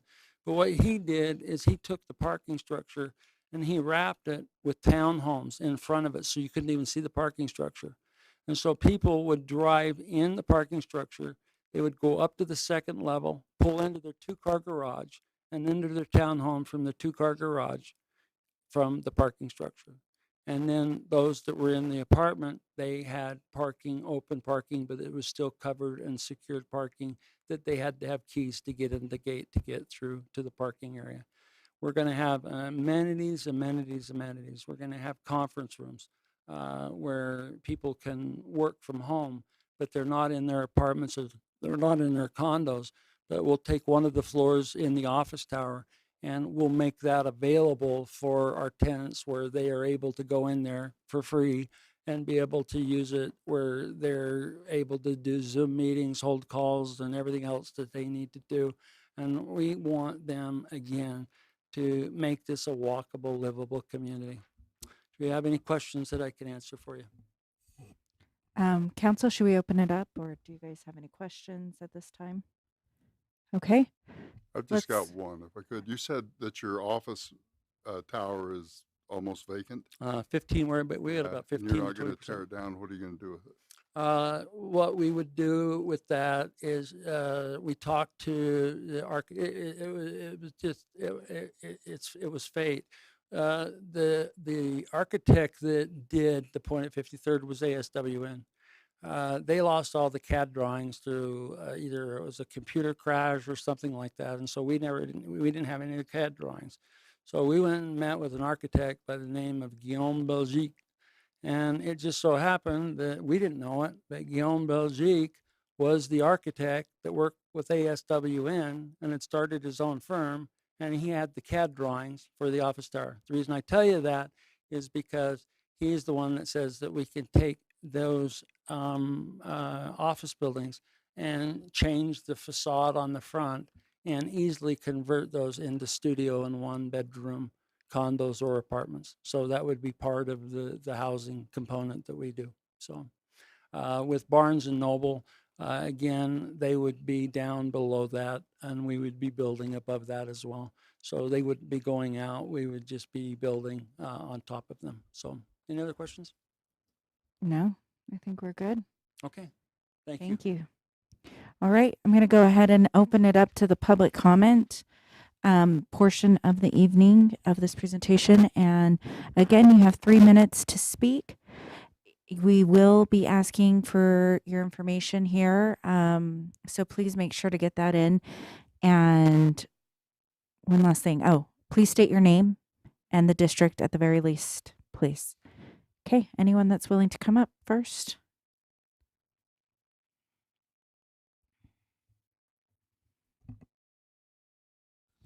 Hello, Clark Bullen, District 3. In development in Murray, we have 1,271 apartments currently. Kmart with 421 apartments, and that'll feed into Parkside, which is already struggling. Vine Street, 130 apartments, which will feed into Parkside with only 137 parking spaces. 4,800 South Lofts, 371 apartments. Bonneview property, 350 apartments. In the 2021 Murray Transportation Master Plan, it shows the 49th Street Galleria property is planning on 1,200 to 2,600 apartments. In addition, we now have requests before us, zoning changes that would allow up to 913 more apartments. And unfortunately, we can't consider the specific project. We can only consider the zoning changes that will allow up to 913 more apartments. I know even more commercial properties are considering adding density through mixed-use zoning. I'm sure everyone here knows of more properties that are being developed that I didn't mention. Murray has a very desirable location with amazing access. We will experience an outsized aggressive demand by developers to add density to our city all the time. This growth could have major effects on traffic, schools, water, police, and fire resources, and this growth could have a major impact on our identity as a city. We need to take this growth by the reins now and consider what is best for Murray as a whole. We need to carefully determine where density should go and where it shouldn't, and on what timeline it should be added. A master general plan should be revised every 5 to 10 years. It has been 5 years since we started our last revision, and we have an unprecedented need. And as luck would have it, and good planning, we have a budget surplus. We will have new city leadership in less than a month, and it seems rather serendipitous and at the same time crucial that we revise our master plan now. I implore the council to consider making a budget amendment to pay for an official revision to the master plan and not approve any more zoning changes that would increase our density until we have thoroughly evaluated what is in the best interest of our great city now and for many, many years to come. Thank you. Thank you.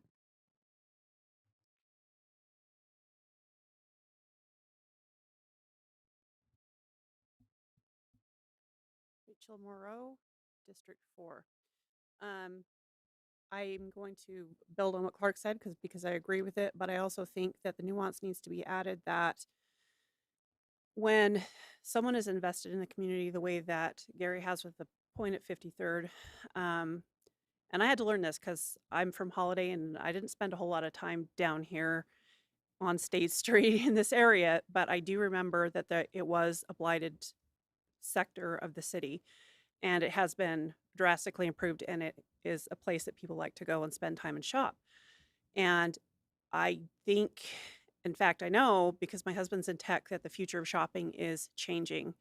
It is going virtual. There are going to be showrooms where people can go and look at products, maybe even holographic representations of products and interact with them. And then they will order online. This is true of Best Buy. I know that my husband likes to go to the 21st South location rather than the Murray location because it has more stuff and it's better stocked.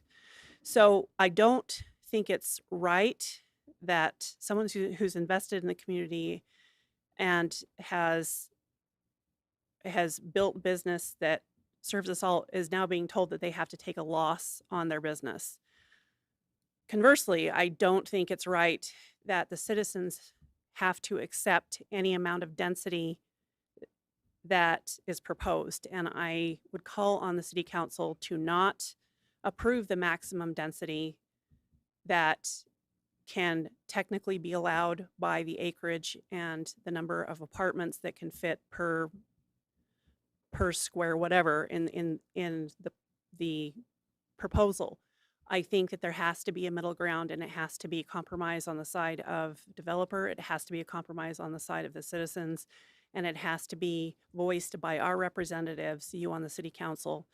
And I definitely think that citizens have to be involved in this conversation, and I'm looking forward to the new administration that we have incoming that will give us the opportunity to do that, because if you build goodwill within the city with the citizens by taking into account their design ideas, which I believe Gary is on board with, and taking into account their concerns about density and all of the other issues that have been brought up, and those are actually seriously addressed, not at the expense of the community, but with their voice included, I think that Murray can indeed become an iconic city. And it can be different. It can be an example to all the other cities that are trying to figure out what they're going to do with growth in the future. If we do this right and we do this with everybody involved, we can be the hub, we can be the standard for Salt Lake Valley. Thank you. Thank you, Rachel.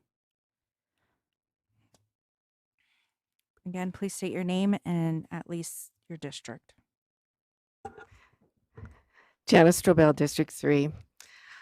Okay, so I do think that Gary Hallen has, with what we know at this point, has worked very hard on developing a thoughtful plan for his proposed project.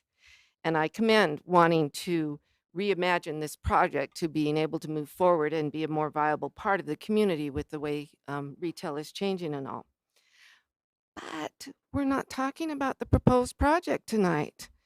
And that's, that's kind of the restraints that we're under because of state law on that. We have to approve zoning. We can't look at the project in the zoning.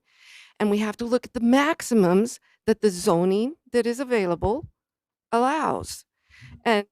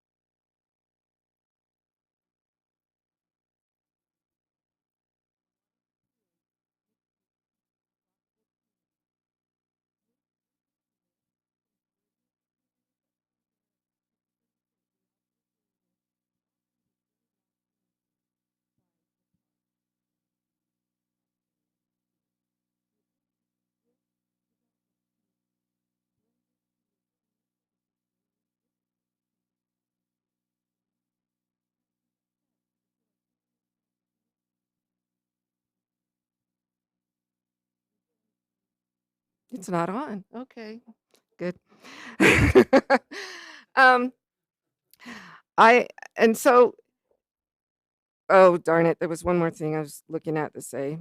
So we've got a scary intersection, and adding increased pedestrians, which is what we want for mixed use in this area, is going to be tricky, and it needs to be addressed rather than we look at the property and we don't talk about the adjoining streets. We're called it because it's near a major transportation corridor. That sounds like cars to me. Doesn't sound like much pedestrian when we talk about a major transportation corridor. So I'm sorry, but we can't approve it because it's a state law that's given us this. And so we can't feel pressured to approve it because the zoning doesn't match what is being wanted. Thank you. All right. Anyone else? Again, state your name and district. Jeff Collette, District 5.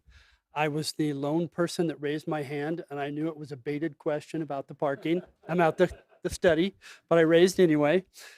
And really, I just have a question. I'm kind of a numbers guy, so the numbers don't make sense to me. I don't dispute the study, but when you have 300 parking structure and you're going to add 325 more to it, and then you tell me that Best Buy and the retail is going down and less people are going, and you're going to add that much more to it, 400 units or 350, and traffic's going to go down by 2,000, I just want to know how that's going to happen. If you could explain that to me, because like I said, I'm a numbers guy. Those numbers don't make sense. That's it. Thank you. And we will have anything addressed at the end as well. Next, Again, if you can fill out your paperwork with Patty or Jennifer, that would be great. Thank you. Kate Sturgeon, District 5. Mine's an addendum to the earlier comments that I made. I forgot, and because it's not Welcome back. directed towards Mr. Howland. But I respectfully ask the city to scrap whatever modeling system you're using because it doesn't work. Traffic is abhorrent. We have several new projects in our area. Visibility out onto a fast thoroughfare doesn't work, but the modeling said, oh, it's fine. So I would just respectfully see if there's a new program out there, because the one we have is not doing what needs to happen if we're going to have the growth, if we're going to have these other things going on. You have many traffic nightmares, and cars aren't going away because we're not doing any kind of real active transportation in this city at this time. So we have to look forward, not just at the moment. Thank you. Thank you. Next.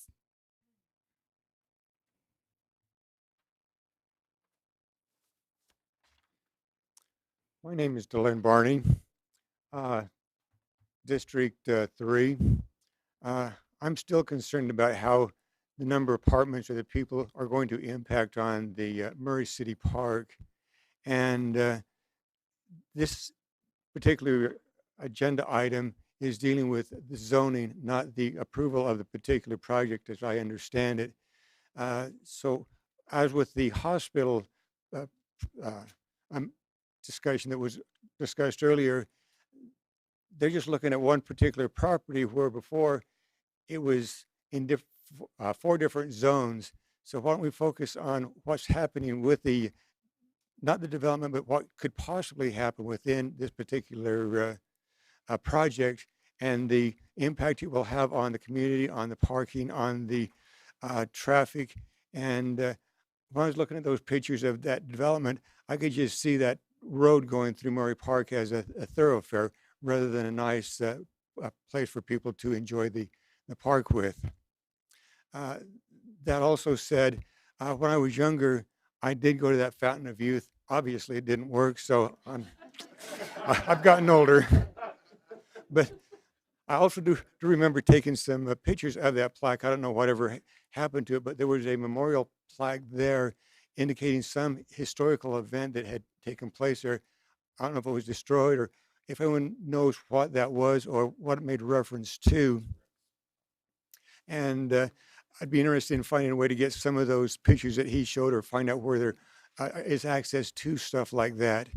I've lived in Murray since 1963, but prior to that, I lived in a number of different mobile home parks as I grew up. And in some ways, I feel incensed that people are degraded because they lived in mobile home parks.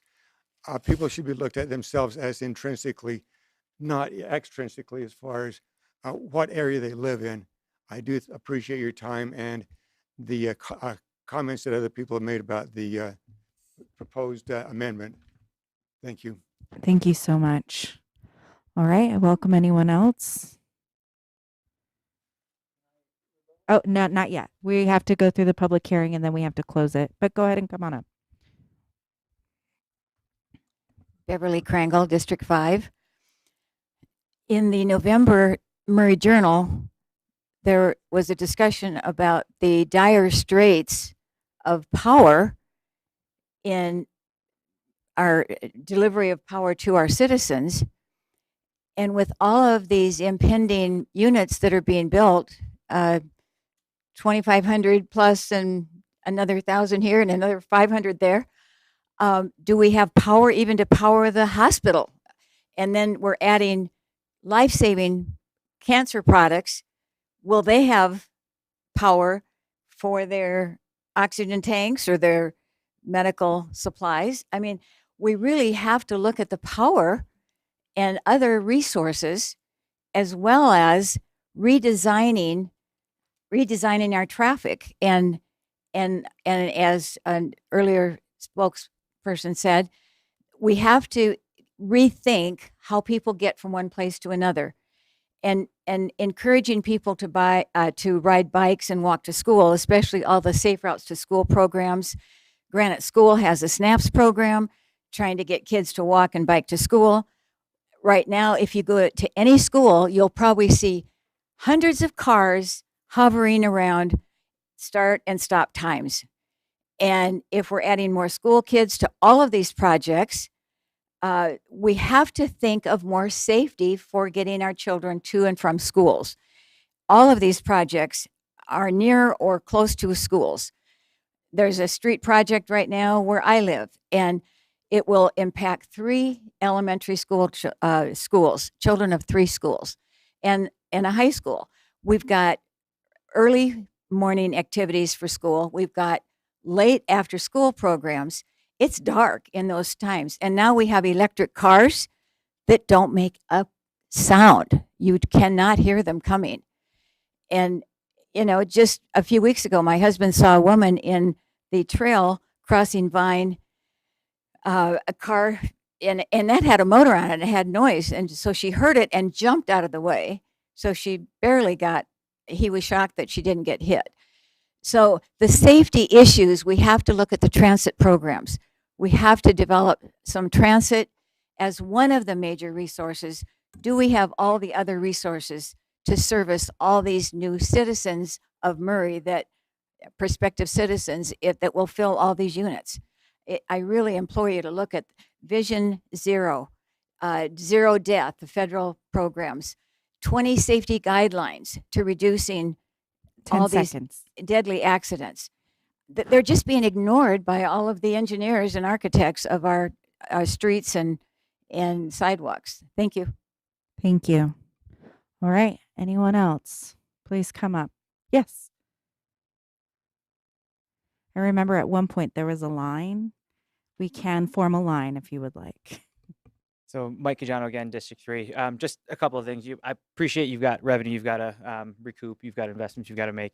I like the idea of, pride of ownership, right? I think that addresses a lot of the concerns. We talk about studies and things like that, but you don't, nothing here says, okay, we'll take a look at impact on schools. One of them, the gentleman in front of me had a bullet point up where it says, potentially you had to do some of these other studies, right? And so for the folks up front, all you can do and say yes, no, based off of 420 units. That's really the only power that you guys have, unless there's a way to come back from that. That's what I'm hearing from this is you either say yes on 420 or you say no. That's kind of the in-between that I'm hearing. So I just like to take a look at a little bit more of the intangibles rather than just, how many cars are going to be here, which I agree, the numbers don't jive in my head. So I'm glad somebody else brought that up before me.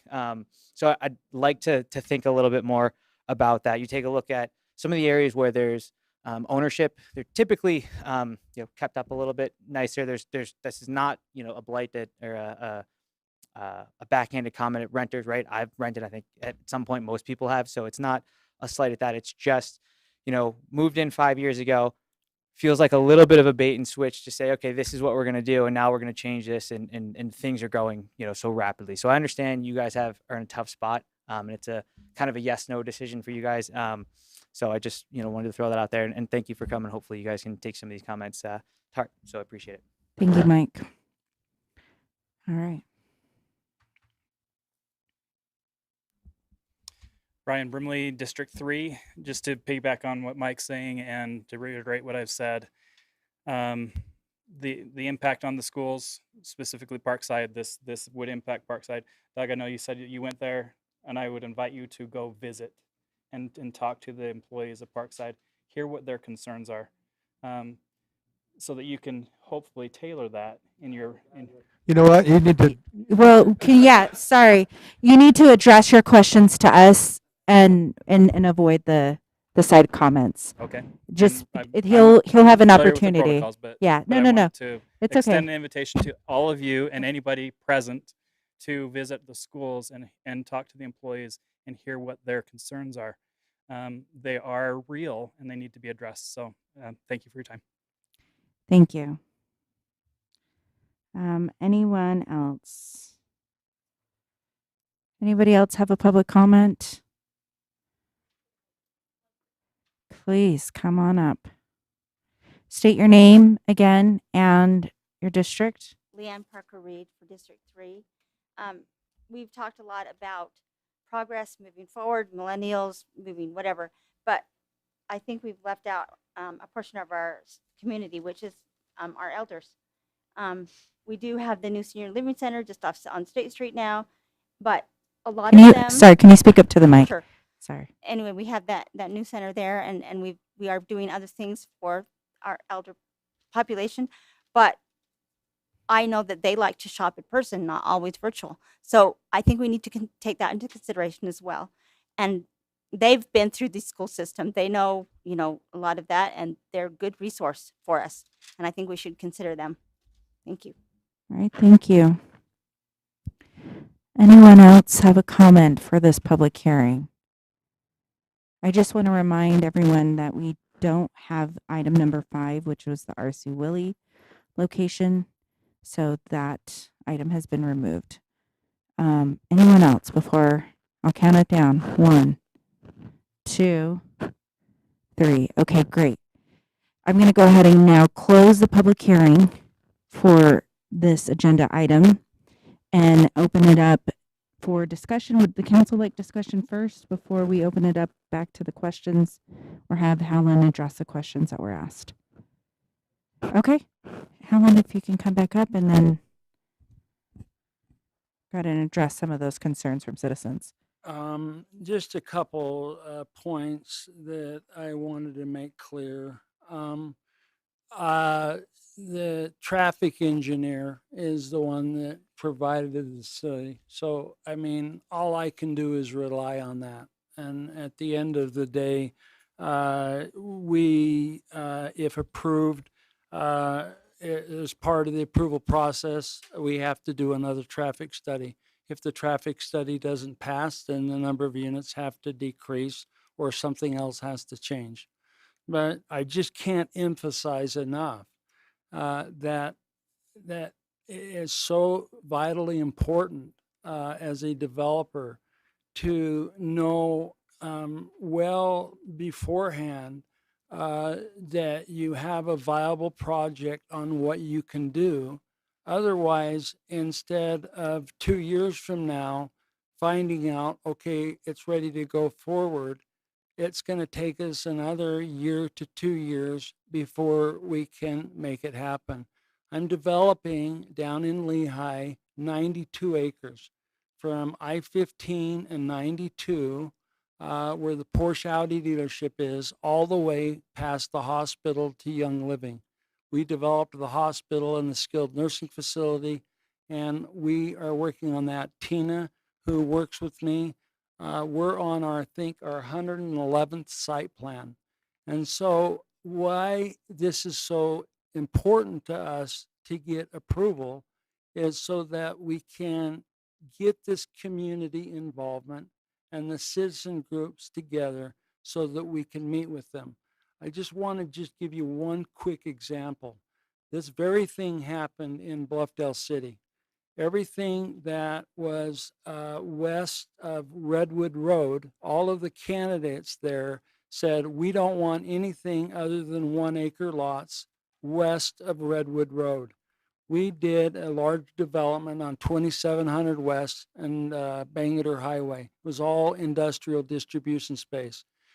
There was a 5 acre piece of ground behind the church that was landlocked, and they wanted to sell it. And so we suggested to do industrial space, and there was just a public outcry like you'd never heard before.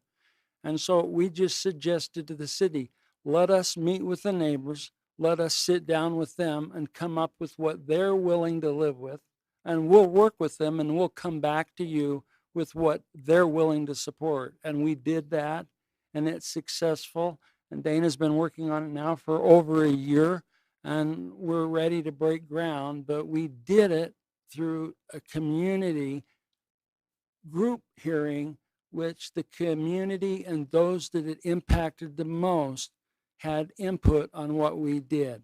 I have absolute zero problem. I said this the last time I was here 7 months ago.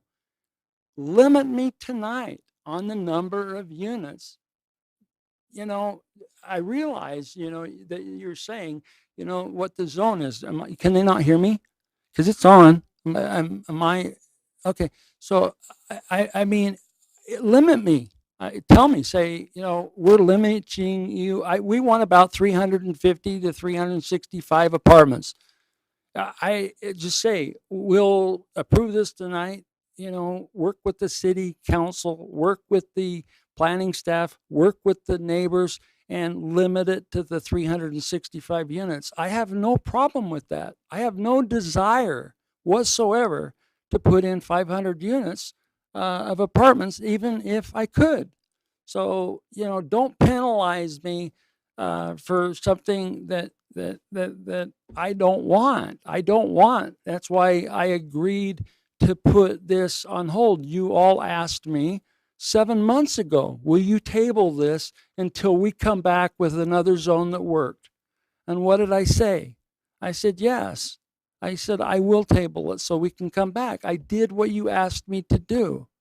And now I'm being penalized again, okay, by saying, well, you know, he can do this. I'm telling you, I'm not doing that.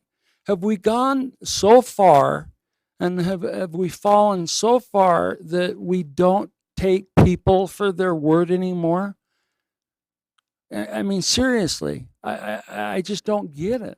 I don't understand when I'm sitting here in a public hearing that's being recorded and is a public record, when I'm going on record saying I will not go more than 365 units, and even less if it doesn't work, why that can't be approved so that we can move forward working with the citizens, like what Rachel said, as far as coming up with a walkable, livable community that is going to not just be a parking lot, that's going to have open areas out in those places for people to sit down and to eat at picnic tables and different things. It's a complete different design, a complete different layout than what we're currently talking about. I think my brother Dave had a couple things he wanted to say. I would say maybe even 5 to 10 more minutes, and Okay, I'll then just that way we can. couple quick comments. My Yeah. name's Dana Howland with Howland Partners. Gary didn't finish saying on that Bluffdale project, what we ended up with was a 55 and over single adult community with 30 or 28 homes or 32 homes. And it was by listening to the neighbors and having those community meetings that we were able to come up with a project that the neighbors actually went to city council and were in favor of and told the city council to vote for it because it was something that we worked together on. A couple of things. One of the things in that very first slide that Gary showed, there was a quote there, and I just want to reference it. It says, the best way to predict the future is to create it. That was by Abraham Lincoln. And we're at a point where we have to create our future or it's going to be made for us. Gary showed you the pictures of the empty Kmarts, the empty Targets, the empty Shopkos. I mean, how long has Shopko down at 59th South and State been empty? I mean, I'm like Gary, I'm a Murray boy. I went to Parkside as well. Our whole family went to Parkside. We grew up by the cemetery and went to the white church there that was torn down. Yeah, they probably wouldn't hate me still. Well, no, I'm just kidding, Gary. Anyway, and just talking about the traffic and what can be done with the traffic. Jared showed us a slide on locations of where is this product best suited for. And he showed on his slide that, you know, 53rd and State, there's not a better location in Murray to put a mixed use development where we already have a viable commercial product that we can add this mixed use to it to make it work. We don't have to start from scratch to make it work.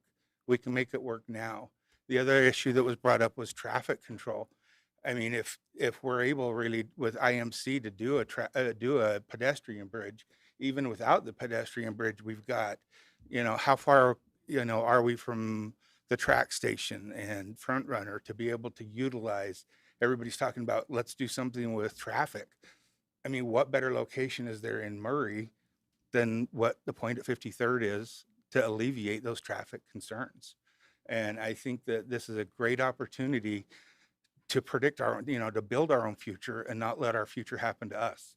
You know, it's better to act than to be acted upon. And I would just recommend that you pass this, and hopefully we can, with the city council's help and with the community's help, build an amazing project. Thank you. Thank you so much. Council, any other discussions? Can I ask? Okay.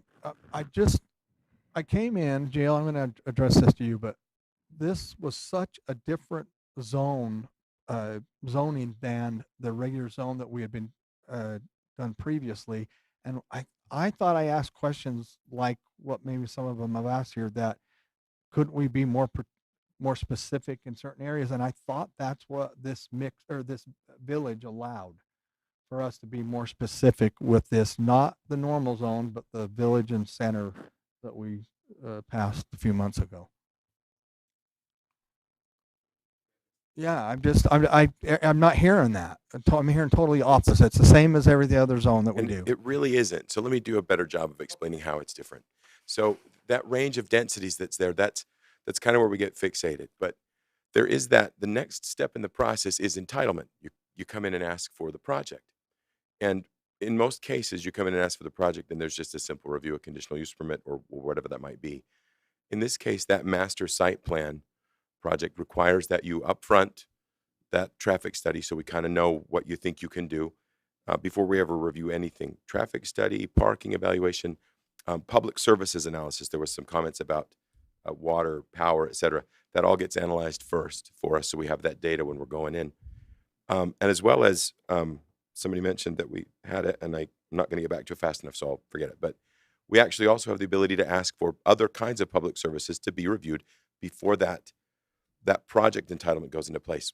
Schools, fire, police, impacts to services like that. And in this case, it's loud and clear we need a good conversation with the school district about what the impact here is. They're aware of the zone change, but we'd want to go much more in depth with what they would want to Okay, so real see. quick, so say we talk to the school board, Mhm.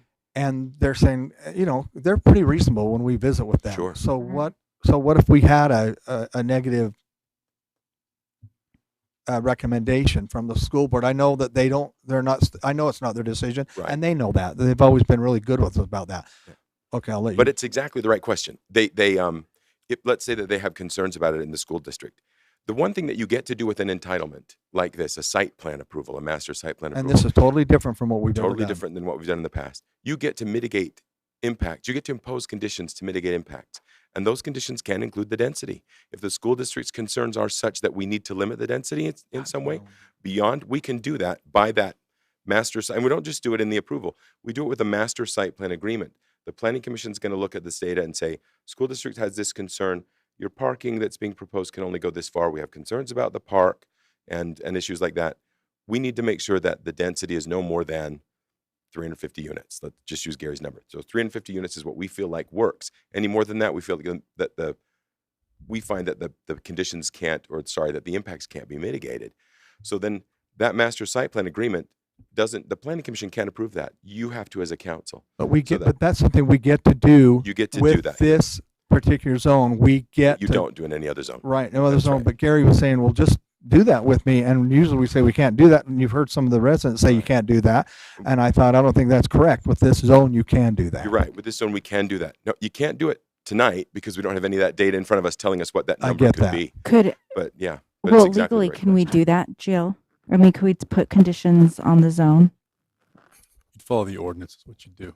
But Brett, what you're referring to is something that we've discussed in the past, but this is not that. Say it again? What we've discussed in the past, you've talked about is a different process.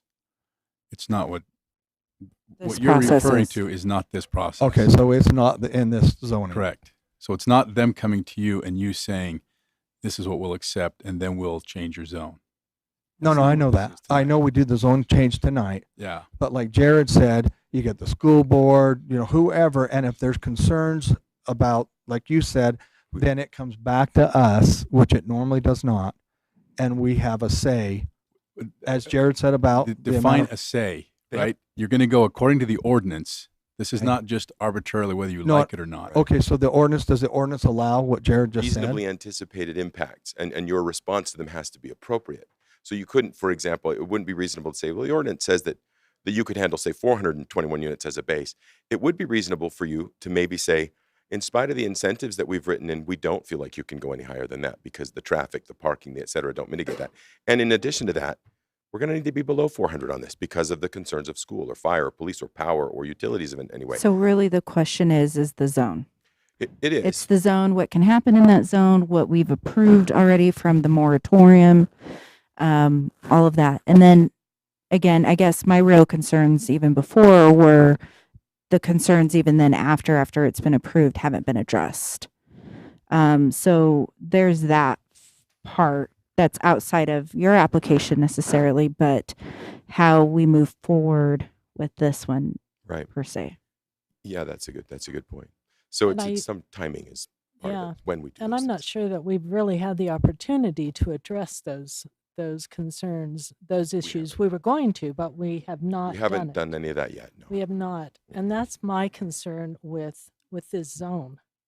I mean, I think we need to go back to the drawing board.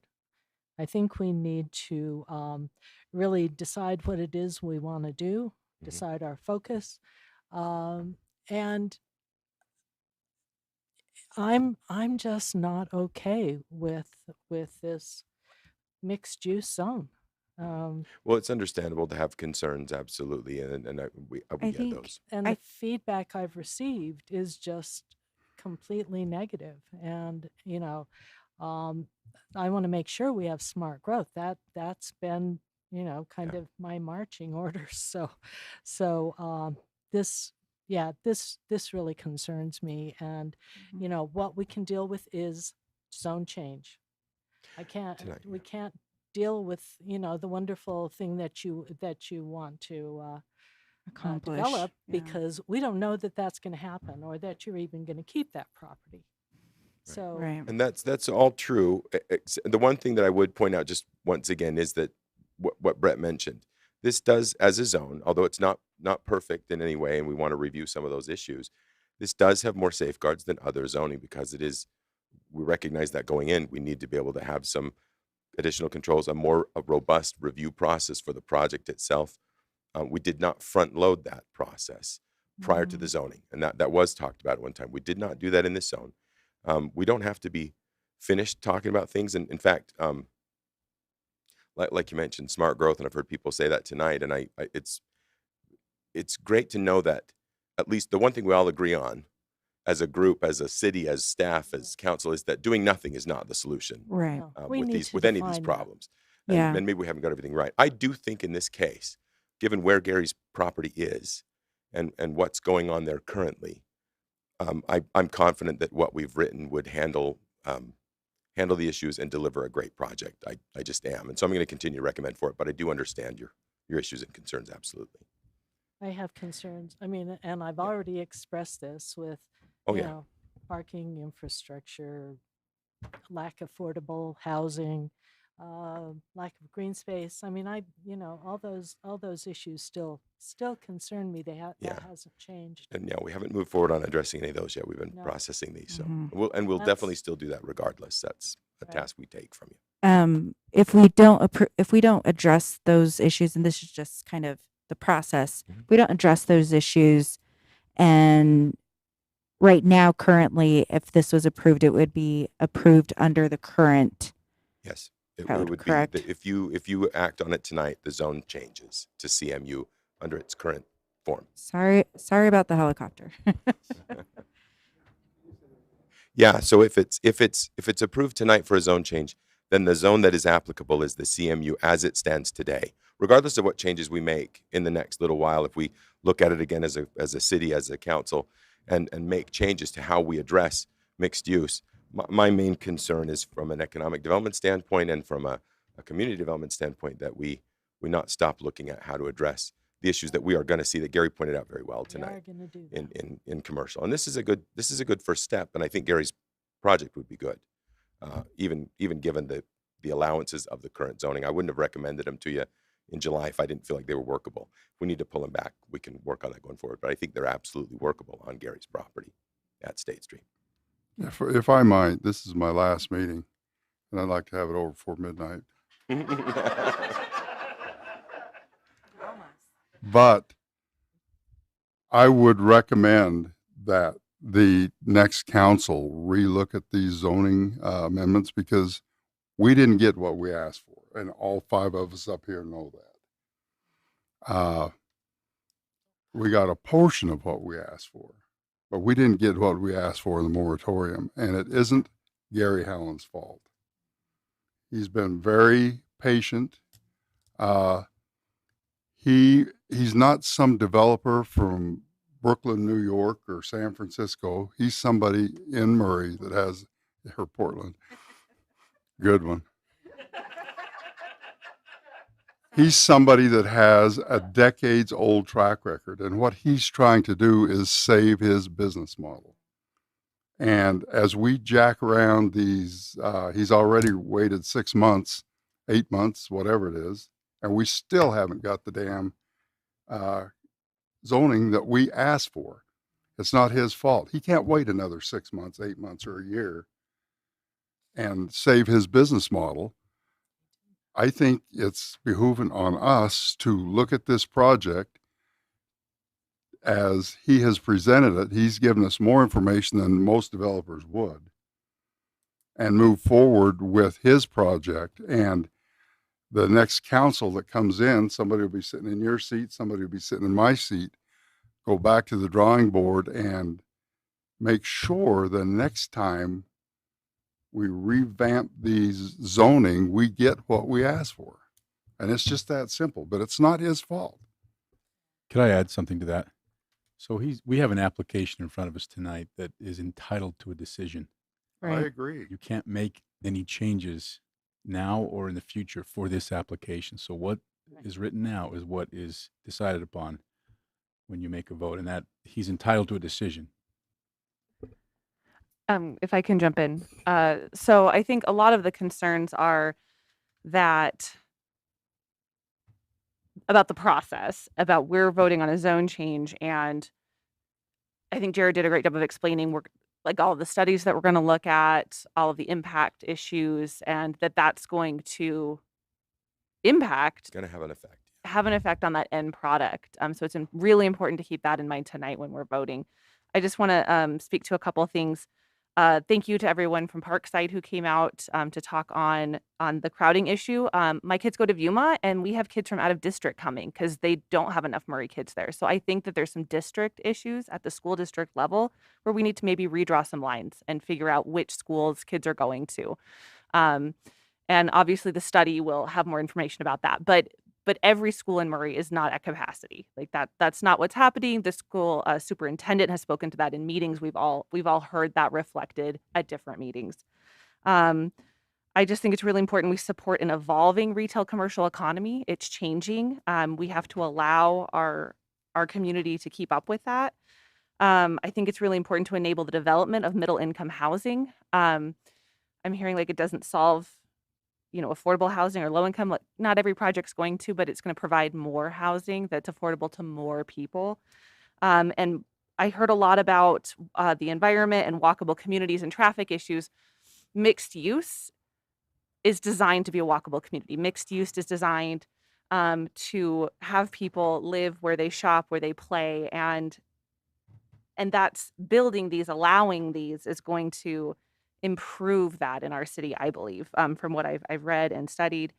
I know change is hard, change is scary. I know lots of people personally who have asked me in the last 6 months, when do I get to live above Barnes and Noble? They're watching that property and they want to know when they get to move in, and they think it sounds amazing and they can't wait. So they didn't come out tonight because they're into it. So they were like, take care of it, it'll be fine. But those voices are out there. But I think when you're pleasant or like pleased with something, it's harder to have the energy to come out to talk about it than when you're not. And there were so many good points made today and good concerns, but I think they will be addressed in the process as it is. So I feel very comfortable with this zone change, and I think it is our job is the best use for land, and I truly feel mixed use is the best use for this property at this time. All right, thank you. Any other discussion, council? Okay. I will, I guess, take a motion. Is that where we're at? I'll make a motion. I move we adopt an ordinance relating to land use, amends the general plan from general commercial to village and center mixed use, and amends the zoning map from CN to CMU for the properties located at 5283, 5217, 5157, and 5177 South State Street, and 151 East, 5300 South, Murray, Utah. I'll second it. All right, I got a first and a second. Brooke? No. Aye. Aye. Aye. No. All right. Thank you so much. Thank you again, everyone, for being here tonight. Again, you do have many opportunities to continue this process and have more opportunities for participation as well. We're going to go ahead and move on to business item number 1. We're going to try to move through these pretty quickly. So thank you again. Brenda, we're going to go ahead and start with Brenda. Consider a resolution to acknowledge the completion of receipt of the annual comprehensive financial statement for fiscal year 2020 to 2021 and direct the notice be published pursuant to section 10-6-152 of the Utah Code. Brenda Moore. Hello.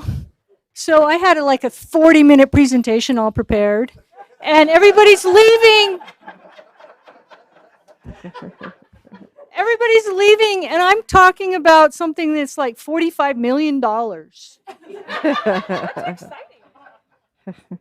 Brenda, would you like to postpone your presentation?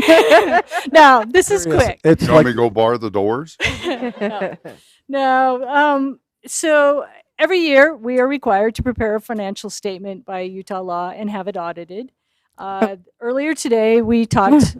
Sorry, Brenda. We're going to go ahead and excuse Brett. Brett has to leave. Okay. So we received our report. You guys have all gotten a copy of the financial statement. One will be posted on the internet on our website tomorrow morning.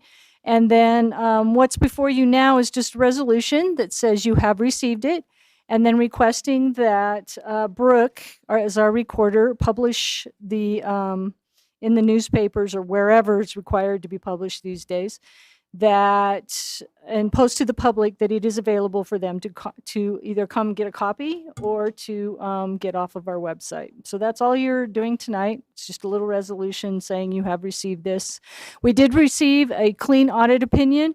I am pretty positive that this will also get the GFOA award for outstanding financial presentation, because we make sure that we follow all of the rules and do all of the things that they like to see in the financial statement. So that's it. All right. Thank you, Brenda. I just want to say, in our finance meetings, we got amazing reviews on Brenda in the audits. And so just can't do enough shout outs to Brenda even after 10 p.m. So we just love her that much. She keeps us in really good shape. Thank you, Brenda.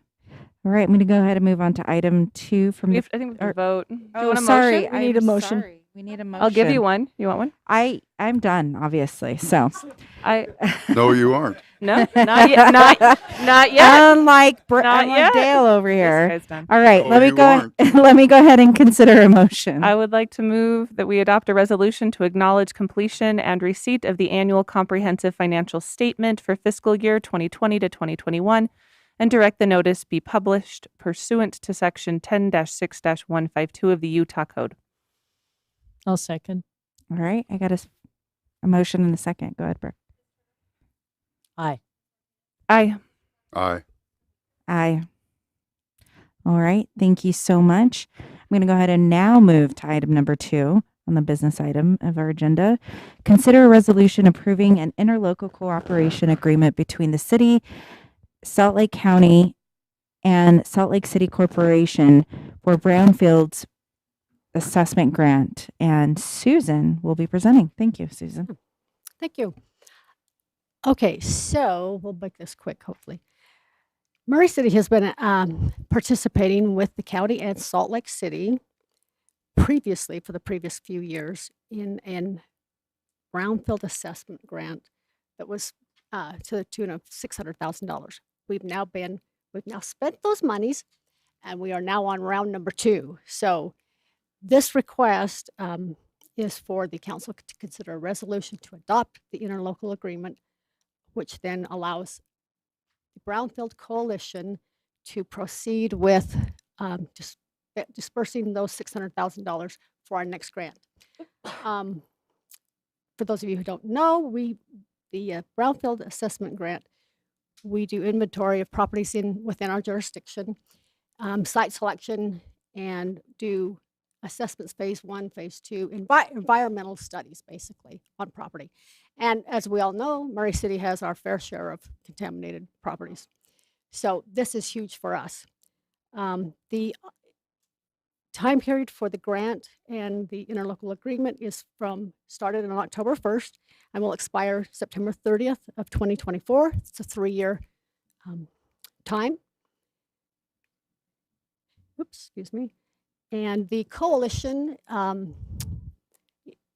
I said, is part of Salt Lake City, the county, and Murray City are part of that coalition. We have 2 members from each agency, plus the county has an additional member which manages the program. So there's a total of 7 voting members.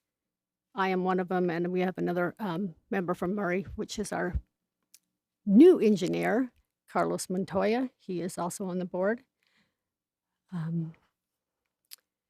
So as I indicated, the purpose is basically to facilitate to spend those monies to help redevelop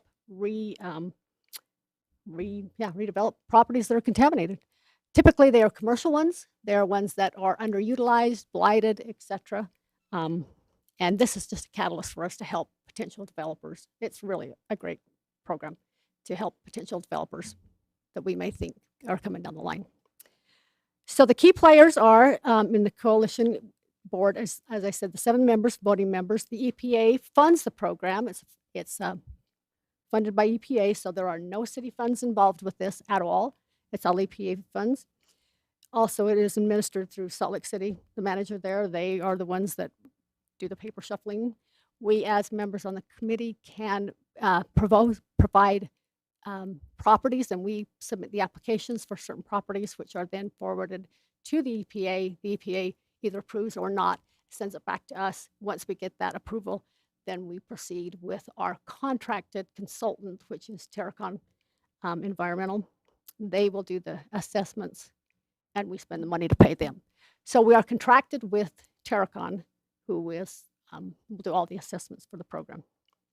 I'm really breezing over this, but Susan? Yes. Could you speak into the microphone a little bit? Oh, wow.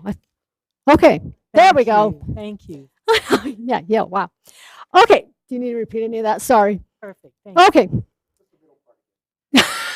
Which middle was that? So our goal as the coalition is we anticipate having 18 phase 1 reports, 12 phase 2 reports, and 6 cleanup plans that would take up to $600,000. And we prioritize those properties. We submit them based on priorities. It's kind of interesting. I served on the last grant, which was from 2019, actually, that expires within next October. So the 2 programs overlap by 1 year. But we were so good at spending the money, we had it spent less than 2 years. In fact, it was 18 months that we had the $600,000 spent between us, Salt Lake City, and the county. So that's great. That's the intent is. We want to spend the money and get these properties redeveloped. And I will show you a list of where that money was spent here in just a second. So we want to have potentially 18 phase 1s, 12 phase 2s, and then 6 cleanup plans. When we submitted our application, which was over a year ago, we had to kind of indicate what areas we thought were going to be the area of our focus for each municipality. For Murray, we put in the Central Business District, which is the downtown smelter site area. That does not obligate us to stay specifically with that area. We can do any properties in Murray, but that was just, the basis of our application. We had to have some kind of an area indicated. So the grant that we just spent, I just included the projects for Murray. So of the 600,000, actually there's contractually $570,000 that is spent for the vendor, which was Terracon again. So this lists out where we have spent the money thus far. And actually there's only a couple $1,000s left, so it's basically gone. But as you can see, the properties there are listed from Think Architect to the Starwood Barclay. That's about 4,250 south, 100 west. The satellite property we didn't complete because the city, well, it changed developers in the meantime. So that one kind of went away. However, as you know, it is being developed anyway by a private developer. He flipped the bill for it instead of using the brownfield funds. And then there's the Murray RDA block and Box Elder Apartments, which is anticipated to be coming down the pipeline anytime for site plan approval for that project. And then we have also still to get our pre-demo survey for the Murray RDA area. Anyway, so the total expenses that we have spent for in behalf of Murray City is $204,666 as of now. And there really is no funds left to spend. So the next budget, the new one that is being requested for this resolution, this is the anticipated budget. We are pretty much held to that. But it's regulated by EPA. They oversee it. We cannot adjust these dollar amounts in any of the columns whatsoever. So like there's the personnel, there's travel expenses, there's supplies, basic hard costs. And then the rest is spent for the environmental studies, which come to a total of $600,000. That's a very brief overview. So anyway, I am here to ask that the City Council consider the resolution which adopts the interlocal agreement for the brownfield assessment grants in the amount of $600,000. All right. And I'm happy to answer any questions. Thank you. Anybody have any questions? I'll make a motion if you're ready. Yes, I will take a motion. I make a motion, we approve a resolution approving the interlocal cooperation agreement between the city of Salt Lake County, between the city and Salt Lake County and Salt Lake City Corporation for Brownfields Assessment Grant. All right. Thank you. Can I get a second? I'll second. All right. Thank you. I have a first and a second. Go ahead, Brooke. Oh, aye. Aye. Aye. Aye. All right. Thank you so much. Thank you, Susan, for that presentation. And we'll go ahead and turn it over to the mayor's report. I was going to do my part to get Brett on the road and decline to do a report tonight, but since he's already gone, I want to do my part to get the rest of us on the road. So I have no report tonight. All right. Thank you, Mayor. All right. With that, I will go ahead and adjourn the meeting. Thank you so much, everyone. Thank you for all that remained.